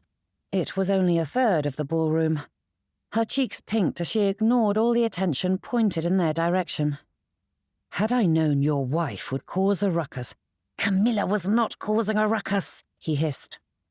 Hettie's gaze darted between the trio, who began bickering one with another, and though they attempted to moderate their tones, anyone with eyes could see the conflict well enough, even if they only caught one word in three. Some part of her longed to sneak away, but Hettie refused to take the coward's way out. Though she was not responsible for the tension between the brothers, it was her inelegant stumbling into the family that was igniting it from polite skirmishes to open war. "Boys!" Their father's voice cut through the tussle, but neither man looked the slightest bit chagrined or cowed by the intrusion. "What is the meaning of this?" Chapter 17. Before either of Mr. Baxter's sons could speak, Mrs. Baxter drew up before her father-in-law, her nose raised in disdain as she pointed a finger toward Hettie. "Is it true? Are you courting that woman?" Both her husband and Mr. Goswick jerked their gazes toward their father, their wide eyes darting between him and his sweetheart. "You cannot be serious, Camilla," said Matthias, his lip curling in disdain as his gaze grazed over Hettie. "I told you there were rumours, and they've been swanning about together all evening while he pretends to mourn our mother's loss." Mr. Baxter drew in a deep breath, lowering his tone as he addressed his children. "Let us speak of this later. Now is not the time or place for this discussion." His eldest son breathed out an oath, though he quickly covered his mouth. Mr. Goswick managed to edit his language better, though the meaning rife in his polite exclamation was no less hurtful. Mrs. Baxter merely stared at her father-in-law as though he'd rolled about in muck. Stepping closer to Hettie, Mr. Baxter held out his arm, and she slid her own through, clinging to it like a lifeline in a storm-tossed ocean. He placed his hand atop hers, with an air that no one could misconstrue as merely friendly, and he turned them away, leading them back into the crowd. Whether or not they wished to follow their father's advice, the trio had sense enough to allow the couple to escape, though they all knew this was not the end of the discussion. "I apologize," she whispered, shaking her head. "For what?" Mr. Baxter asked with a frown.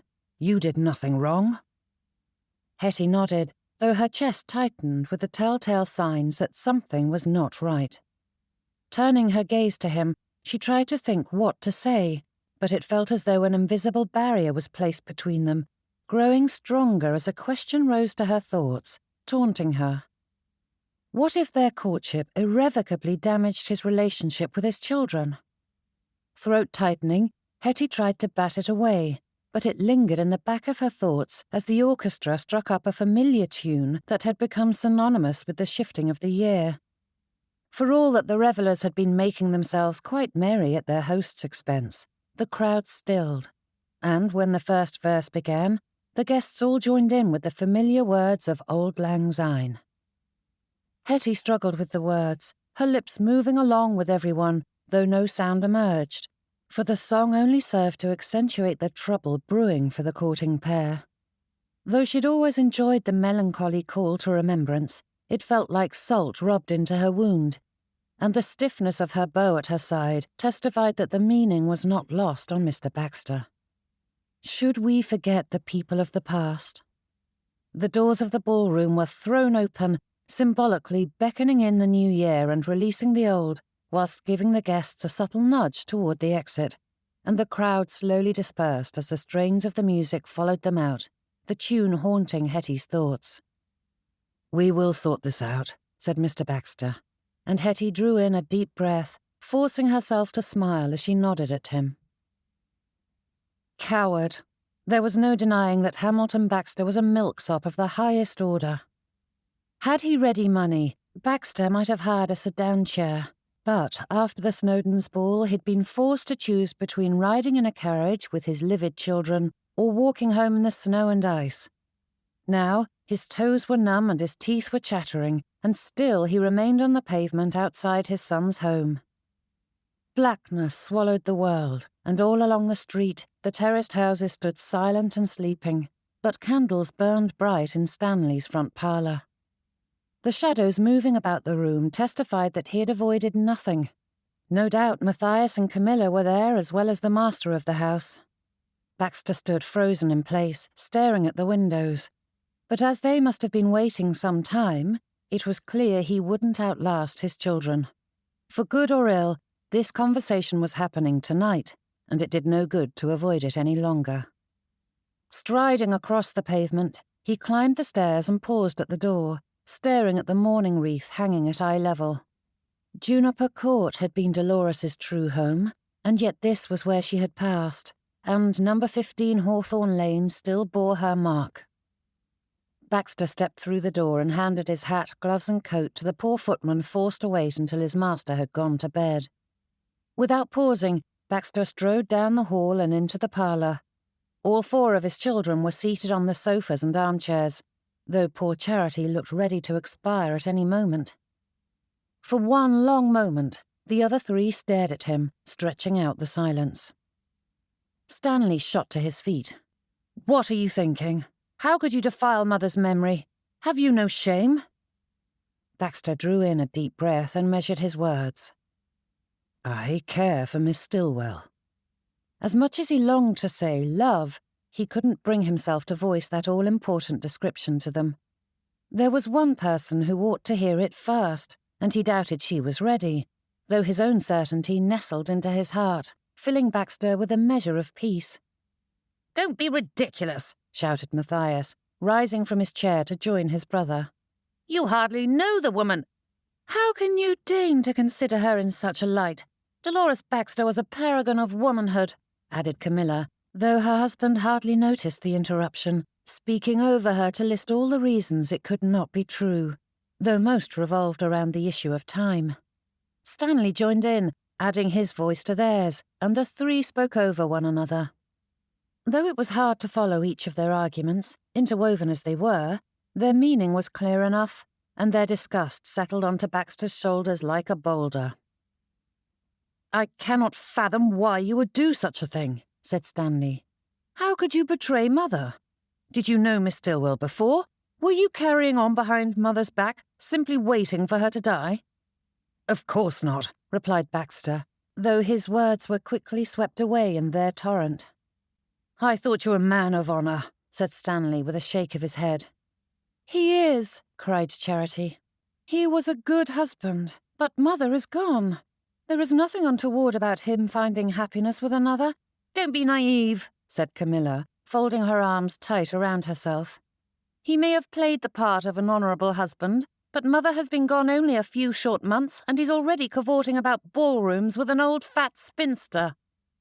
Baxter straightened, his mouth opening to defend that description of Miss Stillwell, but his son's next word silenced him. "But then his judgment isn't entirely sound," added Matthias with a considering tone. With a furrowed brow, he glanced at the others. "Our once thriving family estate has been brought to the edge of ruin, and its master and heir are forced to find lodging elsewhere so we can let it to strangers, all because of his poor choices. Is it any wonder that a scheming lady might turn his head?" "Miss Stillwell is no scheming lady, and she is neither fat nor old," said Baxter, though none of them paid him any heed as they began discussing all the many mistakes he'd made as the head of the family. The accusations rested heavily on his shoulders, for they echoed his past thoughts too closely, picking at the wounds that had only just begun to heal. "Stop speaking of him as though he's a child," said Charity, frowning at her siblings. Matthias huffed. "When he proves himself capable of running this family, don't you dare speak of him in that manner." Charity scowled at her elder brother, and her gaze darted to Baxter, pleading with him to speak on his own behalf. But what could he say? Though he refused to believe his judgment was flawed regarding Miss Stillwell, Baxter couldn't defend himself from the other allegations levelled against him, especially not without casting aspersions on his wife. "I am sorry for what has happened to our family." Baxter's words were too soft to be heard at first, and when the others quieted, he repeated it once more. His children all stared at him as he stood there in the doorway, his hands tucked behind him. "I did the best I could to keep us from ruin, and I am ashamed to know how close we came to it." Calm settled for a moment, and the siblings glanced at one another. "If you mean that, you must break with Miss Stillwell," said Matthias. Baxter's breath caught. To agree would be to end the conflict raging amongst his family. But even the thought of doing so made him shudder. Casting aside such joy after a lifetime of loneliness was a price no man ought to pay. Yet his sons and his daughter-in-law stared at him as though fully expecting his unequivocal agreement. "It is late," said Charity. Holding out a hand to her sister-in-law, she strained to rise from her seat. "We are all exhausted, and would best continue this conversation with clearer heads later." Stanley and Matthias both stood with their arms crossed, their eyes narrowed on their father for several long heartbeats. Then the former took Camilla's place at Charity's side, helping her toward the hall and up the stairs, whilst Camilla and Matthias fetched their things and took their leave. Dropping to the sofa, Baxter bent over, his hands running through his hair as his lungs drew in sharp breaths. His children, or Miss Stillwell? Surely it wouldn't come to that. It couldn't. Drawing in a deep breath, he closed his eyes and prayed for clarity. But the sinking of his stomach was the only answer he received. Chapter 18. When one thought of picnics, one did not often imagine a frigid winter day. However, there was something wonderful about being bundled up in flannel petticoats, thick jackets, and woolen mittens and scarves. Though Hettie's cheeks were quite rosy from the nip in the air, the rest of her was pleasantly warm as she stared out at the River Avon. A handful of people skated along the surface, their laughter ringing as they careened about, toppling over at varying intervals. Hettie let out a sigh, sending a great puff of vapour into the air as Mr. Baxter dug through the basket. Frowning, he pulled out a pair of bottles that had been wrapped in flannel and packed in straw. "It's a lemon and elderflower tisane that I like. I had hoped it would still be warm," he mumbled as he handed her one. A quick touch to the glass, and it was easy to tell that it was lukewarm at best, but Hettie merely smiled. "It is wonderful," she replied whilst he handed her a Bath bun. The pairing of drink and sweetbread was perfect, and the tisane was just warm enough to help stave off the cold. As they sat side by side, Hettie's gaze drifted along the landscape, following the lines of the riverbank. Silence was an easy thing with Mr. Baxter. Conversation flowed forth in its natural course, but when the words stilled and quiet descended, it was not awkward or discomforting. Hettie felt like she could simply be at his side without speaking, enjoying his presence without needing to add to the moment. Usually. However, they weren't alone during this outing. Memories of the previous night hung over their shoulders, watching every minute. Mr. Baxter hadn't divulged any details concerning the conversation with his children after leaving the ball, but Hettie could well imagine it hadn't been a pleasant moment, and his despondency only served as confirmation. A fractured family, to be certain, but not broken, not yet. Would she be the final blow to destroy the Baxters? Hettie's eyes prickled, and she drew in a sharp breath, forcing it into her lungs. Setting her bottle to the side, she tucked her hands in her lap and stared at the merriment passing by on the river. A touch drew her gaze down, to find Mr. Baxter's hand atop hers, and she forced her fingers to relax as her gaze drifted over to meet his. "Do you truly think all will be well?" The question sprang forth, and Hettie shuddered, though she couldn't wish it unspoken. Ignoring the truth of the situation wouldn't help, and clearly it weighed heavily on his thoughts, for despite her giving no context for her outburst, Mr. Baxter didn't ask for clarification. "I don't know." Though Hettie wanted a happier answer than that, anything else would have been a platitude. Clinging to his hand, she turned her attention to the skaters. Somewhere nearby, a street performer braved the cold, and their lone violin rang out with the bright melody of "I Saw 3 Ships." Hettie couldn't help but hum along. She didn't know how they managed to play with their fingers chilled to the bone, but she welcomed the bit of Christmas cheer. "The children are beside themselves," he said with a sigh. Hettie's gaze turned to him once more, her brows pinched together as Mr. Baxter's shoulders slumped into that all-too-familiar position, his eyes downcast. "This is no little thing to them, and I fear it will be some time before—" Dropping his head, Mr. Baxter sighed. "I have done so much damage to my family already. I feel as though I made the best decision I could have in the situation, but had I been a stronger leader, perhaps my boys would be more brothers than friendly foes, and our family wouldn't be struggling. I count myself lucky that Charity was able to see the error of her mother's ways, but I fear the rest of my children have followed in Dolores's footsteps, caring more about vanity and social standing than strength of character. Had I chosen differently, perhaps I might have helped them see." His tone shifted, growing more distant while he spoke, as though the words were directed at the great beyond rather than her, and Hettie watched him, her brows drawing closer together. It was as though the entirety of his heart and soul were collapsing in on themselves, and the poor man struggled to keep from crumbling beneath the weight of his disappointments. "I've made so many mistakes in my life, so many poor decisions. Do I have any right to put my children through this? I have failed them in so many ways." "Have you made mistakes?" "Certainly, but no more than any other parent," said Hettie. "And what else could you have done? Leave your wife and rip the children from her? Or should you have fought her tooth and nail to gain the upper hand in your household? Either would have caused significant damage to your children. You had an impossible situation in your home, and you did the best you could to protect them. Yet my weakness has caused them pain and continues to do so." There was such bleakness and finality to that statement, as though he truly believed himself to be the author of all their family's woes. Though Hettie was newly acquainted with the Baxters, she knew the man at her side well enough to believe with utter conviction that his weaknesses may have caused some heartache, but that he had done more to heal and help than naught. No amount of effort on his part could have balanced out his wife's determination to dominate the household and their children. Hettie felt the meaning beneath his words, and they were so much more than mere self-deprecation. It was the tone of a man readying himself to end a courtship, and despite any previous doubts about the rightness of their relationship, Hettie knew there was nothing more right and proper than loving this man.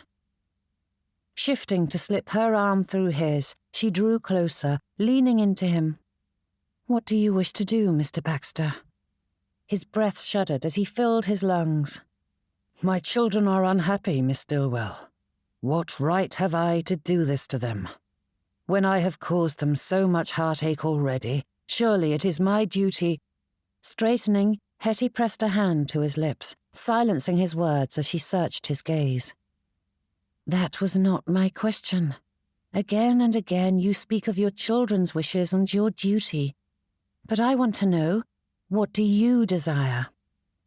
She lifted her hand from his lips, and the moment he was free to do so, he spoke without hesitation or qualification, giving her his answer with firm resolve. "You." That one word sank deep into Hettie's heart, burning like a hot coal until she couldn't feel the bite in the winter air. It was no grand oration or declaration of love, but the sentiment infused in that simple answer filled her as fully as if he'd asked her to marry him. And they were sitting so very close, their knees turned to one another as their faces were mere inches away. Somehow his arms had come around her, drawing them together until they were all but embracing, and Hettie's pulse quickened. "I desire you, Hettie," he repeated in a quiet yet firm tone. His gaze drifted to her lips, and she leaned closer, pulling toward him like a magnet. Trembling, she had just enough forethought to wonder what she ought to do before their lips brushed, stealing her breath from her lungs. Snow smacked Mr. Baxter's head, knocking his hat and splattering them both with watery shrapnel. From the river, boys laughed and jeered, showing just a hint of bravery before scattering. Mr. Baxter sat like a statue where they'd hit him, and he stared off at nothing. As much as he longed to hurl a snowball back at the little terrors, Hettie's hands rose to her mouth to stifle a laugh as a glob of snow dripped from his nose. Lowering his head, he let out a halting chuckle. "I am quite the dashing beau, aren't I?" Hettie nudged his chin up and brushed away a splatter of snow from his jaw. "You are my dashing beau." As much as she longed to recapture that moment, the world had shifted, as it was wont to do, leaving no way to return to what was now gone. Moving so they were shoulder to shoulder once more, Hettie leaned close, and he drew his arm around her, holding her there. "We need only be patient, Hamilton." As he had taken that liberty, Hettie couldn't help but reciprocate. Yet when his name passed her lips, he jerked back and stared at her. Brows pulled tight together, she studied his expression, but she couldn't countenance what he was thinking. Or rather, her speculations on the matter were not of a happy sort. But Hettie forced them away. A man who called her by her Christian name and kissed her, or nearly kissed her, Hettie wasn't certain how to classify that whisper of a touch, wasn't going to be upset about her doing the same. So she waited for him to speak. "Baxter," he said. Hettie's head cocked to the side, but before she could ask a clarifying question, he continued, "Please call me Baxter. It's the name I prefer." "Certainly," she said, though her confusion didn't dissipate. "But if that is so, why did your friends last night call you Hamilton?" "My wife thought it more dignified than Baxter." Though no further explanation was given, Hettie didn't require one. What Mrs. Dolores Baxter wanted was granted, or others were made to suffer. none more so than her long-suffering husband and innocent children. And Baxter had surrendered another part of himself to protect them. Hettie shifted again, lowering her head to his shoulder as her breath caught. Tears pricked her eyes, and try as she might, she couldn't keep them from gathering, though none fell. Surely a man denied the freedom to use his preferred name deserved some happiness, and Hettie's resolve firmed. One way or another, she would do what she could to grant him his desires. "We need only be patient, Baxter," she amended, turning back to her previous statement. "Surely it is just a shock for them. They are grieving their mother, and it must be difficult for them. A few weeks or months, and their feelings will change." His arm tightened around her, and in a tone far brighter than before, he said, "Of course they will. How can they not come to love you?" Lifting her head, Hettie met his eyes and saw nothing but earnest truth there. Such certainty and faith in her, coupled with everything else that had passed in the last few minutes, made it even more difficult to keep from becoming a weepy mess. A lady of her age and experience ought to have a better hold on her emotions, but it was near impossible when such a wonderful man said such wonderful things. "I assure you, I have flaws aplenty that are bound to irritate." Hettie had meant it to be a jest, but Baxter's brows pulled tight as he blinked at her. "I have yet to discover one." A good many weaknesses sprang to her thoughts, but Hettie couldn't voice them when he watched her with such unblinking certainty. And that was when the first of her tears escaped. Huffing at her sentimentality, she wiped it away. Resting her head back on his shoulder, she mumbled, "You are a silly man." "Am not." A little patience. So many of the ills of the world could be erased with that virtue, and though Hettie despised the necessity at such a happy time, she was quite willing to wait if it meant securing Baxter as her husband. What was a few months, when she had spent her whole life searching for such a man? Arm in arm with her dear Baxter, Hettie beamed at the world around them as they wove through the streets of Bath. Though she maintained a bit of decorum while they were passing others who might overhear, she found herself saying his name without the honorific Mr. as often as she could manage, tacking it onto every sentence. Baxter slanted her little smiles, his eyes alight with a laugh as he responded in kind. As heavy as the beginning of their outing had felt, Hettie felt all the lighter now.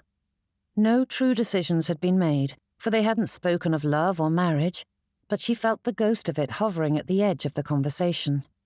One could not speak of the future with a bow without some implication, however slight, that both parties believed there was a future to be had. With such animosity directed at their coupling, Baxter would simply break with her if he did not have grander intentions than a mere courtship. And as long as marriage was within the realm of possibility, Hettie was willing to overcome any trouble his children caused. Surely they could manage it together. Her brother's home was just ahead, and Hettie squeezed Baxter's arm and nodded toward the door. "Would you come in? You can keep me entertained until dinner. And Victor said you were always welcome to join us." "There you are." The hard voice sliced through the air, and Baxter turned the two of them around to see his eldest son striding toward them. Mr. Matthias Baxter's expression was as hard as carved granite, his eyes narrowing as they glanced over Hettie before settling on his father. "We have an army of servants combing the city for you, and you're here gadding about." Hettie's lips pinched together to hold back the words that came quickly to her thoughts. Winning his family over would be far more difficult if she went about calling them rude little monsters and lecturing them about respect for their father. But her jaw ached as she forced her mouth shut. "What is the matter?" asked Baxter. "Charity has been brought to bed." Baxter stiffened, and Hettie instinctively drew her free hand up to grip his forearm. "I thought she still had a fortnight." "Yes, we all did," he replied with a stony tone. "She asked us to send for you, so we have." Giving Hettie another long look, young Mr. Baxter added, "Your friend isn't welcome." "Matthias!" The word was half exasperation and half chastisement, but had no effect on his son. Hettie released his arm and turned to Baxter. Let it be, but please send word when the ordeal is concluded. Meanwhile, I will pray for her, the babe, and your family." "My thanks," he said, taking her hand and bowing over it. Baxter's eyes rose to hers, and there was so much swirling in his gaze. Mrs. Callahan was a strong lady. Surely she would be well. However, far too many fine women were struck down, and it was difficult for either of them to hide their worries. "Father, we must go," chided his son. Baxter straightened and nodded in farewell before turning on his heel and following his son. Hettie watched as they drifted away, and she gave the first silent prayer of many for Mrs. Callahan and the safe delivery of her child. Chapter 19. With the shades pulled tight against the night and a fresh pot of tea at her side, Hettie toed off her slippers and set her feet on the footstool. Despite her best efforts, they were still chilled after her picnic with Baxter. But now, as she angled herself toward the fireplace, the last of the ice melted from her bones. Thank the heavens for small miracles. Though many were out and about on that evening, the Stillwells had always reserved New Year's Day for the family, allowing Hettie a moment of peace at home. Whilst the Christmas festivities were delightful, a night or two of rest was always called for if one wished to make it through all 12 days without collapsing. To say nothing of their favourite tradition. Though most of the family no longer attempted to pen their own ghost stories, they each went to great lengths to scour up a tale guaranteed to chill the blood. And there was no better way to spend the Christmas season than gathered around a blazing fire with a selection of treats and drinks as they shared grisly tales of the great beyond. Shifting in her seat, Hettie tucked her needle between her lips to free her hands and straighten the blanket on her lap. Pulling the needle free, she turned her attention back to her embroidery hoop and took up the next stitch, laying the base layer of green. With a darker shade to add depth and the highlights to finish it, the work would take some time to complete, but the mistletoe would look all the better for it. Though a strange decoration for a baby bonnet, it seemed appropriate for Mrs. Callahan's child. Thankfully, Hettie was quick with the needle, and the project would be finished soon enough. Nelson was currently sharing his ghostly tale, revelling in the horror with all the drama of a stage performer. But Hettie preferred more subtlety to her scares, as those tended to linger long after the tale ended. Vincent was seated in his usual chair, his elbows resting against the arms and his fingers steepled, as he watched with unblinking intensity as Nelson spoke. The ladies kept their hands busy with their sewing, but Louisa and Alice spent more time gaping at Nelson than plying their needles. The anguished wails of the condemned echoed through the vaulted corridors as the spectre dissolved into the ethereal abyss, leaving a nightmare etched in the cursed castle stone. Nelson's voice trailed off into silence as his audience stared at him, gaping. His father broke the spell with vigorous applause, which was quickly followed by the others, though Louisa looked a little ashen as she returned her attention to the needlepoint. "Bravo, Nelson," said Vincent. "That got the blood pumping. Alice, you should go next." "Might we take a moment before we delve into the next?" asked Louisa. Then, with a shudder, she added, "I do not know if I shall sleep tonight." The young lady's husband came to her side, settling into the seat beside her with a smile, and, with a whisper in his wife's ear, he brought a blush to her cheek. Alice cleared her throat and cast a glance at her aunt. With a barely contained giggle, she asked, "Did you have a lovely outing with Mr. Baxter? It looks so cold outside. I think it must have been quite bracing." Apparently, that was enough to clear Louisa's mind of ghouls and gore, for she grinned and added, "I am certain they were able to keep themselves warm." That drew the men's attention, and they raised brows at the womenfolk. No doubt they hoped to fluster her, but Hettie was an old hand at familial jests, and knew the best way to fight teasing was to fluster her opponents. "Oh yes, Mr. Baxter knows how to keep a lady warm. I was quite comfortable, Flushed, even, she replied with a wicked smile, her tone full of insinuation. Alice's cheeks pinkened, her wide eyes darting down to the seam she was mending.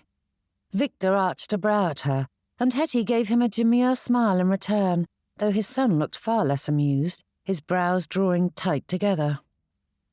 "Calm yourself, Nelson," said Hettie with a laugh. "Mr. Baxter is a perfect gentleman. Nothing untoward happened." Though she couldn't help but wish Baxter had been just a little more ungentlemanly. Although their lips had touched, it was not much more than a quick brush of skin, and hardly befitting a first kiss. Thus, in the past 24 hours, they had come close to an embrace and been thwarted twice. Unacceptable. But the word patience flashed into her thoughts again, reminding Hettie that they had time enough to sort things out. There was no need to rush it. Yet she couldn't help but imagine what it would feel like. A proper embrace must be far superior, and that brief whisper of a touch had been quite thrilling in its own right. "Are you blushing, Aunt Hettie?" asked Louisa with a smile, proving that though she was a new addition to the family, she had quickly grown comfortable leaping into the verbal fray alongside the others. Hetty's niece and nephew, whom she had raised and loved as her own, immediately latched on to Louisa's innocent observation, tossing out their own teasing questions about what dear Aunt Hettie must be thinking of to draw such colour to her cheeks. "You wretched children," she muttered, whilst trying to calm her flushed cheeks and hide her smile. For all that Hettie had easily swept aside their other jests, it was impossible to do so when she had flustered herself. Victor rose from his seat and joined his sister on the sofa, patting her knee.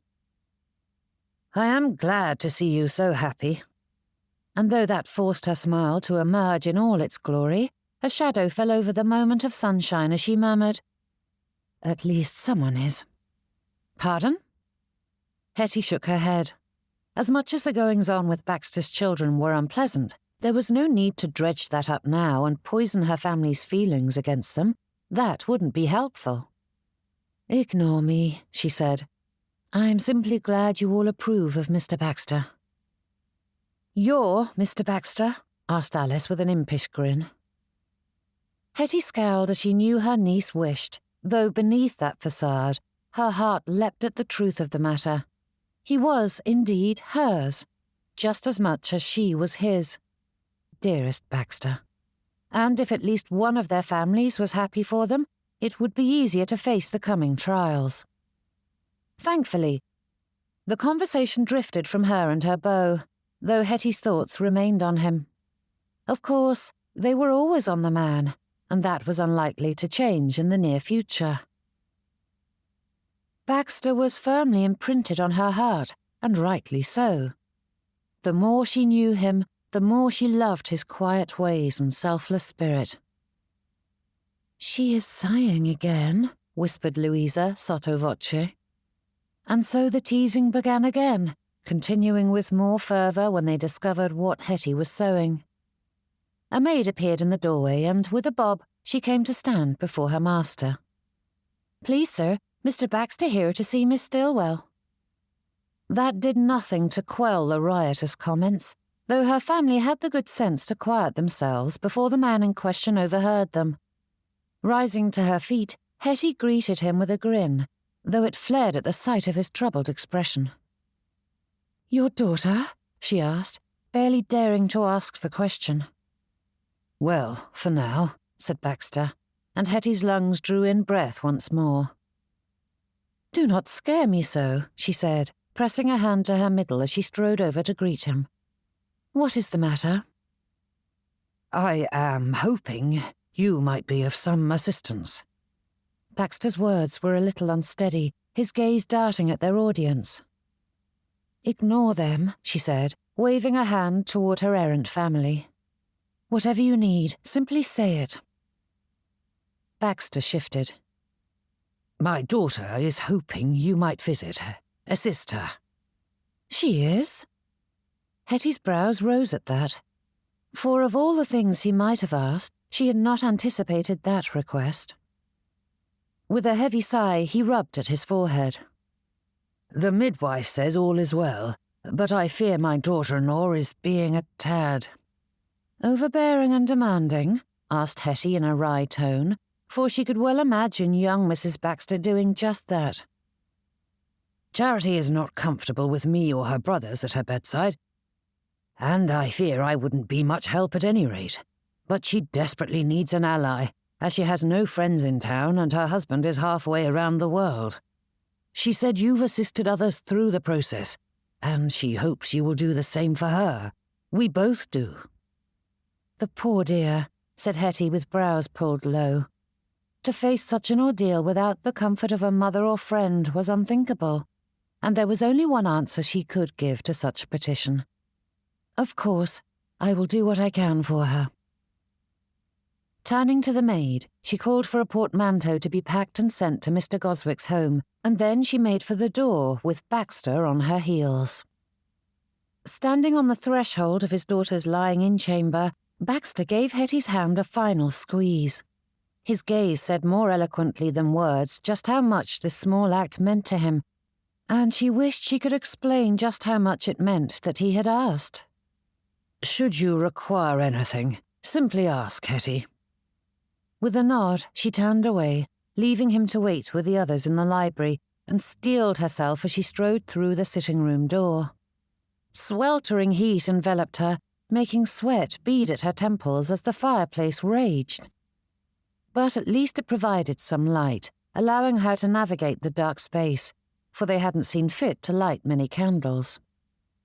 On the practical side, converting a sitting-room or drawing-room into a lying-in chamber made perfect sense, as bedchambers were smaller and the ordeal was bound to ruin one's mattress.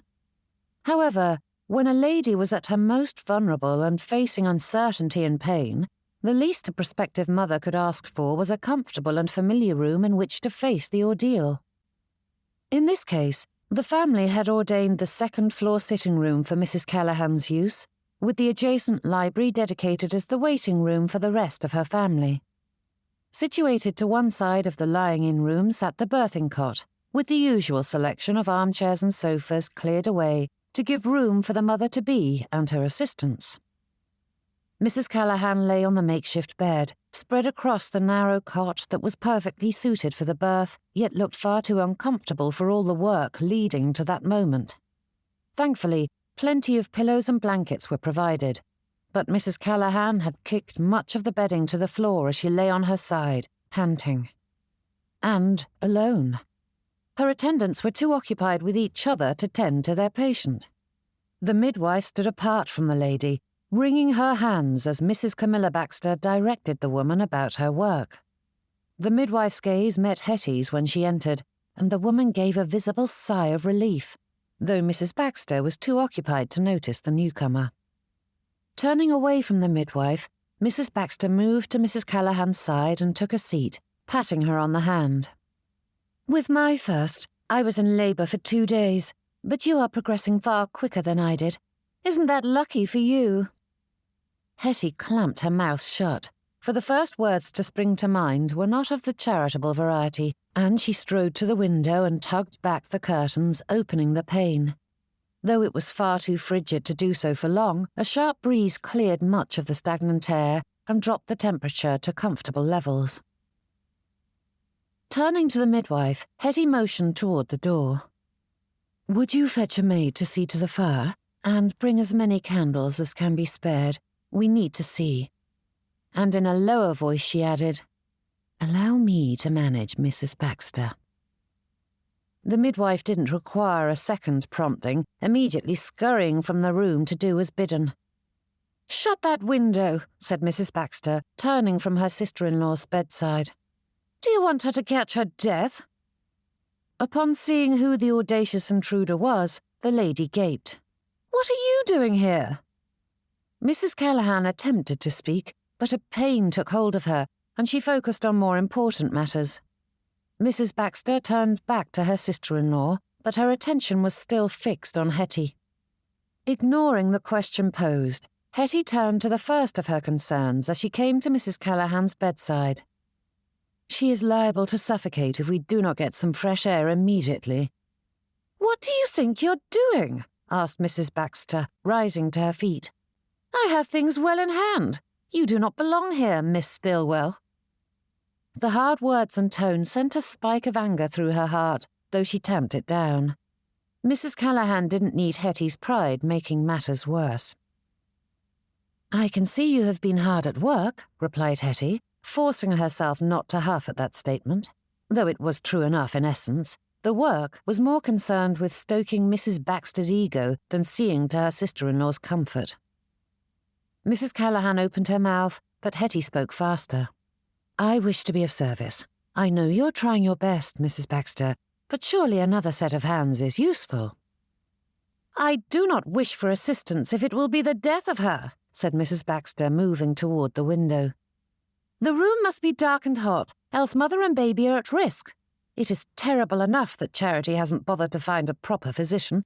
But that midwife is inept. She's continually attempting to chill poor Charity to the bone when hot and dark worked wonders for my mother and was insisted upon by her and my physician. I have 5 healthy children to show for it, so clearly their advice is best." Hettie drew in a deep breath, searching for the proper words to sway the lady without causing more megrims for Mrs. Callahan. For all that people claimed medicine to be a science, it seemed odd that the opinions differed so greatly about the proper order of things. What was considered the peak of treatments 1 decade ago was now the greatest harm one could do, and never was that made more clear than seeing people bicker over childbirth. It was little wonder that Mrs. Baxter believed as she did, for hot and dark was the prevailing belief of her mother's generation, but more and more were rejecting that tradition. Mrs. Baxter's physician had been either a quack or a coward, unwilling to stand strong against the domineering Mrs. Camilla Baxter and her likely equally quelling mother. As it had done no harm in the many births Hettie had attended, she saw no evil in having the room a comfortable temperature, and logic demanded that Mrs. Callahan's assistants see properly, be they physicians, midwives, or her father's sweetheart. The trouble was how to manage Mrs. Baxter without causing more trouble for everyone, including herself and Baxter. Except for Mrs. Callahan, Hettie standing amongst his children was poor, to say the least, and she needed to tread carefully. Mrs. Callahan moved as though to speak again, but Hettie held up a staying hand. "I am beyond pleased that hot and dark worked so well for you and your children," said Hettie, resisting the urge to slap Mrs. Baxter's hands away as she worked to close the window sash. "But there are bigger concerns afoot. When I arrived, I overheard the housekeeper and cook discussing the food to be sent up for Mrs. Callahan, likely some mulled wine and a bit of beef to keep up her strength." Mrs. Baxter whirled around, gaping at her. "Ridiculous! Perhaps you had best advise them on a proper meal." Then, waving at the window, Hettie added, "I can manage while you are gone." Crossing her arms, Mrs. Baxter scoffed. "I am no servant, Miss Stillwell. Go yourself. You are not wanted here." Hettie paused, allowing that brief respite to help curb her tongue. She wouldn't let herself be goaded into an argument. It would not help anyone involved, no matter how much she longed to let her frustrations loose on Mrs. Baxter. Quickly thinking through possibilities, she nodded and strode toward the door. Affecting her sweetest tone, she said, "I will ask them to send up a pot of strong tea and some cakes. That always lifts one's spirits." "Are you completely senseless?" Mrs. Baxter's tone grew more strident, but Hettie merely stood there with an innocent frown on her face as Mrs. Callahan glanced between the ladies, her brows pinched together. "But it is not beef, and cake is very gentle on the digestion." Hettie turned toward the door as though determined to set about her task. "I will get a full tea tray sent up immediately." "Useless," scoffed Mrs. Baxter as she stomped to the door. "What is the point of you if you're going to be so senseless?" The wood reverberated as she slammed it shut on her way out, her footsteps pounding down the hall with far more force than a lady ought to demonstrate. No doubt Mrs. Baxter's mamma would be quite shocked at the display.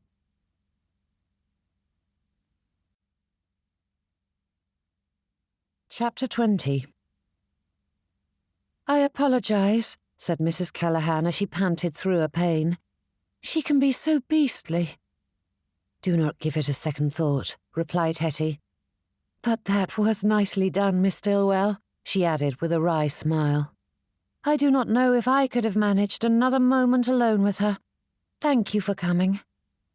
Hettie's own grin grew. "I am happy to be of assistance." The midwife and maid hurried through the door, and with a few short instructions, the pair went about readying the room, airing out the stifling heat and lighting candles. Coming to the lady's side, Hettie shifted the pillows at her back, propping her at a better angle. Adjusting the seat at her bedside, Hettie sat and took Mrs. Callaghan's hand in hers. Despite their fledgling acquaintance, it didn't bother her in the slightest to take such a familiar position, especially when Mrs. Callaghan's eyes met hers. Though the lady smiled, her gaze was steeped in all the trepidation new mothers felt at such times.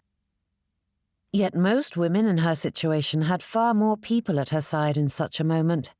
Her husband, her mother, perhaps a friend or two. Mrs. Callaghan had only her father's new sweetheart to call upon, and Hettie's heart burned for the poor dear. Mrs. Callaghan sucked in a sharp breath, her face crumpling as she strained against a pain. Her grip tightened until it was nearly too agonizing to hold, but Hettie refused to let it show. "You can do this." Reaching up, she brushed back the damp locks from Mrs. Callaghan's forehead. Then, calling over her shoulder, Hettie sent the maid for water and a cloth, whilst the midwife came to join the mother on her other side. With a heavy sigh, Mrs. Callaghan relaxed back into her pillows as the pain ebbed. Panting, she rolled her gaze to Hettie with such pleading, though there was little more anyone could do. "That's good, Mrs. Callaghan," said the midwife, wetting the cloth and dabbing the lady's brow. "How much longer?" she replied with a wince. "I fear it may be some time yet. We're still in the early stages." Mrs. Callaghan's lips pinched tight together, and her chin gave the slightest of trembles, though the strong lady tried to fight the emotions bubbling beneath. Lifting her free hand, Mrs. Callaghan rubbed at her forehead, her breaths growing jagged. "Have you thought of any names?" asked Hettie. Lowering her hand, Mrs. Callaghan turned an exhausted gaze to her.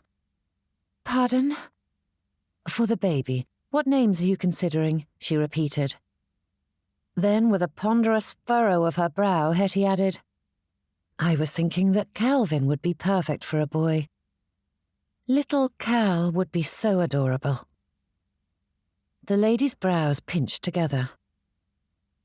"Cal Callaghan." The tone of her question was as dry as one could get, and Hettie nodded with an innocent smile. "It rolls off the tongue, doesn't it?" Mrs. Callaghan stared for a long moment before devolving into a snorting giggle that was far stronger than Hettie's jest warranted, but was a fitting tribute to just how exhausted she already was, for such things were infinitely more amusing when one was spent. "In truth," she said when the last of her laughter finally faded away, "I like Abigail, and perhaps Baxter, as it is my family name. Thomas prefers Bridget and Isaac, and we cannot agree. However, as he pointed out in his last letter, the deed will be done by the time he discovers what the child's name is, so I am free to do as I please." While there was a hint of a smile when she spoke, Mrs. Callaghan's brows pulled low once more, her gaze growing troubled. "He is so far away. It will be some weeks before he even knows what has happened," she whispered. "Abigail is such a lovely name," said Hettie, drawing her attention back to their conversation. "Abby is adorable for a little girl, but then Bridget and Biddy are just as sweet. Though, if I might be so bold, I have always thought Mildred and Huldah wonderful names." Though she attempted to be subtle in the jest, Hettie couldn't help but speak those names with just a touch more solemnity than was required. There was something in the way they sat on the tongue that soured the names and conjured images of curmudgeonly crones who shouted at small children for being too loud. Mrs. Callaghan stared at her, and Hettie tried to keep her expression as innocent as possible. Another pain struck the lady, and her body tensed, her grip tightening as the midwife and Hettie softly encouraged her through the worst of the agony. It was a different sort of trial to watch another suffer so acutely, knowing there was little she could do but hold the girl's hand and hope that she found some comfort in it. When the lady calmed once more and lay there, panting, Mrs. Callahan turned a rueful smile to Hettie. "I knew a family who blended both the mother and father's names to form something unique. Charmus or Tomety could work for a boy or a girl." The two dissolved into laughter, and the midwife shook her head at the pair, though with more than a hint of a smile. "Are you comfortable? Do you need more pillows?" Hettie asked while adjusting the ones Mrs. Callahan had. "My legs." The patient grimaced and shifted the offending limbs. "It might help to walk around for a bit." Taking Mrs. Callahan's hand in hers, Hettie helped the lady to her feet and then turned her attention to the midwife. "Mrs. Johnson," she replied. "A pleasure to meet you, Mrs. Johnson. I am Miss Stillwell." Hettie stumbled over the introduction, for she wasn't certain how to explain her relation to the soon-to-be mother. "She is my father's sweetheart," added Mrs. Callahan without pause as she stretched her back and shuffled to the window, breathing deeply of the cool air. Hettie rather wished she were closer to it, for her face grew alarmingly flushed. Despite the utter truth in that statement, and having thought of herself in such terms, it was odd to hear it spoken aloud, especially from one of Baxter's kin. "So, little Tomety Callahan," said Hettie, shifting the conversation back. "That is quite distinguished." Mrs. Callahan laughed, her hands resting around her middle as she stared out the window. "That certainly would cause a stir at the baptism." But her last word drifted off, her grimace returning as Hettie moved to her side, giving her support as another pain took hold. Mrs. Johnson came to their patient's other side, and Mrs. Callahan clung to their hands, a low groan escaping as they helped her to the edge of the bed. "You are doing so beautifully, my dear," said Hettie, rubbing a hand along her back as the lady doubled, her hands releasing her assistance as she leaned over the cot. "Just another few moments, Mrs. Callahan." The lady moaned, her head pressed against the bedding, and Hettie continued to babble little nothings, keeping her voice even and calm as she tried to distract her. Mrs. Callahan relaxed once more, panting. When she could speak, she turned her gaze to Hettie. "Charity." "Pardon?" asked Hettie with raised brows. "Call me Charity," she repeated as she straightened once more. "You came to my rescue without hesitation. That alone earned you the right to use my given name." Hettie came to her side, taking her by the arm. "Are you certain?" "Of course," she replied, and when she glanced at Hettie, Charity's eyes were filled with more remnants of tears. "Please do." "I would be honoured," replied Hettie, for there was no other answer to give to this poor lonely lady without a mother, sister, or friend to help her through such a moment. "I suppose it is pointless to hold to such formal strictures when we're going to cross far more intimate boundaries before this ordeal is through." Charity chuckled, though it was a weak thing. "I suppose it is hard to hold on to one's dignity when one's nightdress is rucked up, putting the whole of one's dignity on display." Again, the two ladies fell to laughing as Hettie helped her around the room. The pains continued to plague Charity, forcing them to stop at intervals, but with each turn, the lady's spirit strengthened. Though that could have as much to do with the room being a sensible temperature once more as it did the ridiculous conversation. Hettie continued to pluck topics from the ether, and though she couldn't claim that she and Charity saw eye to eye on everything, she adored the younger lady's perspective and her unapologetic manner in expressing herself, speaking her opinion without hedging, as so many did. And as Hettie was wont to do herself far too often. "He didn't," Hettie gasped, her mouth gaping open as Charity dissolved into more chuckles. "Oh, yes, he did. The fool." Yet when she spoke that epithet, there was such amusement and sweetness in those two words that it wasn't difficult to feel the love burning beneath them. There we were, running about the party like two children. The door swung open, and before they could brace themselves, Mrs. Baxter let out a mighty, "Good heavens!" before rushing to Charity's side.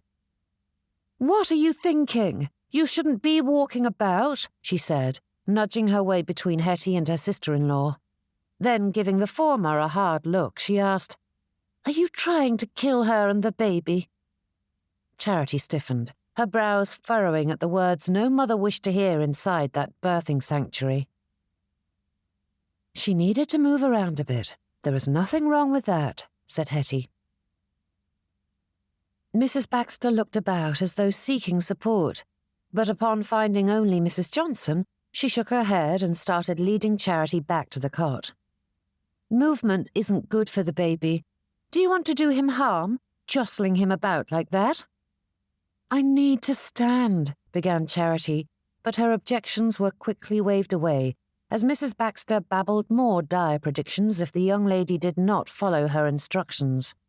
As Hettie could only cause more contention by holding on to Charity, she released her and allowed Mrs. Baxter to take the lady back to bed. Like a foot soldier on the line, staring off at the enemy from across the field, Hettie sensed the impending doom of the battle to come. Surely there was a way to avoid the conflict. Her standing with the family wasn't even tenuous.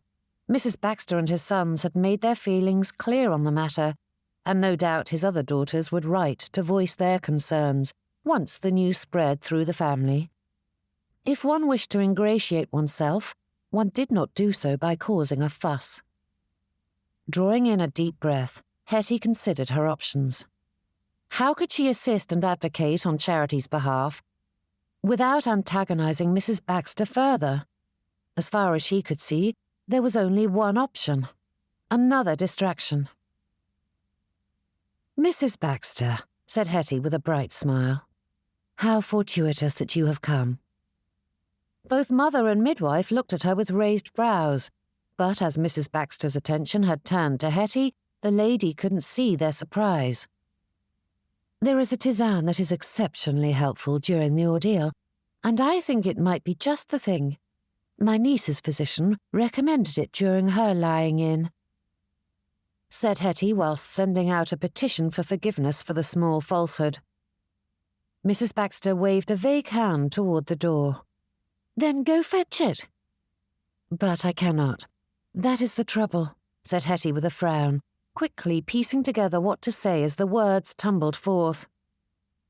"It is only efficacious if made by a mother, and as you well know, I have no children."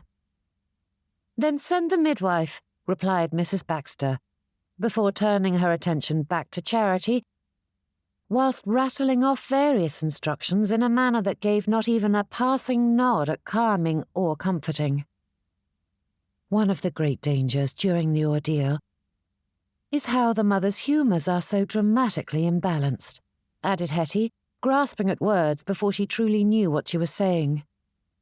"The ingredients are all perfectly chosen to restore balance, and its potency is increased when they are collected and brewed by a mother or sister, someone close to the mother-to-be, who has gone through the ordeal herself, and has a fine balance of humours." Hettie paused long enough to consider the logic of that statement.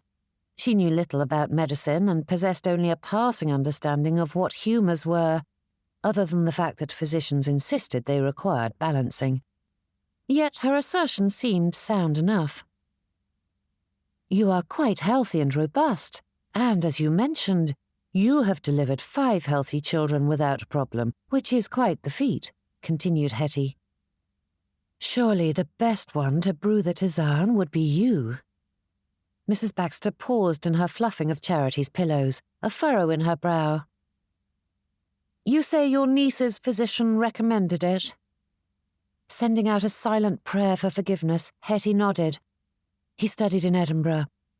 under some of the greatest physicians the university has ever produced, and she did as he prescribed and delivered a healthy baby boy without a single complication. No one in the room moved as their attention fixed on Mrs. Baxter, their breath stilling as the lady considered it. "I suppose it couldn't hurt, as long as it isn't a strong brew." "Not at all," said Hettie, holding up her hands. "The design itself is brewed a long time, making it quite potent, but it is administered like a tincture, no more than a spoonful at a time." Mrs. Baxter glanced down at her patient. "I do not think I should leave her for long. She cannot do without me." "But if it will help me and my child, I can manage," said Charity, reaching for her sister-in-law's hand. "Please, Camilla." Placing her other hand on her hips, Mrs. Baxter turned a gimlet eye on the midwife and interloper. "Keep that window closed, and I will send a maid to stoke the fire. And ensure that Mrs. Callahan doesn't stir a toe out of bed." All three women held their breaths as they nodded and waited. Mrs. Baxter departed long enough to fetch paper and pencil from the others next door, and returned with it at the ready for Hettie's instructions.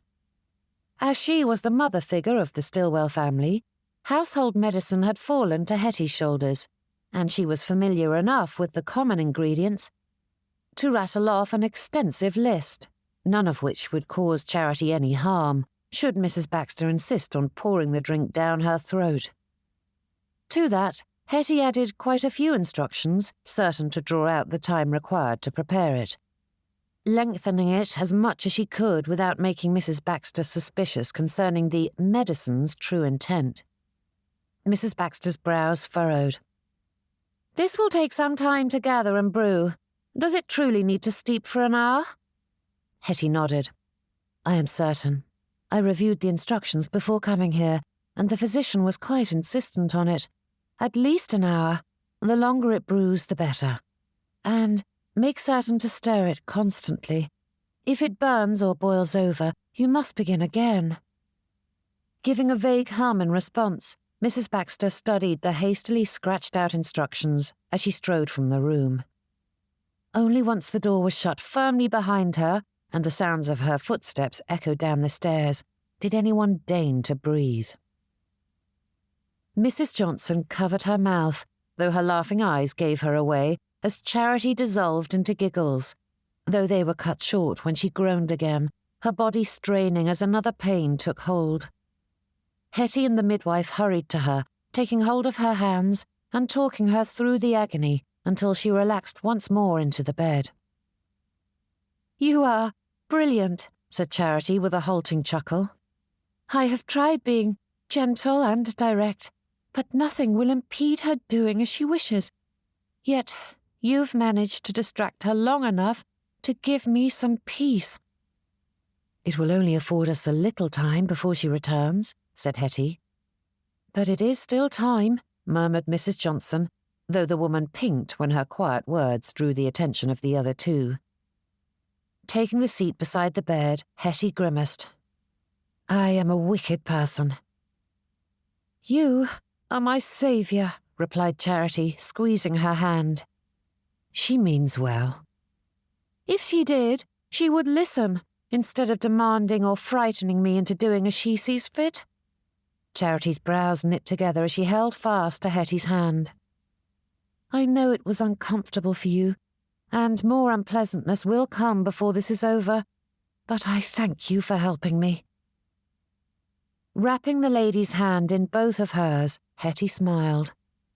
"Whatever you require, though perhaps we'd best use this time to concoct other distractions. It will take her some time to gather and prepare the ingredients before she steeps it, but it has only bought us a few hours at most." Chapter 21. Grasping the tea tray, Hettie hefted it with a smile, giving the usual assurances to Charity before she slipped out the sitting-room door. Once it was closed behind her, she slumped against the wood, her grin fading as she struggled to keep the tray upright. Merciful heavens, such a blessed relief. Just a minute or two of peace, and she would be ready to venture back into the fray.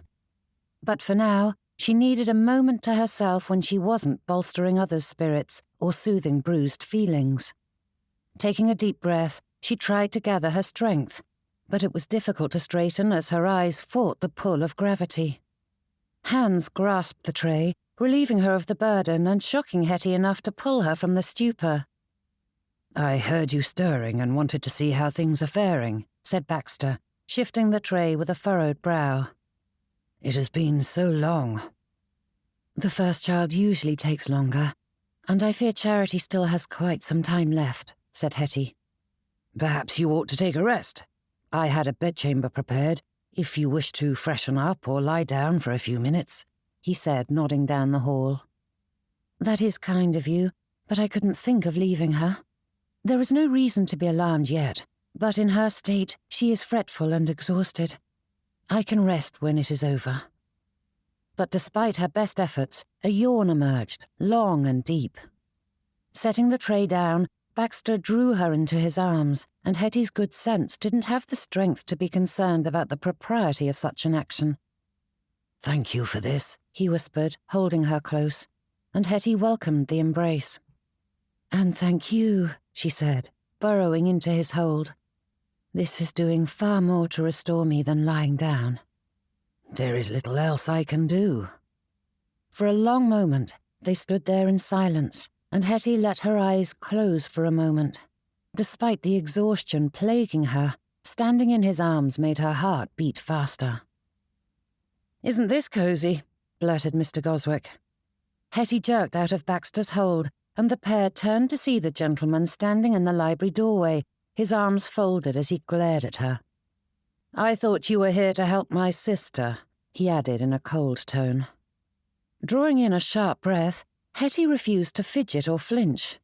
Having escorted him and Alice about town to various engagements, she had spent many hours in his company and never expected such impudence from him, but she wouldn't allow it to unnerve her.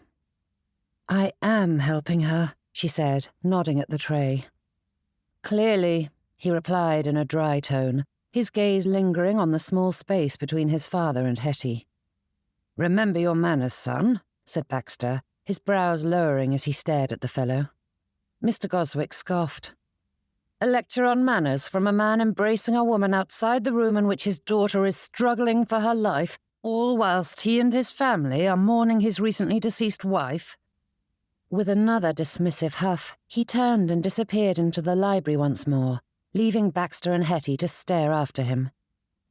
"I apologize," he whispered, but Hettie shook her head. "Do not fret." A moan, sharp and strong, drew their attention back to the lying-in chamber, and Hettie pushed open the door to find Charity grimacing as Mrs. Johnson massaged the lady's calf. "Just a little cramp," said the midwife. "It's bound to happen from time to time. It might be good to get you up again." But Charity groaned as tears gathered in her eyes. Hurrying to her bedside, Hettie and Mrs. Johnson helped her to her feet. The lady's breath shuddered, and she limped along as the others carried the majority of her weight. With the curtains pulled open, warm morning light now poured through the window, and though the brightness helped to lighten everyone's spirits, the long and weary night had left them with little energy to spare. Hettie prayed, not for the first time, that this would soon be over. "That's better," said Mrs. Johnson as the muscles began to release, though Charity's tears didn't ebb. "I want Thomas. I want to be home. I want to be done." She held fast to Hettie, her chin trembling, and shook her head. "I cannot do this any longer. Please." "You are so strong, Charity. So very, very strong. I know you can do this," whispered Hettie. "In just a little bit, you will have your dear little baby. Sweet Charmus or Tomety." The silly names earned Hettie a faint and watery chuckle. With a heavy sigh, Charity stepped to the birthing cot and leaned over it, resting her elbows against the mattress, and Hettie stood beside her, rubbing small circles along her lower back. "Please tell me it will be over soon," said Charity, turning to look at Mrs. Johnson, but the poor midwife had no happy answers for her. Nature took its time, and there was no rushing it along. "What is going on here?" cried Mrs. Baxter as she swept into the chamber. Her eyes were wide as she gaped at the room. "Are you trying to harm our dear Charity?" Striding over, Mrs. Baxter elbowed past Hettie to take her sister-in-law by the arm and force her into the bed before anyone could stop her. "Please, I do not wish to lay down," said Charity. "My legs are cramping." "Nonsense," said Mrs. Baxter. "Mrs. Fleming, a dear friend of mine, insisted on standing and walking about, and she lost her child. To this day, she swears a woman shouldn't stir from her bed before, during, or after the ordeal. Or do you wish to risk your babe?" "Of course not." Charity's eyes widened as new tears gathered. With a pleading gaze, she looked to Hettie, but before she could say a word, Mrs. Johnson came to the rescue. "Mrs. Baxter, we require new bed linens. Perhaps you can help us refresh them." "No." Having deposited Charity back in bed, Mrs. Baxter turned around, her hands on her hips as she glared at the two of them.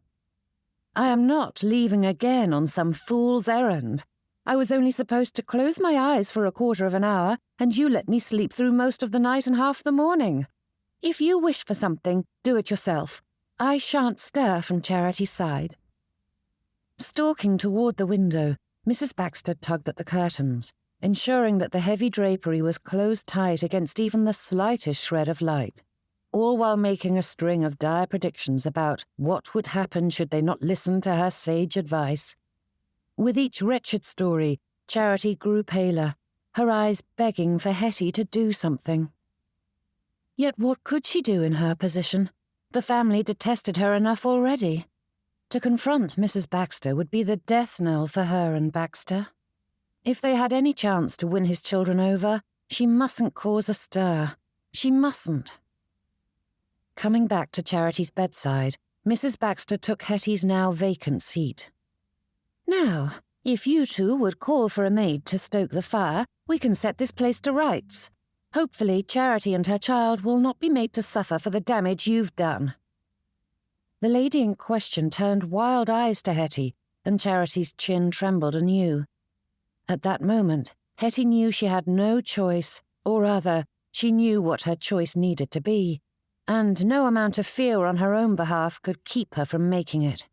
What would come, and Hettie only hoped and prayed that it would not destroy her and Baxter's joy in the process. "Thank you for your concern, Mrs. Baxter, but we have everything well in hand," said Hettie, moving toward the door and opening it. "Perhaps you should join the others in the library." "I have no intention of leaving," came the cold reply. "Whatever you are to my father-in-law, you have no right to order me about." Hettie held up her hands in placation and sought words that were both firm and gentle. "You have done so much already, but all Charity requires now is peace and quiet." "Charity," Mrs. Baxter said, her voice and brows rising at that. "Are you so ill-mannered that you would take such a liberty?" "As I took the first liberty in asking her to be here, I think it's fitting that she should do so," said Charity, but it was as though Mrs. Baxter didn't hear the words at all. Patting her sister-in-law's hand, she shook her head. "Do not distress yourself, my dear. I will ensure you are not bothered by this harpy any longer." Mrs. Baxter rose to her feet and motioned for the door. "It is time for you to leave, Miss Stillwell. You are not wanted here." "Yes, she is," said Charity, her voice rising to match the others as she lifted herself on her elbows. "Hush, my dear. You are so exhausted and do not know what you're saying," said Mrs. Baxter. Drawing in a deep breath, Hettie grabbed hold of her resolve and took the plunge. "Enough, Mrs. Baxter. You need to leave. I insist. I will not allow you to distress Charity any longer." Mouth hanging open, Mrs. Baxter gaped at her. "You will not allow me? Who are you to do anything? You do not belong here." "What is going on?" demanded Mr. Matthias Baxter. 4 little words, and Hettie felt the ground drop out from beneath her. It was bad enough to face down Mrs. Baxter, but when the lady's husband appeared in the doorway with Mr. Goswick on his heels, Dread settled into her stomach, weighing her down. "Are you causing trouble?" asked young Mr. Baxter, his gaze boring into Hettie. From her bed, Charity stared at the gathering group, her breaths coming faster as she surrendered to another pain. Gripping her middle, she curled in on herself, and Hettie hurried to her bedside, dropping onto the waiting seat and taking Charity's hand in hers. "That woman is harming Charity and demanding that I leave," said Mrs. Baxter, jabbing a finger toward Hettie. The trio began speaking over one another, oblivious to their sister's pain. Hettie could hardly catch one word in 3, though she wished she couldn't understand that much, for none of it was complimentary to either the speaker or the object of their ire. Baxter peered into the room from behind them, but they formed a veritable wall, blocking him. Hettie saw his lips moving, but his words were swallowed up in the cacophony. "Stop that this instant!" shouted Charity. Mrs. Baxter quickly moved to her side, attempting to push Hettie from her seat. The noise doubled as voices shouted over one another, demanding and conjecturing in a flurry of hard sounds. Hettie tried to hold on to her equanimity, but when Charity's gaze met hers, those eyes pleading anew for help, the last of her patience fractured into a dozen little pieces. Whatever the cost to her, she had to help Charity. "Enough!" Hettie's voice boomed above the fracas like the blast of a cannon, stunning everyone into silence. With a glance at Mrs. Johnson, who moved to take her place at Charity's bedside, Hettie rose to face the rest of them. "Leave, now!" Hettie pointed to the door, and the others watched her with varying degrees of shock and horror. "How dare you?" said Mrs. Baxter. "Charity wishes me here." "She asked me and Mrs. Johnson to manage things. You will wait with the others in the library," replied Hettie. Mrs. Baxter looked to Charity, but if she expected support, she found none. "Go, Camilla. I am tired and just wish for this all to be over. Leave me to it, now." Gaping, Mrs. Baxter turned a hard gaze to Hettie. "You have poisoned my sister-in-law against me. Charity is not in her right mind, and you've used that to worm your way into her good opinion." Pride sparked in Hettie's heart, burning hot and wild as it demanded that she heap the truth on Mrs. Baxter's irritating shoulders, but arguing the point would only add to Charity's distress, and her comfort was more important than anything else. "Leave, now," repeated Hettie, stepping forward to herd them out. The rest of them stared at her, and she shouted once more, "Out!"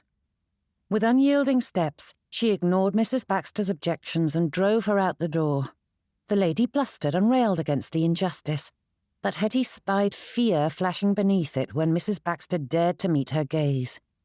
Hettie was quite ready to scrap with the harpy, and Mrs. Baxter knew better than to attempt it with the much heftier lady. Hettie sent a silent prayer of thanks for Baxter as he shut the group up in the library. Their objections and discontent echoed through the door, but with the lying-in chamber closed as well, the sound was muffled enough that Hettie could breathe again. Her fingers felt weak, as though all the shouting and anger reverberated through her, and she kept a hold on the door handle, allowing herself a moment to gather her nerves. Chapter 22. A sob shattered Hettie's fledgling peace, and she turned to see Charity covering her face. Hurrying to her side, she helped Mrs. Johnson adjust the pillows and blankets into their proper spots, all while scouring for something soothing to say. "All is well," she finally managed. "Do not let them upset you."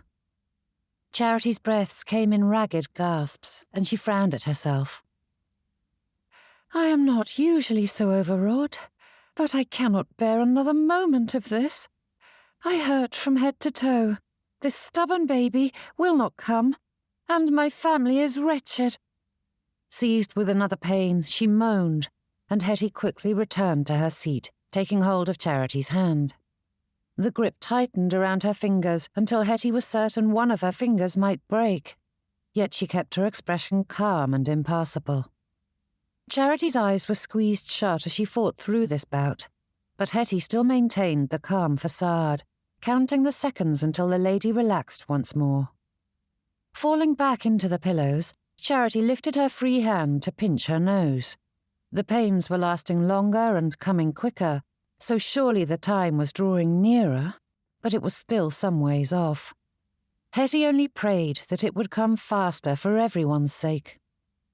Charity's breaths were ragged, and Hettie patted her hand, drawing the lady's attention. Taking in a deep lungful of air, she urged the anxious mother to do the same. Though Charity scowled for a moment, she did as she was bidden, and with several long inhales, they were able to slow her breathing once more. But even when she was calmed, the lady's gaze was bleak as she watched Hettie. "I apologize for my beastly family, and thank you for not abandoning me, though you have every reason to wish the lot of us to Hades." Hettie merely smiled. "I know that this has been a shock to your siblings, so I cannot fault them, and it is little wonder that I draw most of their ire, as it is easier to hate a stranger than one's own family. As I adore 2 members of the Baxter clan, I can only hope the rest will acclimate in time." But that only drew Charity's brows tighter together. "They will not." "You say that with such certainty." Hettie affected a light tone, though it did nothing to clear the worry from the lady's gaze. "I know them well, and they cannot stand the thought of father being happy with a woman who is not our mother." Hetty's brows rose. "And you are?" "I know better than most how capricious and calculating Mamma was. They only knew the lady who did whatever she must to ensure their futures, fostering matches of which she approved, and placing them on paths she deemed worthy of her children. My mother was not wicked or evil. She was simply selfish in her endeavors, and as long as you did as she wished, she could be a lovely person." Shaking her head, Charity huffed. "I do not doubt my siblings saw the darker side of her personality at times, but they never truly experienced her fury, as they were quite content to follow Mamma's dictates. I am the only child whose plans fell to pieces, and I became the physical embodiment of her failures, which shame I compounded by marrying far below me. When Thomas and I announced our engagement, she railed like a banshee, raging as I had never thought possible of her." Though Charity spoke with little emotion, Hettie sensed the pain beneath it. With a tremulous smile, she added in a falsely bright tone, "Thankfully, our engagement was of short duration, for our good friends gave us a marriage license as a present, so we didn't need to wait as the banns were read, and I was spared weeks of such treatment." Brows furrowed, she added, "She attended the wedding only because it was expected of her, but the moment the vows were exchanged and the battle was lost, she erased me from her life. I do not think she ever deigned to look at me again. Even when she was at death's door, she sent words of wisdom and loving farewells to each of her children, except me." Hettie didn't know what to say to such a confession. Sifting through the possibilities, she searched for something, anything, to ease Charity's heartache, but there was nothing to erase that hurt. Then another pain took hold, distracting them both. "Breathe," said Hettie, and though her patient gave another scowl, Charity did as bidden, forcing her lungs to work even as instinct had her holding her breath. And once the pain passed, the lady collapsed once more, staring up at the ceiling. "I don't think my siblings ever saw our mother in that light," she began again. "We do not need to speak of this," said Hettie, but Charity shook her head. "You need to understand. You cannot let them get the best of you." Gripping Hettie's hand tightly once more, Charity turned her gaze to her. "The others never understood Mamma's cruel side. Even if we were to tell them the truth, they'd never believe it, for Mamma doted on them, and they loved her in return. In their minds, our parents had a good and happy marriage, simply because Papa never raised a commotion. They will always view this as a betrayal because it will shatter that illusion." Hettie drew in a breath as the weight of those words settled on her. Promise me you will not allow him to surrender. Papa has grown so used to giving in to demands that I fear he won't hold firm. But he deserves to be happy. You both do. But Charity's words were cut short by a moan as another pain seized control. Proverbs warned against eavesdropping, cautioning those wayward ears of what they may hear. But as Baxter's position wasn't born of curiosity, he hadn't given a second thought about taking a post beside the door to Charity's lying-in chamber. Guarding against intruders was the only thing he could do for the ladies inside. However, good intentions and a closed door didn't keep him from overhearing Charity's impassioned pleas. Did his daughter truly think so little of him? To throw over Hettie simply because his children fretted and fussed? Yet Baxter couldn't deny how much their opinions swayed him, or how close he'd come to parting with her. His children were the very reason he had resisted Hettie's allures for so many weeks. With a sigh, he leaned his head against the wall and acknowledged that even his reason for being in the hall had less to do with Charity, and more with the discomfort of returning to the library while his sons and daughter-in-law laid in wait. Hamilton Baxter was a coward, but he hadn't always been. True, he was never one for grand adventures or scrapes, and had never been called bold or dashing. But being reserved was not the same as being weak-willed. Those thoughts followed him as he rose to pace the hallway in front of the door. Hands clasped behind his back, Baxter stared at his feet as they pulled him back and forth. The minutes ticked away, passing into hours until the voices inside grew in fervour as the blessed moment finally arrived. Pausing at the door, Baxter strained to hear the sounds inside, and he couldn't help but remember a day not so very long ago when he'd listened for Charity's first cries. His daughter groaned, a bellowing moan ripped the air, and then that most beautiful of sounds followed as the babe cleared its lungs, announcing to the world its birth. Baxter beamed at the door, his heart swelling at the sound.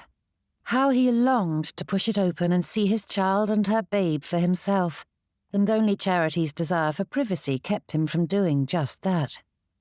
Another hour seemed to pass before the door opened, and Mrs. Johnson gave a start when she found him on the threshold, but Baxter hardly noticed as he swept past her and hurried to Charity's bedside.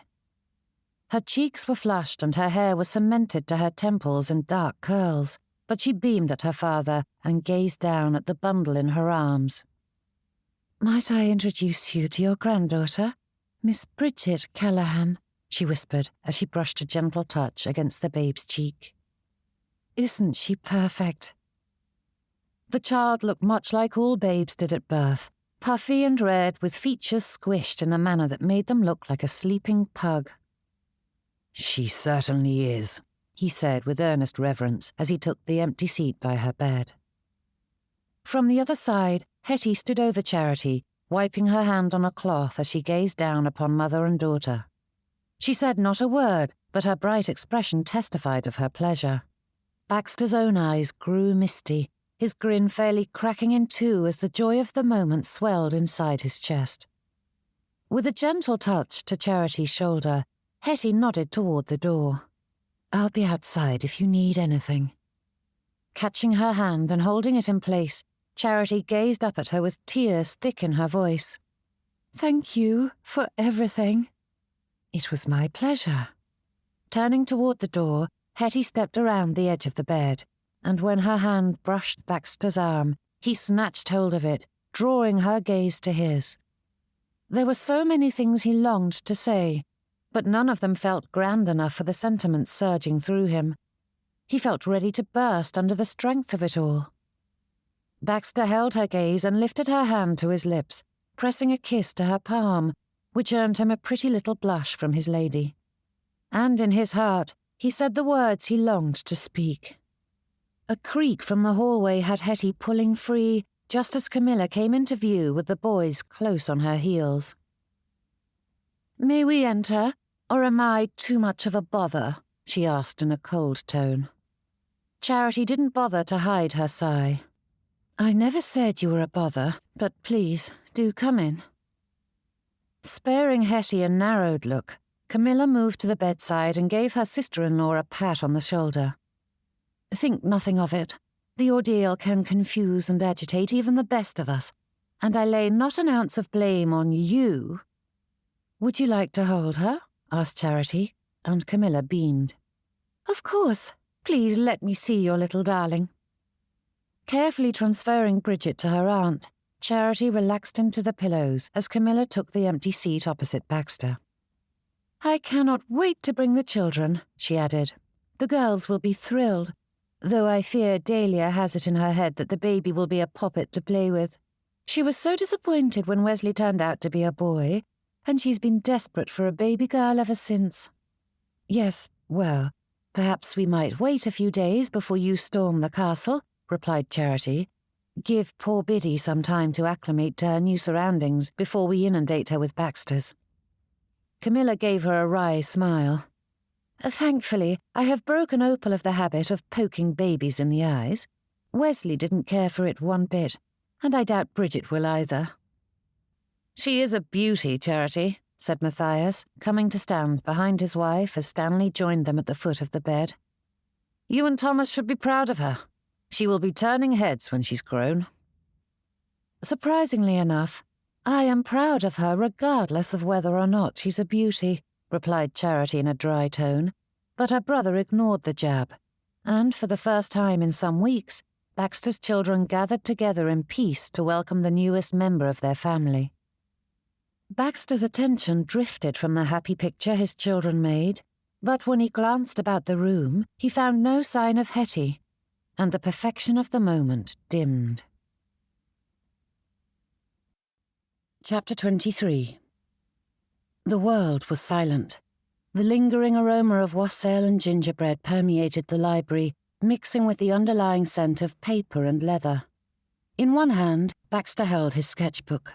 For all its newness, the corners had already begun to curl, giving it an aged appearance. And in his other, he held a pencil, and the finely sharpened tip hovered over the surface without touching. Baxter's gaze drifted to the window as the daylight slipped away. In summer, the view could serve as inspiration, but the blanket of white robbed it of any artistic merit. Snowflakes fell from the heavens, pirouetting through the air in a delicate ballet before coming to rest upon the ground. The trees, once adorned with vibrant foliage, now stood as skeletal sentinels, their branches heavy with the weight of the glistening snow. A painter could capture that beauty. Though the world was washed in whites, it was not as monochromatic as the untrained eye believed. Snow was a rainbow of variations, blues, purples and browns, all blended to give the colour depth and texture. His simple pencil could never do it justice. Setting down the pencil and paper, Baxter lifted his feet from the ottoman and straightened at the echo of a faint cry, the tinny, squeaky sound of one just learning to use her voice. Then Charity murmured to her child, the hum of her voice carrying through the walls but none of her words. The assurance that they were both happy and hale settled into his heart, stoking the fires of his gratitude. His child and grandchild were safe, and Baxter was grateful for each little sign that all was well. Rising to his feet, he strode from the library and hovered at the lying-in chamber door, turning his ear to the wood to hear Charity humming a little tune. After her ordeal, she ought to be resting.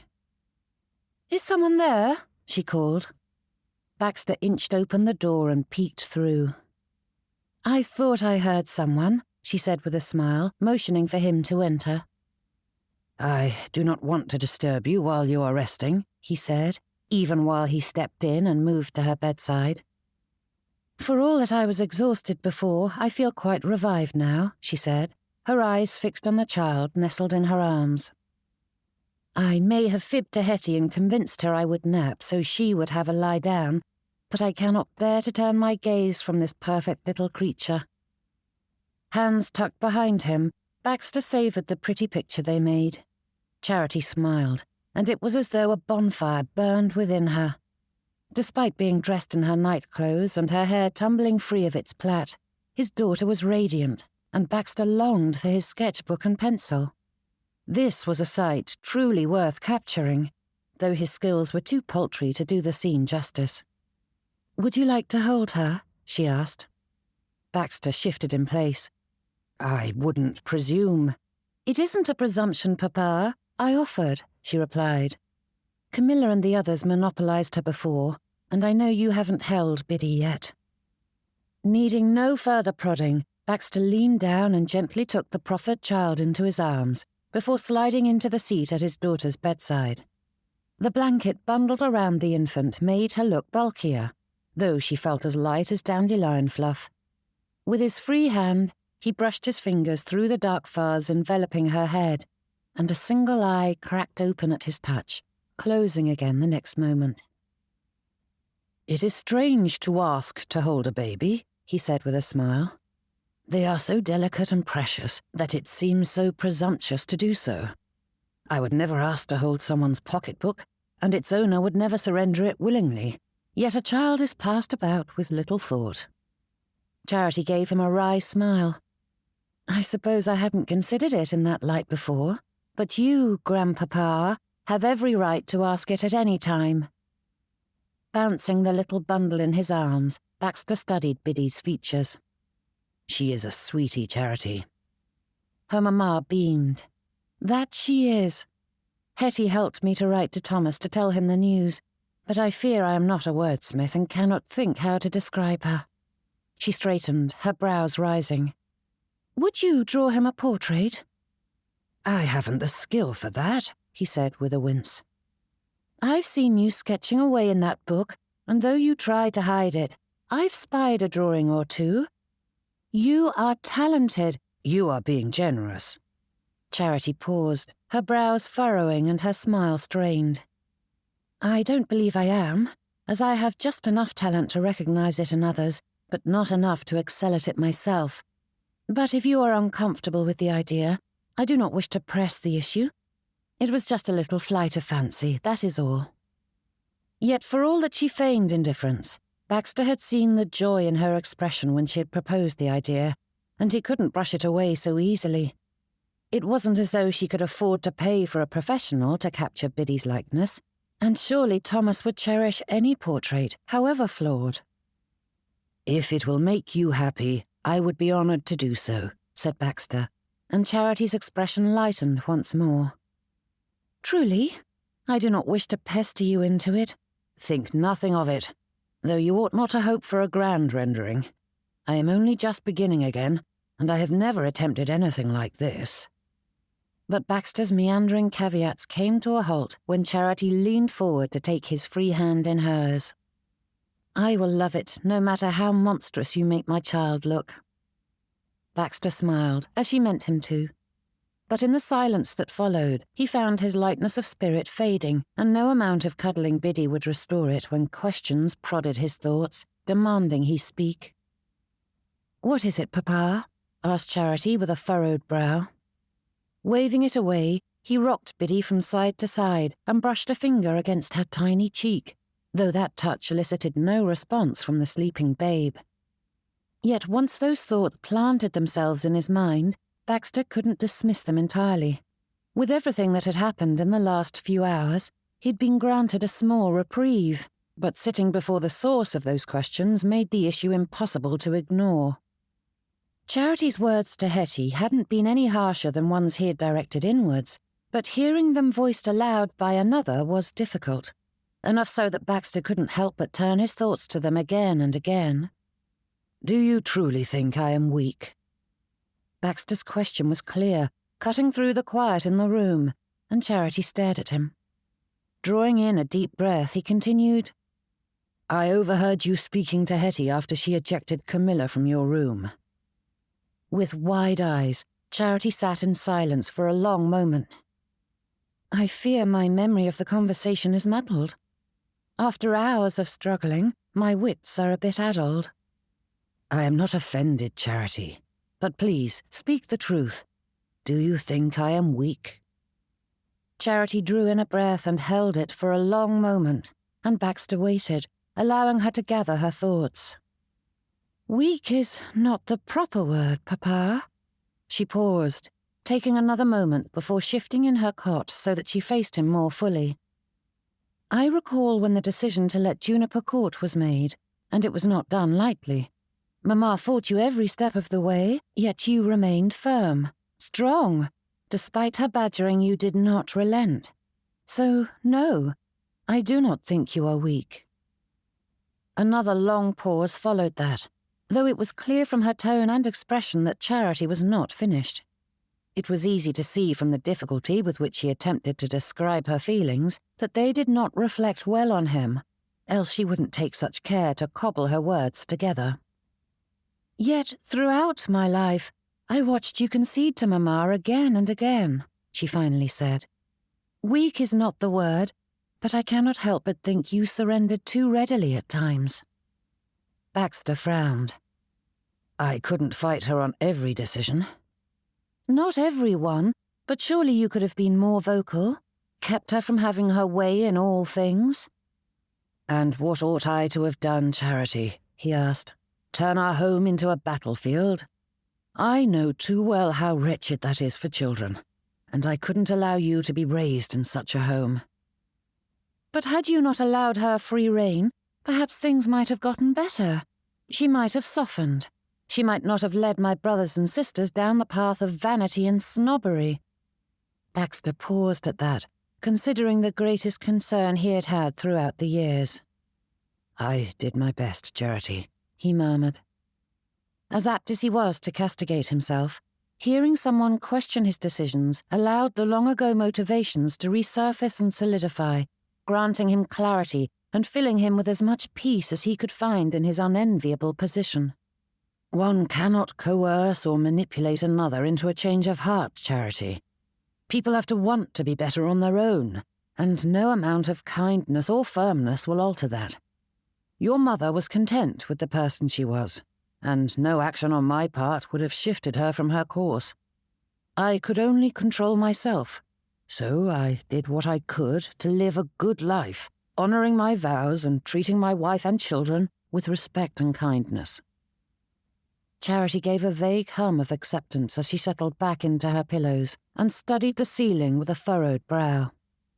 After a long pause, she conceded, "I can see the merit in that, Papa. Mamma was stubborn to the core, and I doubt anything would have curbed her behaviour. To acknowledge that and behave accordingly is not weak. If anything, I think it shows great strength of character and far more patience and humility than I could ever manage. I feel I ought to remind you that you were quite able to maintain a peaceable relationship with her." "Before I married Thomas, that is," she replied, slanting a look in his direction. They shared a little smile, and Charity paused for a long moment as she worked her way toward what she wished to say. "You chose the peaceable path, and that is admirable, Papa. I do not know what I would have done in your place. However, I am concerned for you." She sighed and shook her head. "Things are worse than before, even though Mamma is gone. The moment any conflict arises, you shrink in on yourself, cringing like a puppy waiting to be kicked. You allow your sons to speak to you as though you are an imbecile and incapable of rational thought. And there is something in your posture and expression that makes it feel as though you believe you deserve it." But he did. Baxter managed to keep the words from leaving his lips, but that thought was so immediate and natural that it nearly escaped. It felt as though the window sat open, allowing a frosty breeze to weave its way through him and chill him to the bone. Shifting in his seat, he wondered if Charity could see the realization stamped in his expression, broadcasting the truth for her to see. Baxter lowered his face to his granddaughter, though his vision blurred, unable to focus on her sweet features. "Papa," whispered Charity, taking hold of his free hand once more. "I do not mean to distress you, but it pains me to see you cowed so often. You are such a good man, and whatever you may think or believe, you deserve better. You do." Pride was a strange thing. Baxter had just finished defending himself from Charity's criticisms, but now his doubts swept in, denying her comfort and demanding that he embrace the crushing guilt he deserved. He had allowed his family's holdings to be decimated by his wife's spending, after all. His choices had been limited, yet pride insisted he could have done more. though he couldn't think what it might have been. That was the nature of shame. It held fast to one's heart and soul without giving any answers to loosen its grip. "I do not think you weak, Papa," said Charity, pulling his thoughts back to her. "But I am afraid a lifetime of keeping the peace has taught you bad habits." Baxter tried to think of something to say, but it was impossible to deny the truth of her words. Squeezing his hand, she held his gaze, pleading with her eyes for him to listen. "If you overheard me speaking to Hettie, then I hope you heard the whole of it, for I meant what I said. I do not want you to give in to Stanley or the others. There is nothing wrong with finding happiness." But her words were cut short when the door opened and Camilla swept into the room with a playful scowl. "What are you doing up, Charity? You are supposed to be resting," she said with a little wag of her finger. Then, turning her gaze to her father-in-law, she shook her head. "You should know better than to bother her. She needs to sleep." She wanted company. Baxter fought not to cringe at the timidity in his voice, but it was impossible not to hear it, or to deny the instinct that pushed him to fidget in his seat like a scolded schoolboy. "I think Charity has proven she doesn't know what is good for her," replied Camilla with a laugh as she took Bridget from his arms. "For her health and that of the baby, they need to rest." Baxter tried to formulate an argument, but struggled for the words. Glancing toward his daughter, he found her watching him with the slightest furrow of her brow, her eyes filling with disappointment. That, as much as Camilla's badgering, had him rising to his feet and hurrying out of the chamber. But he refused to go far, reclaiming his seat in the library. Though once again he held his sketchbook and pencil in hand, his attention was far from the work he'd been doing, and was fixed on that conversation. How long would he allow the habits of the past to dictate his present? And would he allow them to darken his future? Chapter 24. Intentions were slippery things, planting themselves in one's thoughts, seemingly firm and immovable, but wriggling away when one tried to lay hold of them. Hettie had meant to avail herself of the bedchamber only to freshen up. Charity might have been the one to do the majority of the work, but Hettie had remained by her side for the whole of it, and both ladies required time to recuperate. A few dabs of the warm washcloth had been enough to convince her to sit on the edge of the bed. Her arms were so very tired, and it eased some of the strain. She closed her eyes as she wiped at her face and neck, and she couldn't help but notice just how comfortable the mattress was.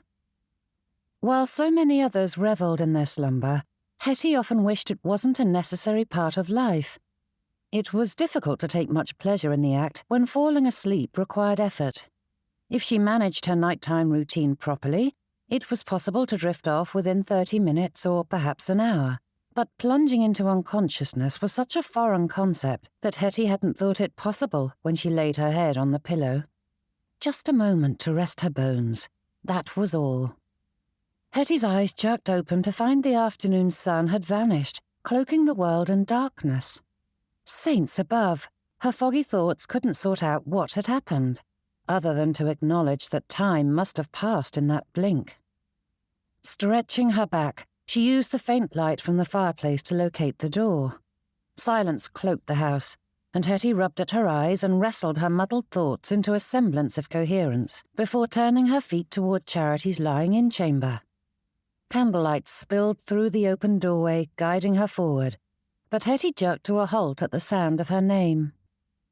"I do not care what you think of Miss Stillwell. She's abominable," murmured Mrs. Baxter, though her tone softened as she cooed at baby Bridget. "Enough, Camilla," said Charity with a sigh. "You've already spoken at length." "But can you believe her audacity? To ban me from this dear child's birth?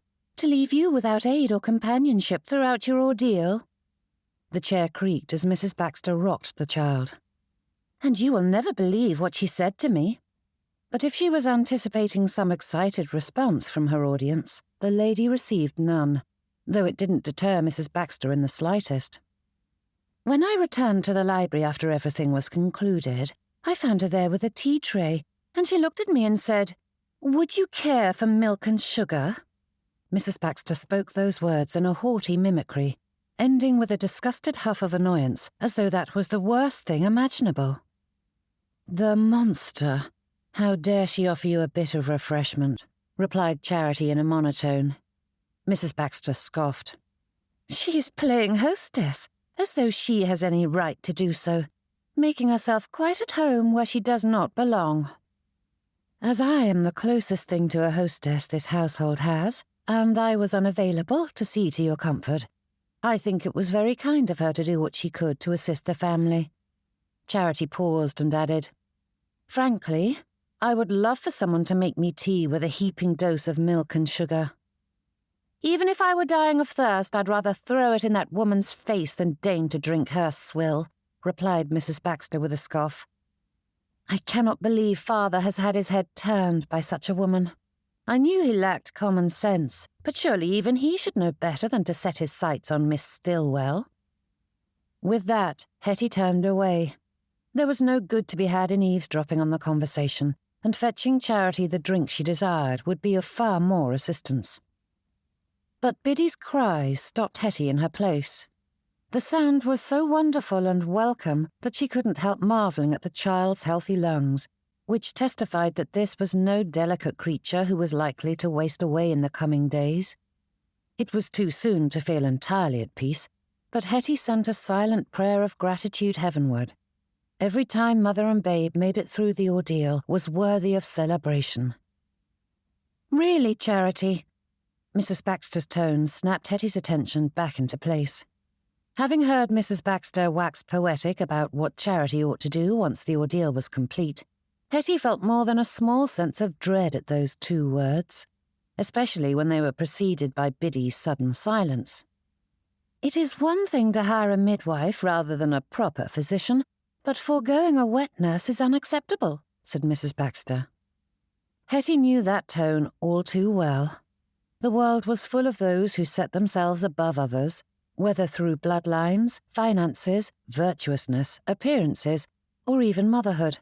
And whenever women gathered together, there was bound to be one of the latter in the party. Those venerable women doled out kindly meant advice, with all the certainty of one who possessed the answer to every question, convinced their philosophy concerning the rearing of children was the only valid course to guarantee health, success, and happiness, never mind that their own offspring were wretched little terrors. Woe be it unto any mother who dared defy their dictates. Hettie refused to step into another battle, but neither could she move away as Mrs. Baxter continued, "Feeding one's own child is crass. I shudder to think what your mother would say if she saw you now," said Mrs. Baxter with a falsely bright laugh. "Besides, a mother's milk is tainted from the ordeal, and it is far better for baby to have a wet nurse during the first few weeks, to say nothing of the fact that it slows your ability to heal. I would hate for either of you to be harmed." "It is a moot point, Camilla. I cannot afford a wet nurse." "Nonsense," replied Mrs. Baxter in a dismissive tone. "You can borrow the money. Why else does credit exist?" The more time she spent with Charity, the more Hettie saw Baxter in the lady, and never was that more evident when she responded with far more patience than Hettie could have mustered in such a moment. "I thank you for the advice, but Thomas makes enough to support us in our modest lifestyle. I have no interest in living beyond our means. You could simply offer the wet nurse room and board as compensation, though I think it is far better to send the child to a family in the country until the babe is weaned. My children benefited greatly from it. In fact, I just received a letter from Wesley's caretakers, and he is thriving. Once he is weaned, he'll return to the family all the happier and healthier for his time in the country. Surely your child's health is more important than a few pounds." Hettie was pushing open the door before she had time to rethink her action, but she could not remain silent a moment longer. The ladies glanced at the intruder, though Charity's expression was more one of relief than irritation, as opposed to her sister-in-law, who was most certainly feeling the latter. "Mrs. Baxter, what a surprise," said Hettie with a bright smile. "That is kind of you to visit Charity. But as you well know, she needs to conserve her strength. She would conserve more strength if she chose the wiser course and hired a wet nurse, said Mrs. Baxter, matching Hettie's false levity. With impossibly perfect timing, Charity struggled with a great yawn, which set Biddy squirming and squawking until her mother settled again. No doubt you are correct, Camilla. You always are. I am exhausted and would like to close my eyes for a few minutes, though I will call if I require your assistance. With none too subtle nudges, Hettie herded the lady toward the door, but before she followed Mrs. Baxter out, she moved to Charity's bedside, ensuring that the bassinet was within reaching distance. The abandoned tea tray on the side table was still hot enough for a quick cup, and Hettie set it on the nightstand beside Charity. "And here is your sewing and book," she said, settling them next to the teacup. "And I will be in the library, should you require anything else." Charity rested heavily against her pillows, her head beginning to loll. It seemed her feigned exhaustion was not so feigned after all. "You are heaven sent. Thank you again, Hettie." "My great pleasure, Charity." Pausing at the door, she added, "And do not let her fluster you about the choices you make. Everyone is convinced there is only one perfect way to parent, but to date, no one has discovered it." And with that, Hettie slipped into the corridor. The library door was open, and she paused to listen for any sounds before peeking inside. Baxter sat alone by the fireplace, and the sketchbook she had gifted him rested on his lap as his pencil moved quickly across the page with decisive strokes. His brows inched together as his eyes followed the lines. The floorboards creaked as she crossed the room, but he gave no sign that he heard her, and when Hettie finally touched the elbow propped up on the arm of the chair, Baxter gave a start. His eyes darted to hers, but it took a few blinks before they focused enough on her to truly see. Lowering his feet from the ottoman, he moved to stand, but she tugged on his arm, forcing him back down as she sat on the footstool. There were seats aplenty in the room, as providing ample reading space was one of the primary purposes of a library, but none were close enough to Baxter to suit her. "What are you drawing?" she asked. "Just a sketch." "May I see it?" Baxter mumbled something incoherent as he shut the book, shoving it to the side. Though Hettie's heart stung a touch, she knew it was a silly thing to feel, as it was natural for him to be hesitant when not long ago he was embarrassed by the mere thought of engaging in such a lowly pastime. "I have made inquiries about flute lessons," she said with a faint smile. "With all the excitement of the last day, I haven't had time to tell you." "You have?" She waved a vague hand. "Of course, I haven't done much more than write to a few people who might connect me with a teacher, but you inspired me to take that step." Baxter sat there, blinking at her as his brows drew together. If it had been anyone else, she might have felt uneasy about the scrutiny, but it was her Baxter watching her with such intensity, and it drew forth a pleasant blush on her cheeks.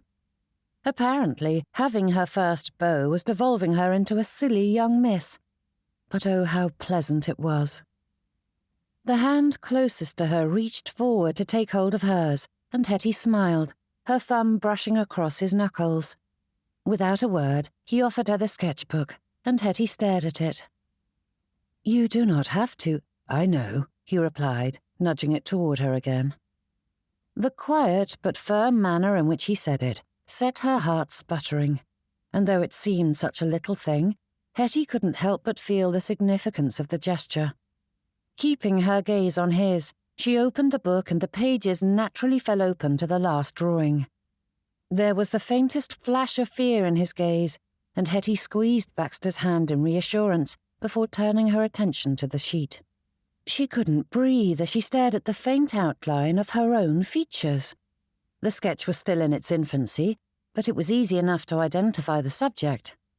Her head was tilted downward, though one could still see the faint hint of a smile on her lips. With only a few flicks of his pencil, he'd somehow managed to capture her.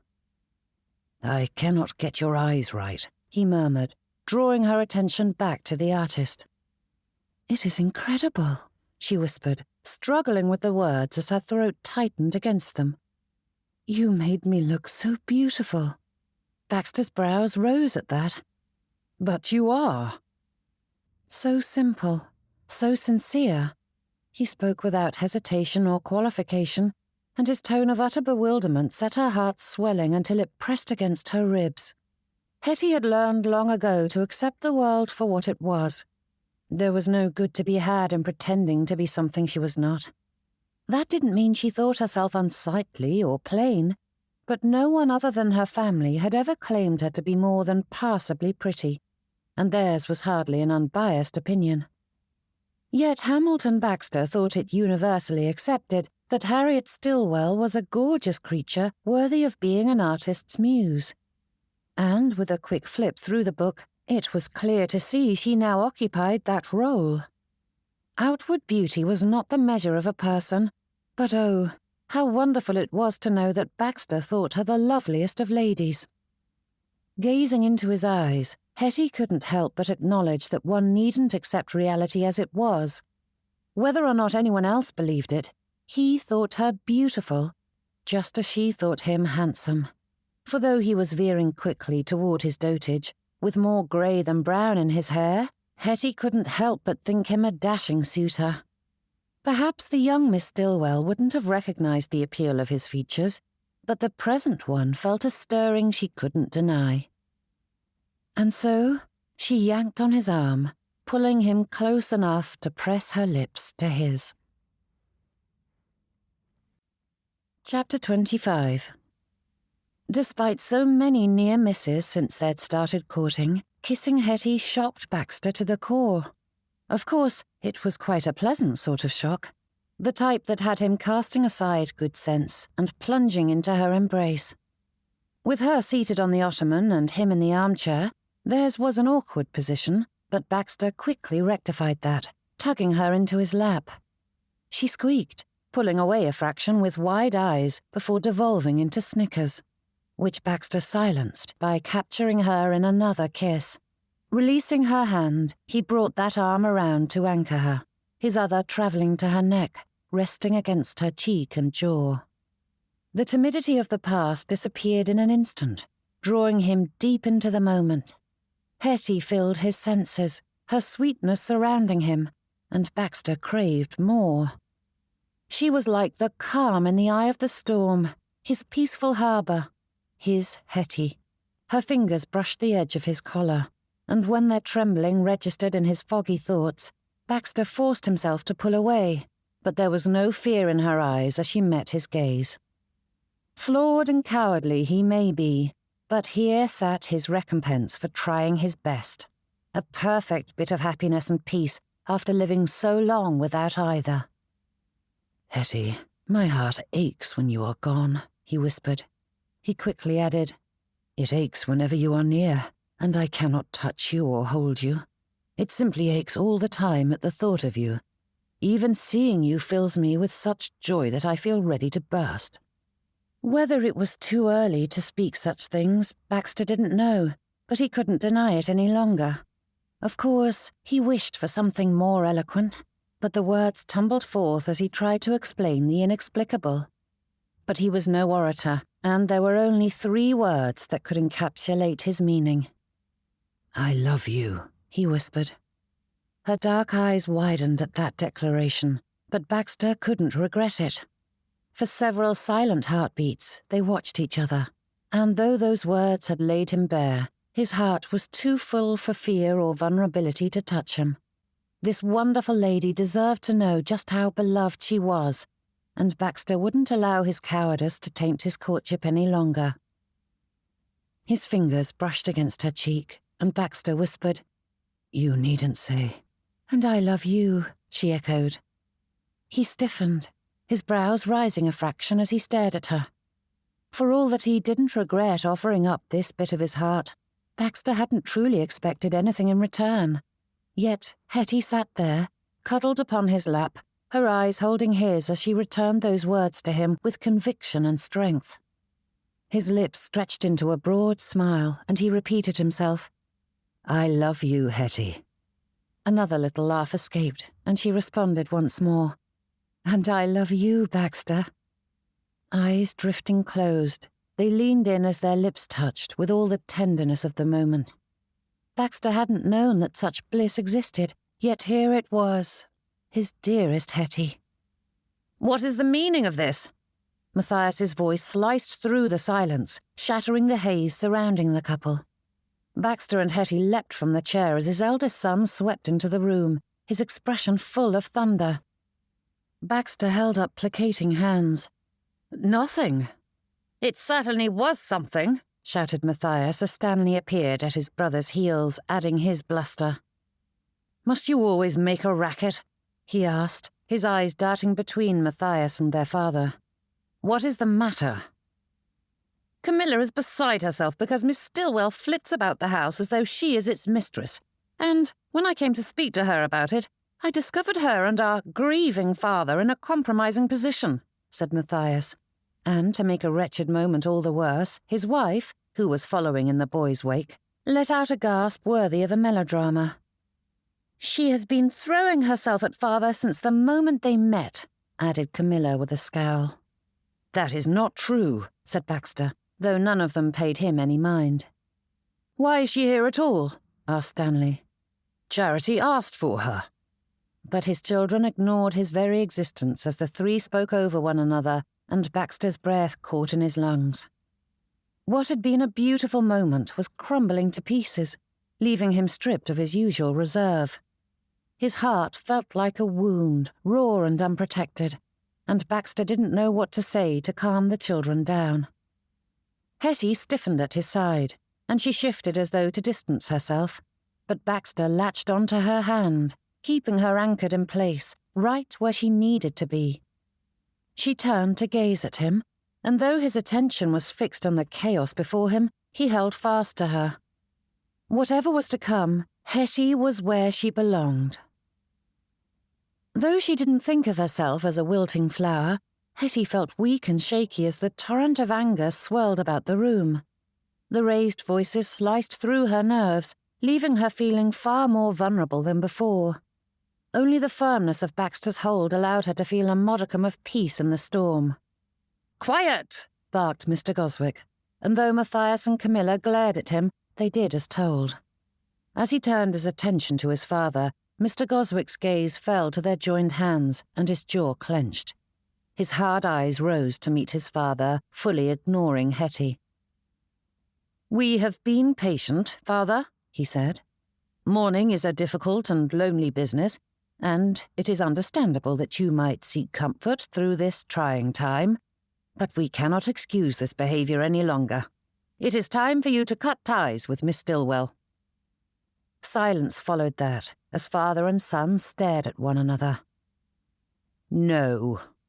A single word, yet the strength with which Baxter spoke and the tightness of his grip on her hand testified to the certainty behind it. Hettie's heart quickened its pace, though she wished it was due to the sweetness of the gesture and not the nastiness that had forced it.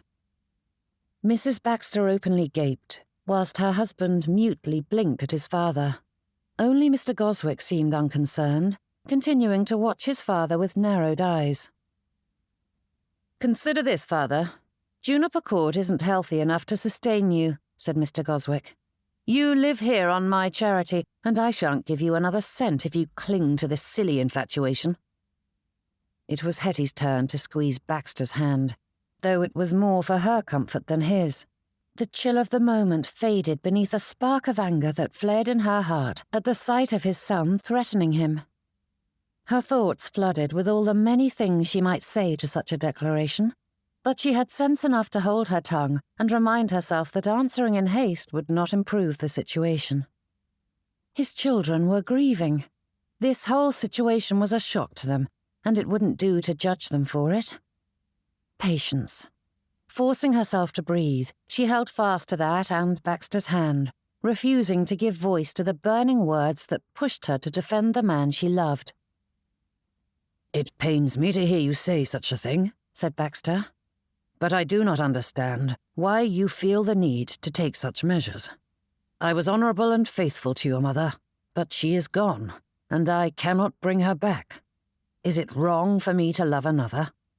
Yes, it was better to let calmer heads prevail, for Baxter's words were far more diplomatic than Hettie's would have been had she given her tongue free rein.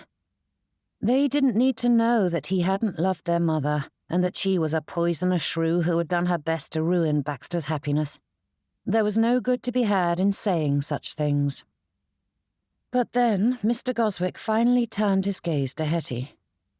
"Were you thinking of landing yourself a wealthy husband with a fine estate? I can tell you he has nothing to offer you. Juniper Court is let, and any income it generates is paying off the family's many debts. It cannot sustain you." The gentleman continued spouting dire predictions concerning their financial future, but Hettie didn't pay it any mind, for a realization struck her with such force that she nearly laughed. They didn't know the truth. Though society considered it gauche to speak of money, they were quick to whisper about incomes and dowries. Had this courtship taken place some 30 years ago, his family would have heard rumours concerning the Stillwell girl's dowry, but few bothered gossiping about spinsters. Most ladies in her situation had no income of note, and living under her brother's roof gave ample reason for others to believe Hettie similarly cursed. The tittle-tattle surrounding their courtship had focused on its timing in conjunction to Mrs. Baxter's passing, entirely overlooking any monetary considerations. Baxter turned fearful eyes to her, and Hettie's heart stuttered and sank. Did he truly think this might keep them apart? Even if she had to beg charity from her brother, it would be well worth it to keep Baxter. Thankfully, that wasn't necessary. "You say he has nothing to offer me, but even without a cent to his name, he possesses everything I need and desire," she said with a hard stare at Mr. Goswick. "I have money enough for us both, and though I live under my brother's roof, I assure you it is for his children's sake and not mine. My father provided handsomely for all his children, and I have funds enough to restore Juniper Court without your assistance." That was met by silence as they all stared at her, including Baxter. Hettie allowed herself the slightest of smiles. Young Mr. Baxter scoffed. "And you would entrust that money to the likes of my father? You would die a pauper." Hearing those words was terrible enough, but when Baxter merely stood there in silent acceptance, the last fraying bits of her nerves snapped clean away. "How dare you speak of him with such mockery and derision? He is your father, and has done his best for you, yet you constantly denigrate him, and I will not listen to another word of it." Hettie quickly turned a glance toward Baxter and added, "I apologize. I have tried to keep my temper in check, but I cannot stand here in silence any longer." Turning her attention back to his children, she held up a warning finger. "He is a good man, one of the best I have ever known. He is far stronger, more intelligent, and more responsible than you give him credit for, and I trust him implicitly." But had she expected outrage or lashing out, Hettie was sorely mistaken. Of course, Mrs. Baxter looked as though she was sucking on a lemon wedge, but his sons relaxed, shaking away the tension of a moment ago, as they gazed upon their father with equal parts pity and impatience. "Father, you don't need to court her to secure your finances," said young Mr. Baxter. This was quickly followed by Mr. Goswick adding, "I apologize for the threat, but in truth, it doesn't bother me one jot to manage the finances of the family. I'm pleased to be of service. You needn't go to such lengths to improve your situation." For all that their disdain might have cowed a younger version of Hettie, at present she could only feel a great sigh of relief at this turn of events. It mattered not if they believed the match to be motivated by greed, as long as she could be with Baxter. Leaning into his arm, Hettie held back a smile, but Baxter remained stiff at her side. "If you had simply told us the truth from the beginning, we could have discussed this," added his eldest son. "You needn't stoop to courting her," added Mrs. Baxter, her gaze drifting across Hettie with the joyful look one gave an overflowing chamber pot. "Enough." Baxter spoke that single word quietly, though with such authority that all fell silent and stared at him, including Hettie. She hadn't thought him capable of losing his temper, But there was a flame burning in his gaze as he stared down his children, and though his voice didn't rise one jot, he spoke with a firmness that wouldn't be denied. "Say what you will about me, but I will not allow you to speak of Hettie like that." Drawing in a breath, Baxter considered what to say. It was difficult to sort through his thoughts when they rang with the disparaging words his children had lobbed at Hettie with little thought or care.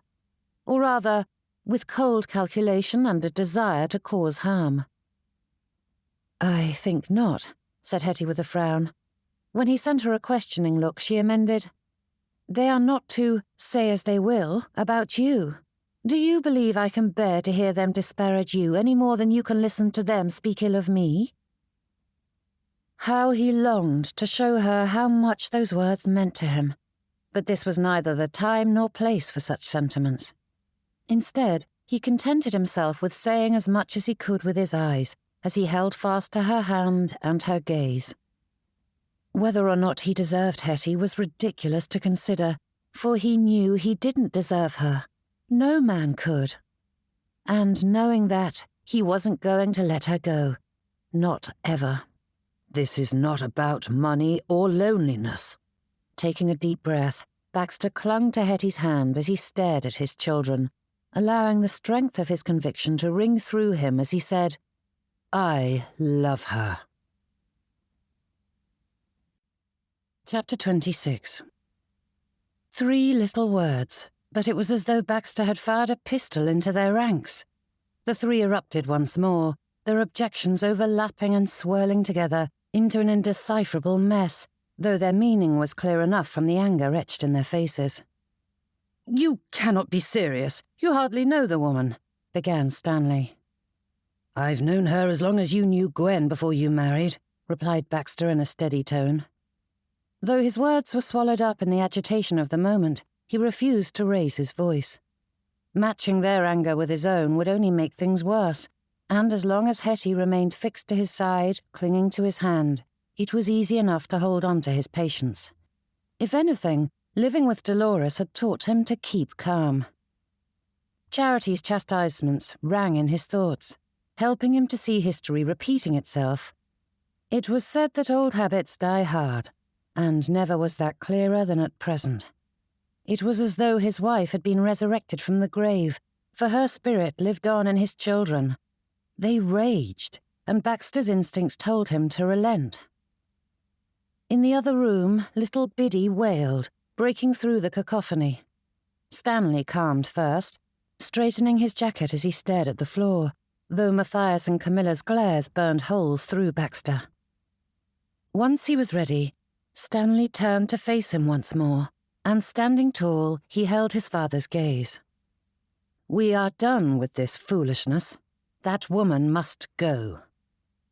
A firm no rang in his thoughts, and though Baxter wished to speak it, he took a moment to consider the situation. Not Hettie, for she was the only thing of which he was certain, but how to proceed with his children. If they were truly concerned about Hettie, that would be a simple solution. A little time, and they would acclimate to the idea and be won over by her. It was impossible not to, given the opportunity. But they didn't wish for him to marry anyone, let alone find happiness with another. Baxter needed to remain the heartbroken widower who had lost their dear mother.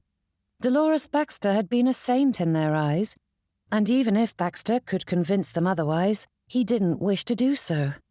No good could come from vilifying a beloved parent. How did one contend with such stubbornness? Baxter knew the answer, for years of marriage to Dolores had taught him that lesson thoroughly. Sometimes a Pyrrhic victory was the only one to be had. "I know how much of a shock this is to you all, and for that I am sorry," he said as evenly and clearly as he could. "But for some inexplicable reason, this divine creature cares for me, and I will not give her up. I can only hope and pray that she will allow me the honor of being her husband." The silence continued, though it was like the calm before the storm. Before a word was uttered, Baxter knew what was coming, and only the feel of Hettie's hand in his kept his heart from shattering irrevocably. Matthias stepped forward, his gaze hard as he said, "If you marry her, I will never speak to you again. You will be dead to me and my family." Baxter's throat tightened, but though he tried to think of some way to alter their current course, there were only two ways forward: surrender or hold firm, and he'd spent too much of his life doing the former. Whether or not that had been the proper course in his marriage, Baxter couldn't follow it now. "I am sorry for that. I truly am," he managed to say, though his words trembled. "You are my children, and I would give anything to see you happy, but surrendering to this demand will not do it." "You would choose this woman over your children?" asked Stanley, his brows pulled low. "It is you who are making the ultimatums, not I. If your objections were reasonable, I would gladly do whatever I can to appease them." Baxter's gaze lingered on each of them, and though there was a hint of softening in Stanley's expression, Matthias and Camilla stood united in their disgust. "Whom I marry is my choice, one that I will live with for the rest of my life, and you do not have the right to make it for me. And I choose Hettie." The room seemed to shrink as the air thickened with the weight of his children's emotions. Frozen in place, they stared at him as though looking for some weakness in his armor before readying their attack. And then the first bullet cracked through the air as Matthias shouted, drawing the others into the fray as words exploded like cannonballs. But Baxter's eyes found Hettie's, her hand still held tight in his own. Her brows pinched together, her gaze simultaneously mourning, pleading, and questioning. Peering into those eyes, Baxter didn't feel the frenetic energy swirling around them. Calm settled into his heart, filling him with such certainty. The subject of matrimony ought to be broached in a happier setting, but Baxter had all but declared his intentions, and there was no point in pretending otherwise. With raised brows, he silently asked her if she was willing. Her own rose in surprise, and she mouthed the words, "Are you certain?" "Yes." There was no other answer to give, for Baxter felt it to his bones. He couldn't imagine a happier life than spending every day of it at her side. The world burned around them, but it was as though they were locked inside a little pocket, safely tucked away from the rest. With a bright smile, she nodded, and Baxter's heart expanded until his ribs felt ready to burst. "Get out!" Stanley's sharp command punctured the sweetness of the moment, and Baxter turned to find his son glaring at Hettie. "I want you out of my home. You are not welcome here." Baxter straightened. "If she is not, neither am I." That was met by another bout of silence, as his children stared at him with varying degrees of horror and disgust stamped on their faces. But though his heart ached at what he knew was to come, Baxter held fast to his Hettie, and for once, he was certain his course of action was the right one. "Then get out," said Stanley, pointing toward the door. "You are not welcome here until you come to your senses." Hettie drew in a sharp breath, but Baxter didn't flinch. It was as though he could hear Dolores from the grave. Every syllable of his son's command was steeped in her tone and mannerisms, and though a lead weight settled into his heart, it only served to strengthen Baxter's resolve. "You are my children, and I will always love you." Baxter's tone was low and gentle, filled with the truth of that statement. "Whatever course you choose from here on out, that will never change. If you wish to cut me from your lives, that is your decision, but know that I will always welcome you into mine." Drawing in a deep breath, he feared he was crushing Hettie's hand in his, though he couldn't bear to loosen his grip as he strode from the room with her at his side. "Mother is turning in her grave," said Matthias as they passed, but Baxter didn't respond. There was no denying the truth of the statement. If Dolores was aware of this moment, Baxter didn't doubt that she was livid. But then, she always was when she didn't get her way in things. Though he didn't know his destination, beyond locating the front door, Baxter moved with purpose. His possessions could be sent for or replaced. The only invaluable thing in his world was clinging to his hand and hurrying to keep pace with him. Their winter clothes awaited them, and when they stepped onto the street, the front door slammed behind them. Dolores's mourning wreath clattered against the wood, the sound echoing through the frigid air like a death knell. As they stood there on the pavement, Baxter's breath sharpened, his lungs heaving as the world pressed in on him, squeezing him like a vice. A fog rolled through his thoughts, and it felt as though he stood there for an eternity as the carriages and carts rolled past. His children had turned their backs on him, though buried beneath that sorrow was the flickering hope that all might be set to rights with time. It didn't alter the truth that they had ejected him from their lives. Then Hettie stood before him, her dark eyes holding his, and the sunshine broke through the clouds, filling his heart with light and warmth once more. "Are you certain, Baxter?" Her heart shone in her expression and tone, swirling with the anguish she felt on his behalf. If he had had any doubt concerning his choice, which he hadn't, it evaporated in that moment. Where his children railed and demanded, Hettie strengthened and supported, loving him without condition or caveat, and displaying far more grace and sympathy toward his family than they deserved. But before he could say a word, her expression crumpled. "You cannot allow this to split your family, Baxter. I cannot bear the thought of being the source of so much pain." "You could never be the source of pain, my love." With his free hand, he straightened her cloak and took the opportunity to brush a touch against her cheek. "This is not your doing or mine. My children wish to control my life and future, and I am done allowing others that power." Despite the concern still etched in her expression, Hettie's lips curled into a smile, and she drew in a deep breath. "For your sake, I am happy to hear that. But surely we can wait.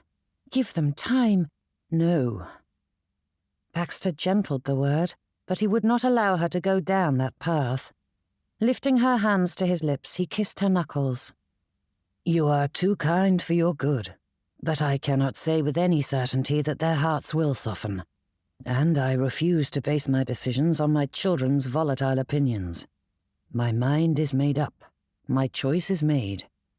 "But—" "No." Baxter held her hands to his chest. "For years, I have been merely existing, alive but not truly living. Then I met you, and it feels as though my life has truly begun. I have waited long enough, and I will not waste another minute."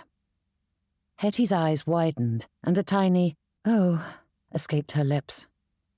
"You ask if I am certain? I have never been so certain of anything in my life, Hettie, and I will not give you up. Never doubt that." Drawing in a deep breath, she melted into him as he drew his arms around her. The passing vehicles paid them little mind, and there were few out on the street to notice the display. But regardless, Baxter needed to feel her far more than he cared about propriety. "You are too good for me, Hamilton Baxter," she whispered. Though he wished to argue with her, there was little point in doing so. Years of practice had taught him to recognize a losing fight, and Hettie was too stubborn to let her statement be contested. All Baxter could do was hold her close and thank the heavens that the lady was too blind to recognize how far beyond his reach she was. Hettie Stillwell was his better in every possible way, but Baxter wasn't going to do anything to convince her of her folly.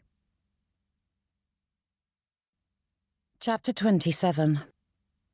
Though not as fine as Bath's other houses of worship, the Church of St. Barnabas was by no means inferior. In fact, Hettie rather thought it superior for its simplicity. The cavernous nave stretched upward, filled with the polished wood pews. The dark wood contrasted with the white plaster walls, and the texture of the parquet floors added to the aesthetic. Though imposing in size, the interior felt comforting, familiar. Having spent her entire life in the same house, Hettie had attended St. Barnabas since entering this world, and as she stood beside the altar, she couldn't help but realize that this may very well be the last time she visited the building. "Are you certain?" asked Baxter. Though Hettie had not uttered that question since that painful and beautiful moment on his son's doorstep, Baxter offered it to her now, though for a different reason. Standing hand in hand at the altar, he held her gaze, waiting for her to respond. and Hettie couldn't help the tears that gathered in her eyes as she borrowed his answer. I have never been so certain of anything in my life. Never doubt that, Baxter. Despite speaking in a whisper, her words rang through the empty nave. However, his troubled expression didn't clear. But we can send for your family. You needn't be alone today. They would happily join us. Hush, she said, cutting this old argument short once more. You said this was our marriage and our life to live, and I believe that with all my heart. This is our journey, and I cannot think of a more fitting way to begin it than just the two of us. His smile matched hers, and before she knew what he was about, Baxter pulled her into his embrace, pressing his lips to hers. Throwing her arms around his neck, Hettie accepted the token, though she had enough sense to keep it far more chaste than she'd prefer. Despite being introduced to kissing a mere 3 days ago, Hettie had grown exceptionally enamoured with the pastime. She certainly enjoyed practising it more than the flute. A throat was quietly but pointedly cleared, and when Baxter released her, Hettie couldn't help but blush at the vicar's arched brow. "May I begin?" he asked in a dry tone that held more than a hint of a laugh, which only made matters worse, for Hettie's cheeks flamed red as she took Baxter's arm and faced Mr. Hansford. The man may be at least a decade her junior, but he was still a man of the cloth, and she was even more grateful for the empty pews at her back. "Dearly beloved, we are gathered together here in the sight of God and in the face of this congregation to join together this man and this woman in holy matrimony." And so Mr. Hansford began the ceremony that would bind them husband and wife, although the only congregation involved were the 2 witnesses the vicar had pressed into service. Joy coursed through Hettie so strong and palpable that her muscles tensed, and she felt liable to dance about on her toes. Truly a preposterous thing to do, but she couldn't help it. Having witnessed marriages before, she knew all the words, but now it was her turn to speak the vows. And though this quiet setting was different from the grand ceremony she'd once imagined for herself, Hettie couldn't picture a more fitting way to start her life with the man who had sacrificed so much to be with her. Though Charity was the lone Baxter to welcome the union, she was in no fit state to join them, and if Baxter wasn't to have any family at his side, then Hettie would be that family, and he would be hers, and they would start this new journey alone. They required nothing more than that. Hettie held Baxter's gaze, and though she attempted to listen to the words of the ceremony, she couldn't help but think about how quickly a life could alter. This Christmas time had begun as they all did, not giving any hint of the surprises to follow, yet with the festive season coming to a close, her life had been entirely rearranged and rebuilt into something new and unrecognizable, and more beautiful than she'd ever imagined. A gentleman of Baxter's age and experience ought to manage a bit of patience, but for all that he'd developed that virtue in diverse ways, he found himself shifting from foot to foot, silently urging the vicar to speak faster. A sennight-long courtship and a 3-day engagement was hardly any time at all, yet Baxter couldn't bear to prolong the moment. Hettie stood there, every bit the blushing bride. Her gown was a simple cream muslin, but expert hands had rendered a veritable garden of greenery along the edges, circling the arm, neck, and hem. The pale colour suited her to perfection, bringing forth the rosiness in her cheeks and complementing her dark hair. Baxter's heart filled to bursting at the sight of the mistletoe crown adorning her head. That simple gift from Charity was the only sign that his family celebrated the union, and though she was unable to join them, he felt her spirit there, standing as a silent witness and celebrating from afar just as Hettie's family were doing. And then the final words began, and Baxter's pulse quickened, though the vicar seemed to relish each syllable, drawing it out with far too much deliberation. "And as ye have consented together in holy wedlock, and have witnessed the same before God and this company, and thereto have given and pledged your troth each to the other, and have declared the same by giving and receiving of a ring, and by joining of hands, I pronounce that they may be man and wife together, in the name of the Father, and of the Son, and of the Holy Ghost. Amen." The period was hardly placed on that final sentence before Baxter swept her into his arms, nearly giving in to the urge that demanded he seal this union the same way they'd begun the ceremony. However, the vicar watched them with that amused expression on his face, and Baxter forced himself to release her without a proper kiss. Taking her hand in his, he raised it to his lips in an action that had become so very familiar of late. But when his lips touched her skin, they brushed the simple band of gold that now resided on her ring finger. A quick signature and a few handshakes later, and Baxter swept his wife out of the church into the waiting carriage Victor had arranged for them. Shutting the door behind them, Baxter settled onto the seat beside her, and before he could make a move, she threw her arms around him and pulled him into a kiss. With a quick hum of laughter, he fell into the embrace with all the eagerness of youth. But for all that fire and passion warmed their touches, Baxter couldn't help but feel a stir of something deeper. Gooseflesh rose along his arms, and his head seemed to spin as he considered the very great gift he'd been given in this dear lady. "Mr. and Mrs. Baxter," she whispered, her words coming out in a halting chuckle. "I can hardly believe it." Though that name had borne far too many unpleasant associations, Baxter grinned. Mrs. Hettie Baxter, his wife. The carriage jerked forward, pulling them apart, and Hettie laughed before settling into the crook of his arm. The mistletoe crown poked his cheek, and she tugged it from her head and reached over to place it atop his. "Are you crowning me your 12th night king?" he asked. "Only if I am your 12th night queen. But in truth, I just want to make use of it before I'm forced to pack it away now that Christmas is over," she said before pressing a kiss to his cheek. "We wouldn't want to invite bad luck for the coming year by keeping the mistletoe out after tonight." "Bad luck cannot touch me," he replied with a gentle smile. "Not with you at my side." Baxter blushed at the words, for they had seemed so grand and delightful in his thoughts, but speaking them aloud felt absurd. Thankfully, his bride adored absurdity, for she gave him a great, beaming smile before pulling him in for another kiss. His beautiful bride. For all that Hettie quite enjoyed losing time with Baxter, the crinkle of paper in her hand demanded she turn her attention to other matters. Nevertheless, she remained locked in his embrace for several long moments before she finally parted from him and turned her thoughts to the marriage certificate Mr. Hansford had given her. With careful movements, she smoothed the wrinkled edges of the thin page. For something so important, one would expect finer quality paper, but there was nothing to be done about it. Reaching for the bundle she'd left on the seat before the ceremony, she pulled out the portfolio. It was the sort that artists use to protect their loose drawings, and it served her purpose perfectly. Laying the paper inside the heavy cover, she gave herself another moment to marvel at the small yet important document. Baxter reached forward, but she batted his hand away. "Mr. Hansford gave it to me, and it is a wife's duty to keep it safe," she said with an arched brow. "Is that so?"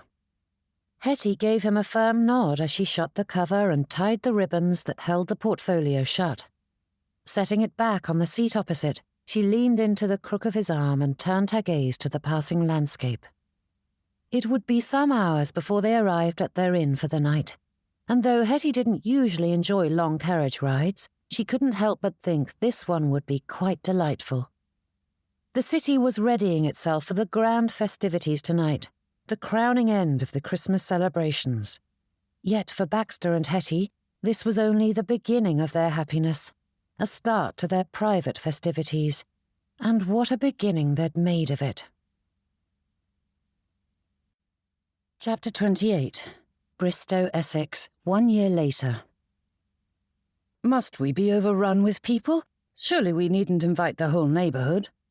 Though Baxter had thought his tone light, Hettie looked up from her papers with a furrowed brow. Before she could give voice to whatever concerns were rattling about her thoughts, he winked at her before hiding behind his newspaper once more. As intended, Hettie huffed. "You are cruel, Baxter." But her chastisement missed the mark, for there was far too much brightness in her tone for the stern words to be believed. "I think I have the guest list sorted out at last," she said, followed by the plink of a quill being dropped in an inkwell. Peeking from behind the edge of his newspaper, he watched his wife as she sifted through the papers. Despite having a sitting room to call her own, Hettie had commandeered a desk in the library. Turned toward the window, it gave her a fine view of the gardens behind the house, and she leaned on her elbow, staring through the glass. After an unseasonably cold summer, winter was now dragging its feet, refusing to settle in properly for Christmas time. Had it been cold enough, they would have been buried in snow for all the rain they'd received.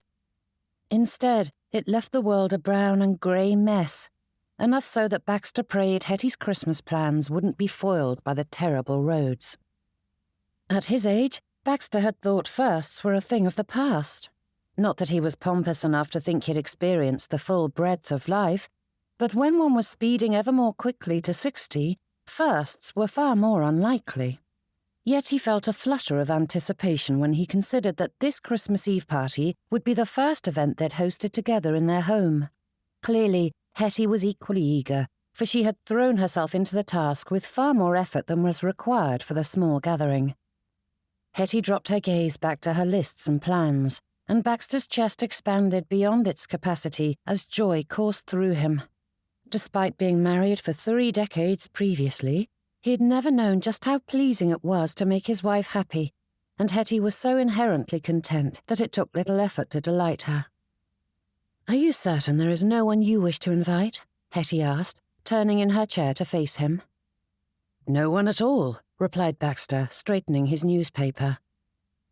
Rising to her feet, Hettie drifted toward him, sinking into the new armchair that had been placed within touching distance of Baxter's.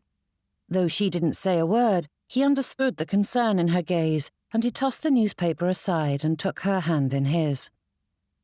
"They were never my friends. They were hers," he said, repeating the words he'd given her before.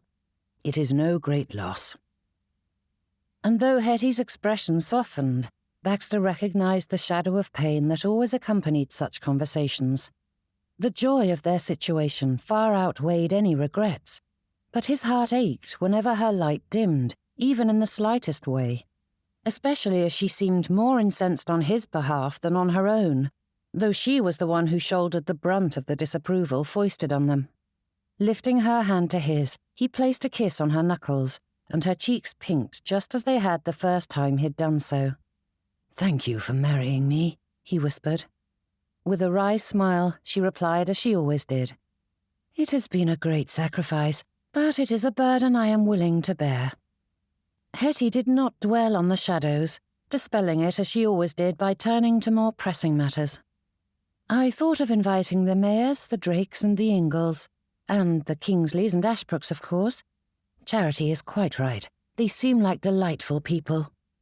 Baxter nodded and offered little tidbits and opinions, though mostly he watched as she described all the details of the dinner and entertainments.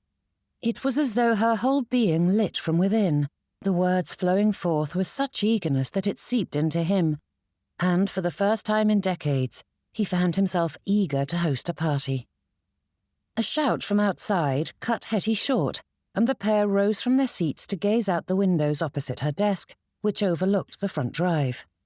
Charity's voice carried through the winter air as she sprinted down the length of the gravel drive, her skirts hiked up far more than was seemly, though it was little wonder when the man standing at the gate dropped his canvas bag to the ground and opened his arms wide. Without pausing, Charity threw herself into her husband's arms, nearly knocking both of them to the ground, and Hettie drew in a sharp breath. Baxter glanced at her to see her eyes growing misty, her hand to her lips. Drawing his arm around her, he pulled her close, and they watched as Thomas and his wife reunited. "Thank the heavens he has finally come," whispered Hettie. "I was about ready to write to the First Lord of the Admiralty and demand his ship return to port." "There is nothing they can do about weather delays." "For 6 weeks, after being denied shore leave for so long, and only putting into ports too far for them to travel to one another, it is unacceptable that he has been so delayed." Pressing a kiss to her temple, Baxter watched the sweet reunion as Charity greeted her husband with great enthusiasm. His eyes widened as the pair began kissing, the sweetness fading into something that wasn't intended for public consumption. Clearing his throat, he nudged his wife and turned them away from the window. Hettie chuckled. "It is only some kissing, my love." "Yes, but there are some things a father doesn't need to see." Then, before she could tease him further, Baxter threw out a distraction.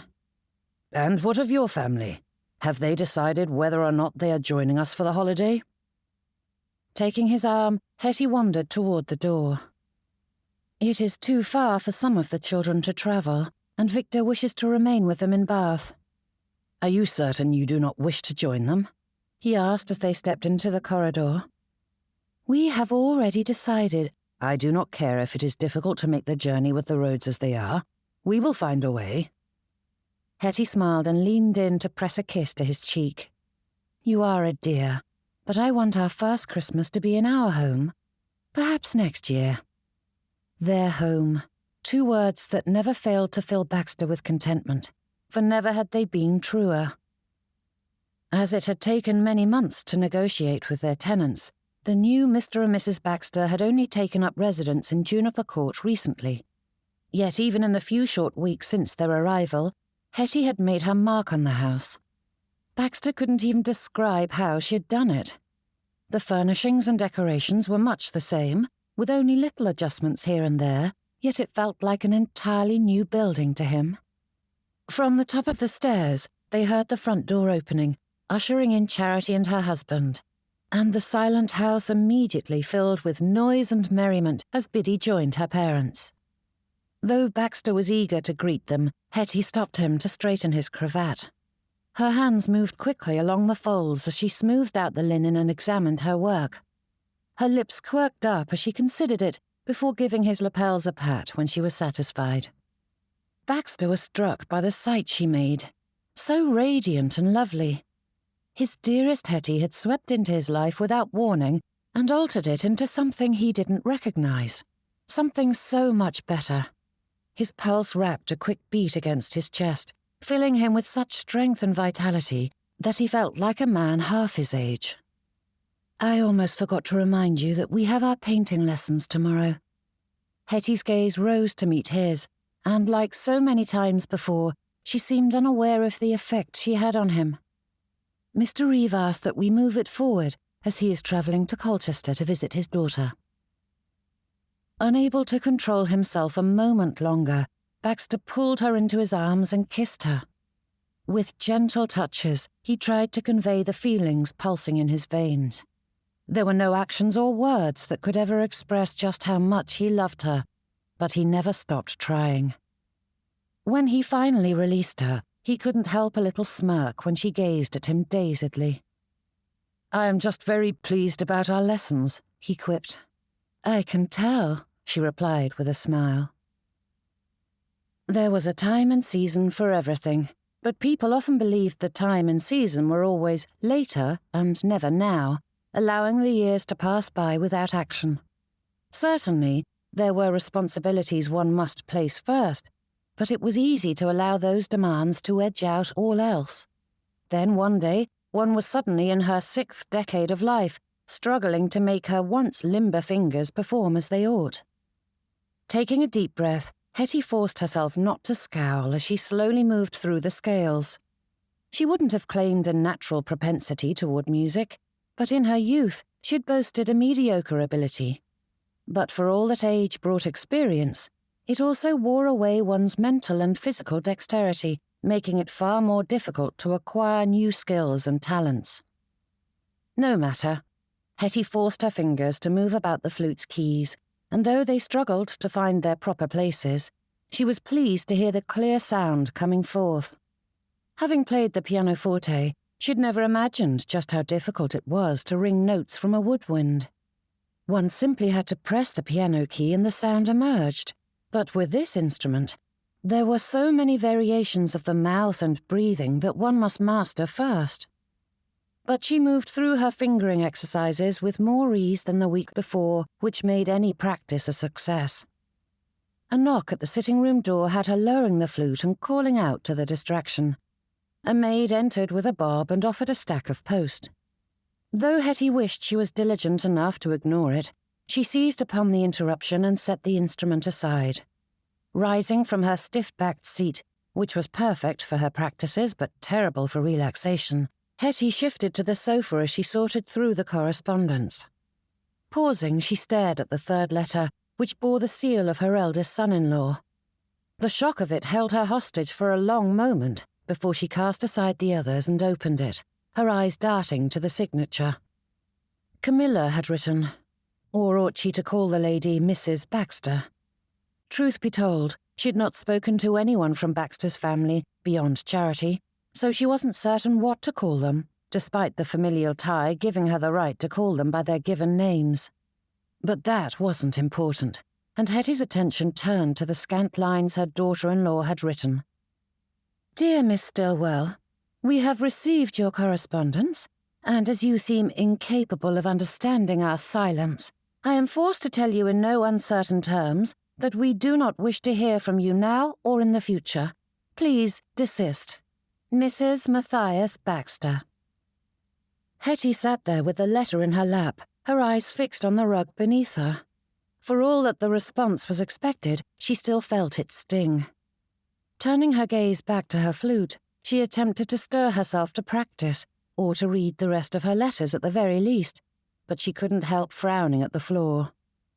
Another rap on the door stirred her to action, and she gathered up the letters as she called out for the visitor to enter. Thomas peeked through the door, his brows raised as he located Hettie. Am I bothering you? Not at all, she said with an attempted smile. I was just practicing. But he paused on the threshold, his hands tucked behind him, and in a tone that was far more gentle than one would imagine coming from a Navy man, Thomas asked, Is something the matter? That concern drew a true grin and Hettie waved it away. Just a spot of bad news, that is all. Might I be of assistance? He asked with a frown that was so genuinely troubled that it helped to ease the last of her pain away. Not unless you can fundamentally alter my stepchildren's opinion of me, she said with a half smile.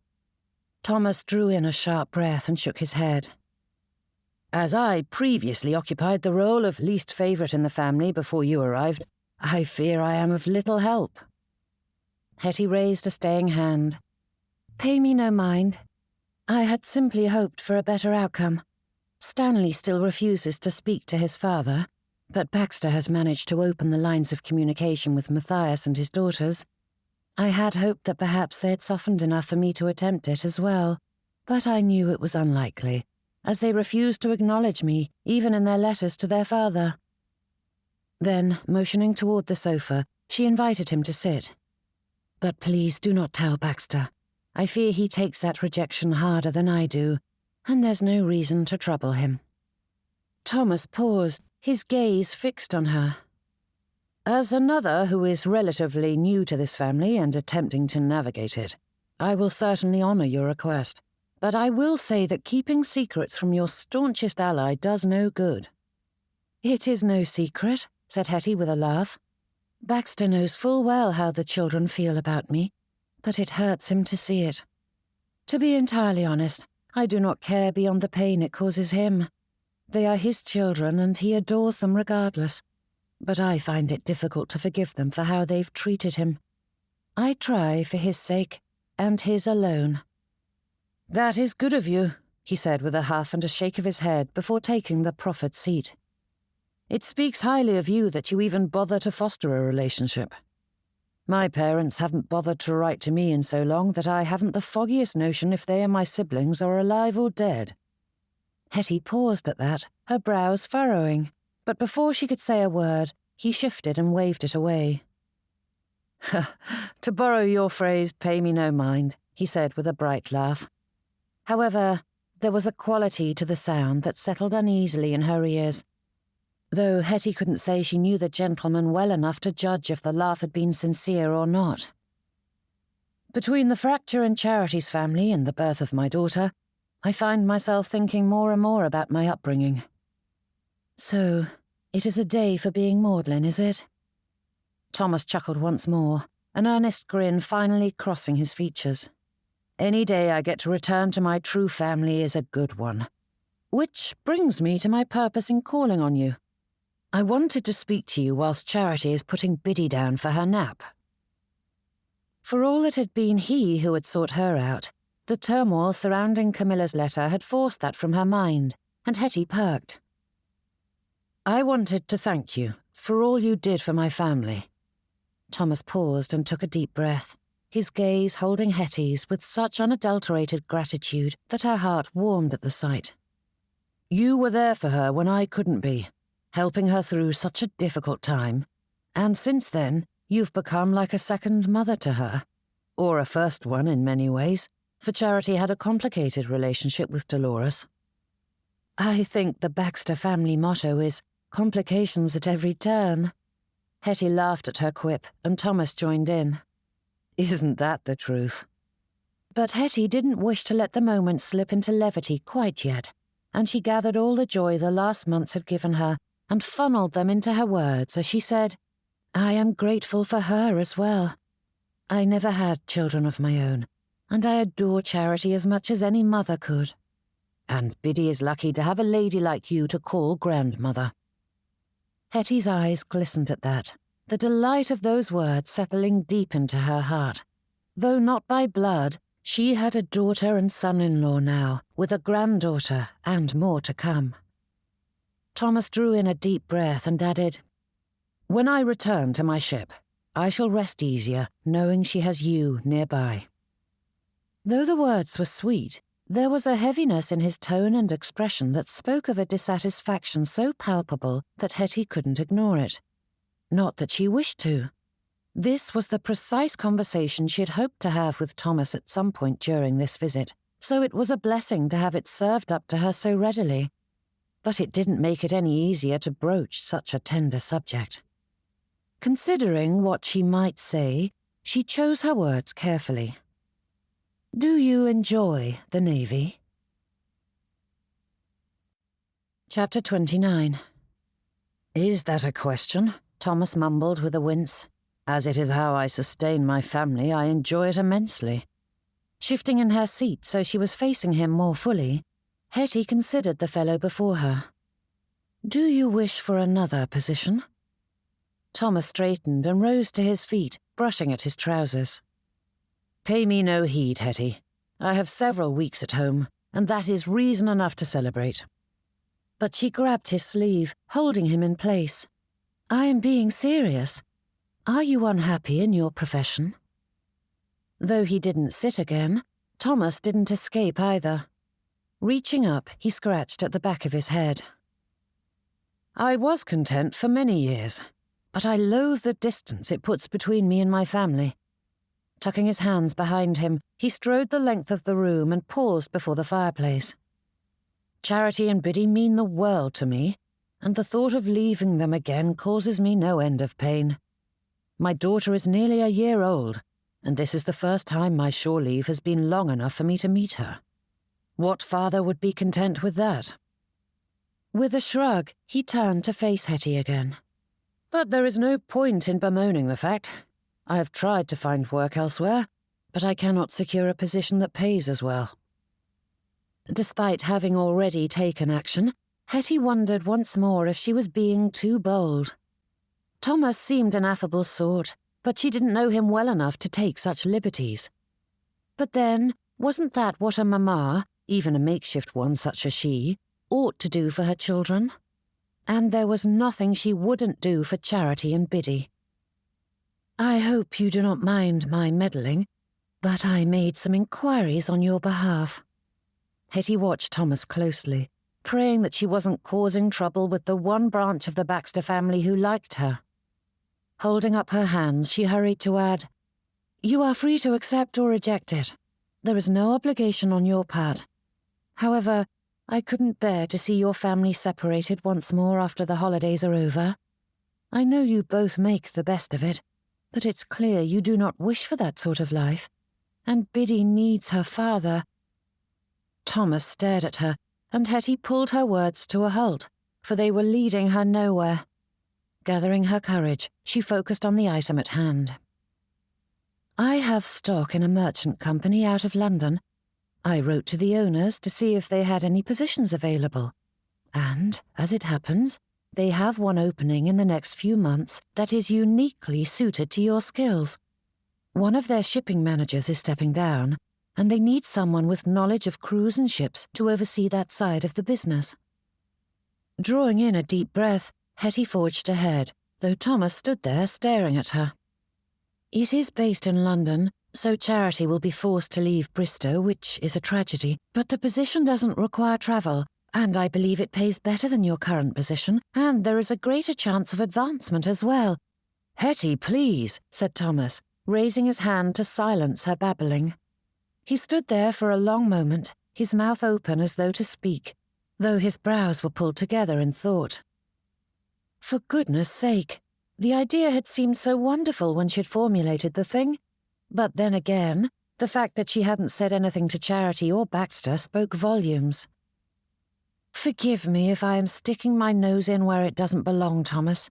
Now that I am saying all this aloud, I realize how presumptuous it was of me. But he held up another hand, and Hettie fell silent again, watching him as heat crept into her cheeks. I apologize if I am giving the impression that I am unhappy, but I fear I am at a loss for words, he murmured.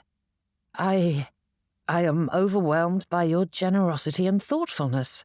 Though she didn't know the gentleman well, Thomas Callahan did not strike Hettie as one who struggled for words. If anything, Charity's tales of him indicated quite the opposite was true. Yet he stood there stammering. Straightening, as though to shake his thoughts free, Thomas faced her and then dipped into a low bow. Thank you so very much, Hettie. This means the world to me. And when he met her gaze, there was a brightness to his eyes that had Hettie's prickling in response. Drawing in a sharp breath, she waved his response away. Think nothing of it. I am simply thrilled that you are so happy, she said with a smile. I feared you might think it presumptuous. After all, Stanley has plenty of connections in such things, and as you did not take assistance from him, I had thought you too proud to accept it from me. Thomas was rather adept at hiding behind a pleasant mask, but Hettie saw the slight tightness in his jaw and the flash of something sorrowful in his gaze that made her consider the situation in a new light. Charity's marriage to Thomas had been a blight in the eyes of her family, but at least he was a gentleman of the Navy. Poor he may be, but it was better than being a well-paid merchant, which was one of the few options for a man with his skills. I suppose I am not the only one who has found entry into this family a bit difficult, she said, raising her brows in question.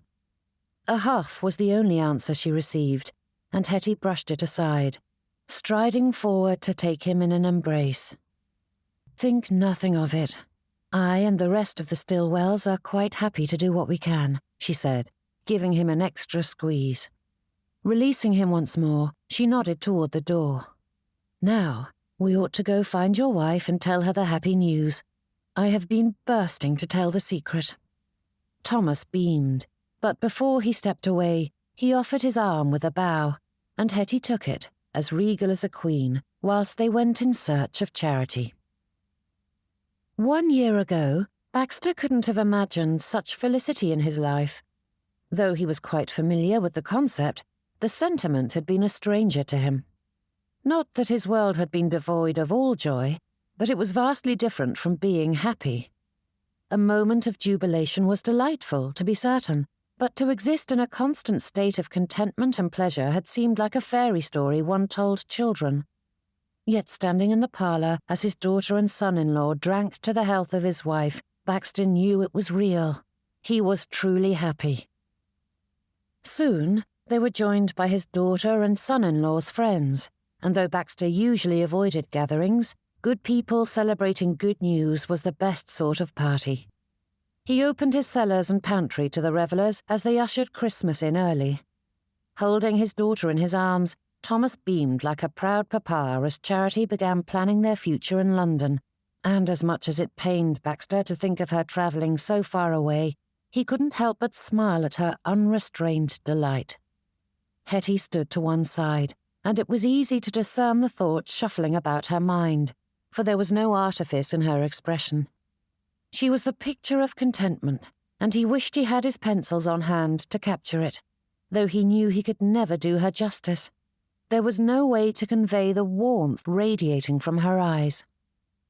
Sneaking up behind her, Baxter slipped an arm around her chest and held her to his own as she leaned into him with a contented sigh. Then, plucking the mistletoe he'd hidden in his pocket, he drew it up over her head with his free hand, and she gazed up at it with a feigned frown. "It is too early for that, Mr. Baxter," she said in a tart tone. "The greenery shouldn't come out until tonight." "Then will you deny me a kiss?" With a huff, she presented her cheek to him as though allowing him a great honour, one which Baxter did not turn aside. Leaning close, he pressed his lips to her skin, savouring the touch, and with her snuggled close, he felt the quickening of her pulse. It matched his own.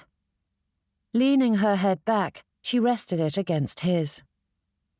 "I am so happy for them, but I cannot help but be a little selfish and mourn the thought of them moving so far from home." "London is not so very far from here," replied Baxter, despite agreeing with Hettie's assessment.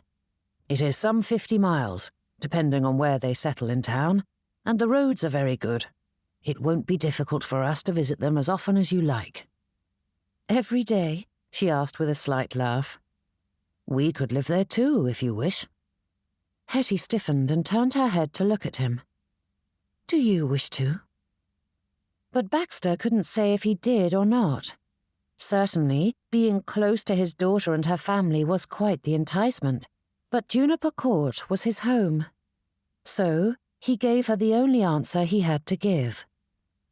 "If it will make you happy."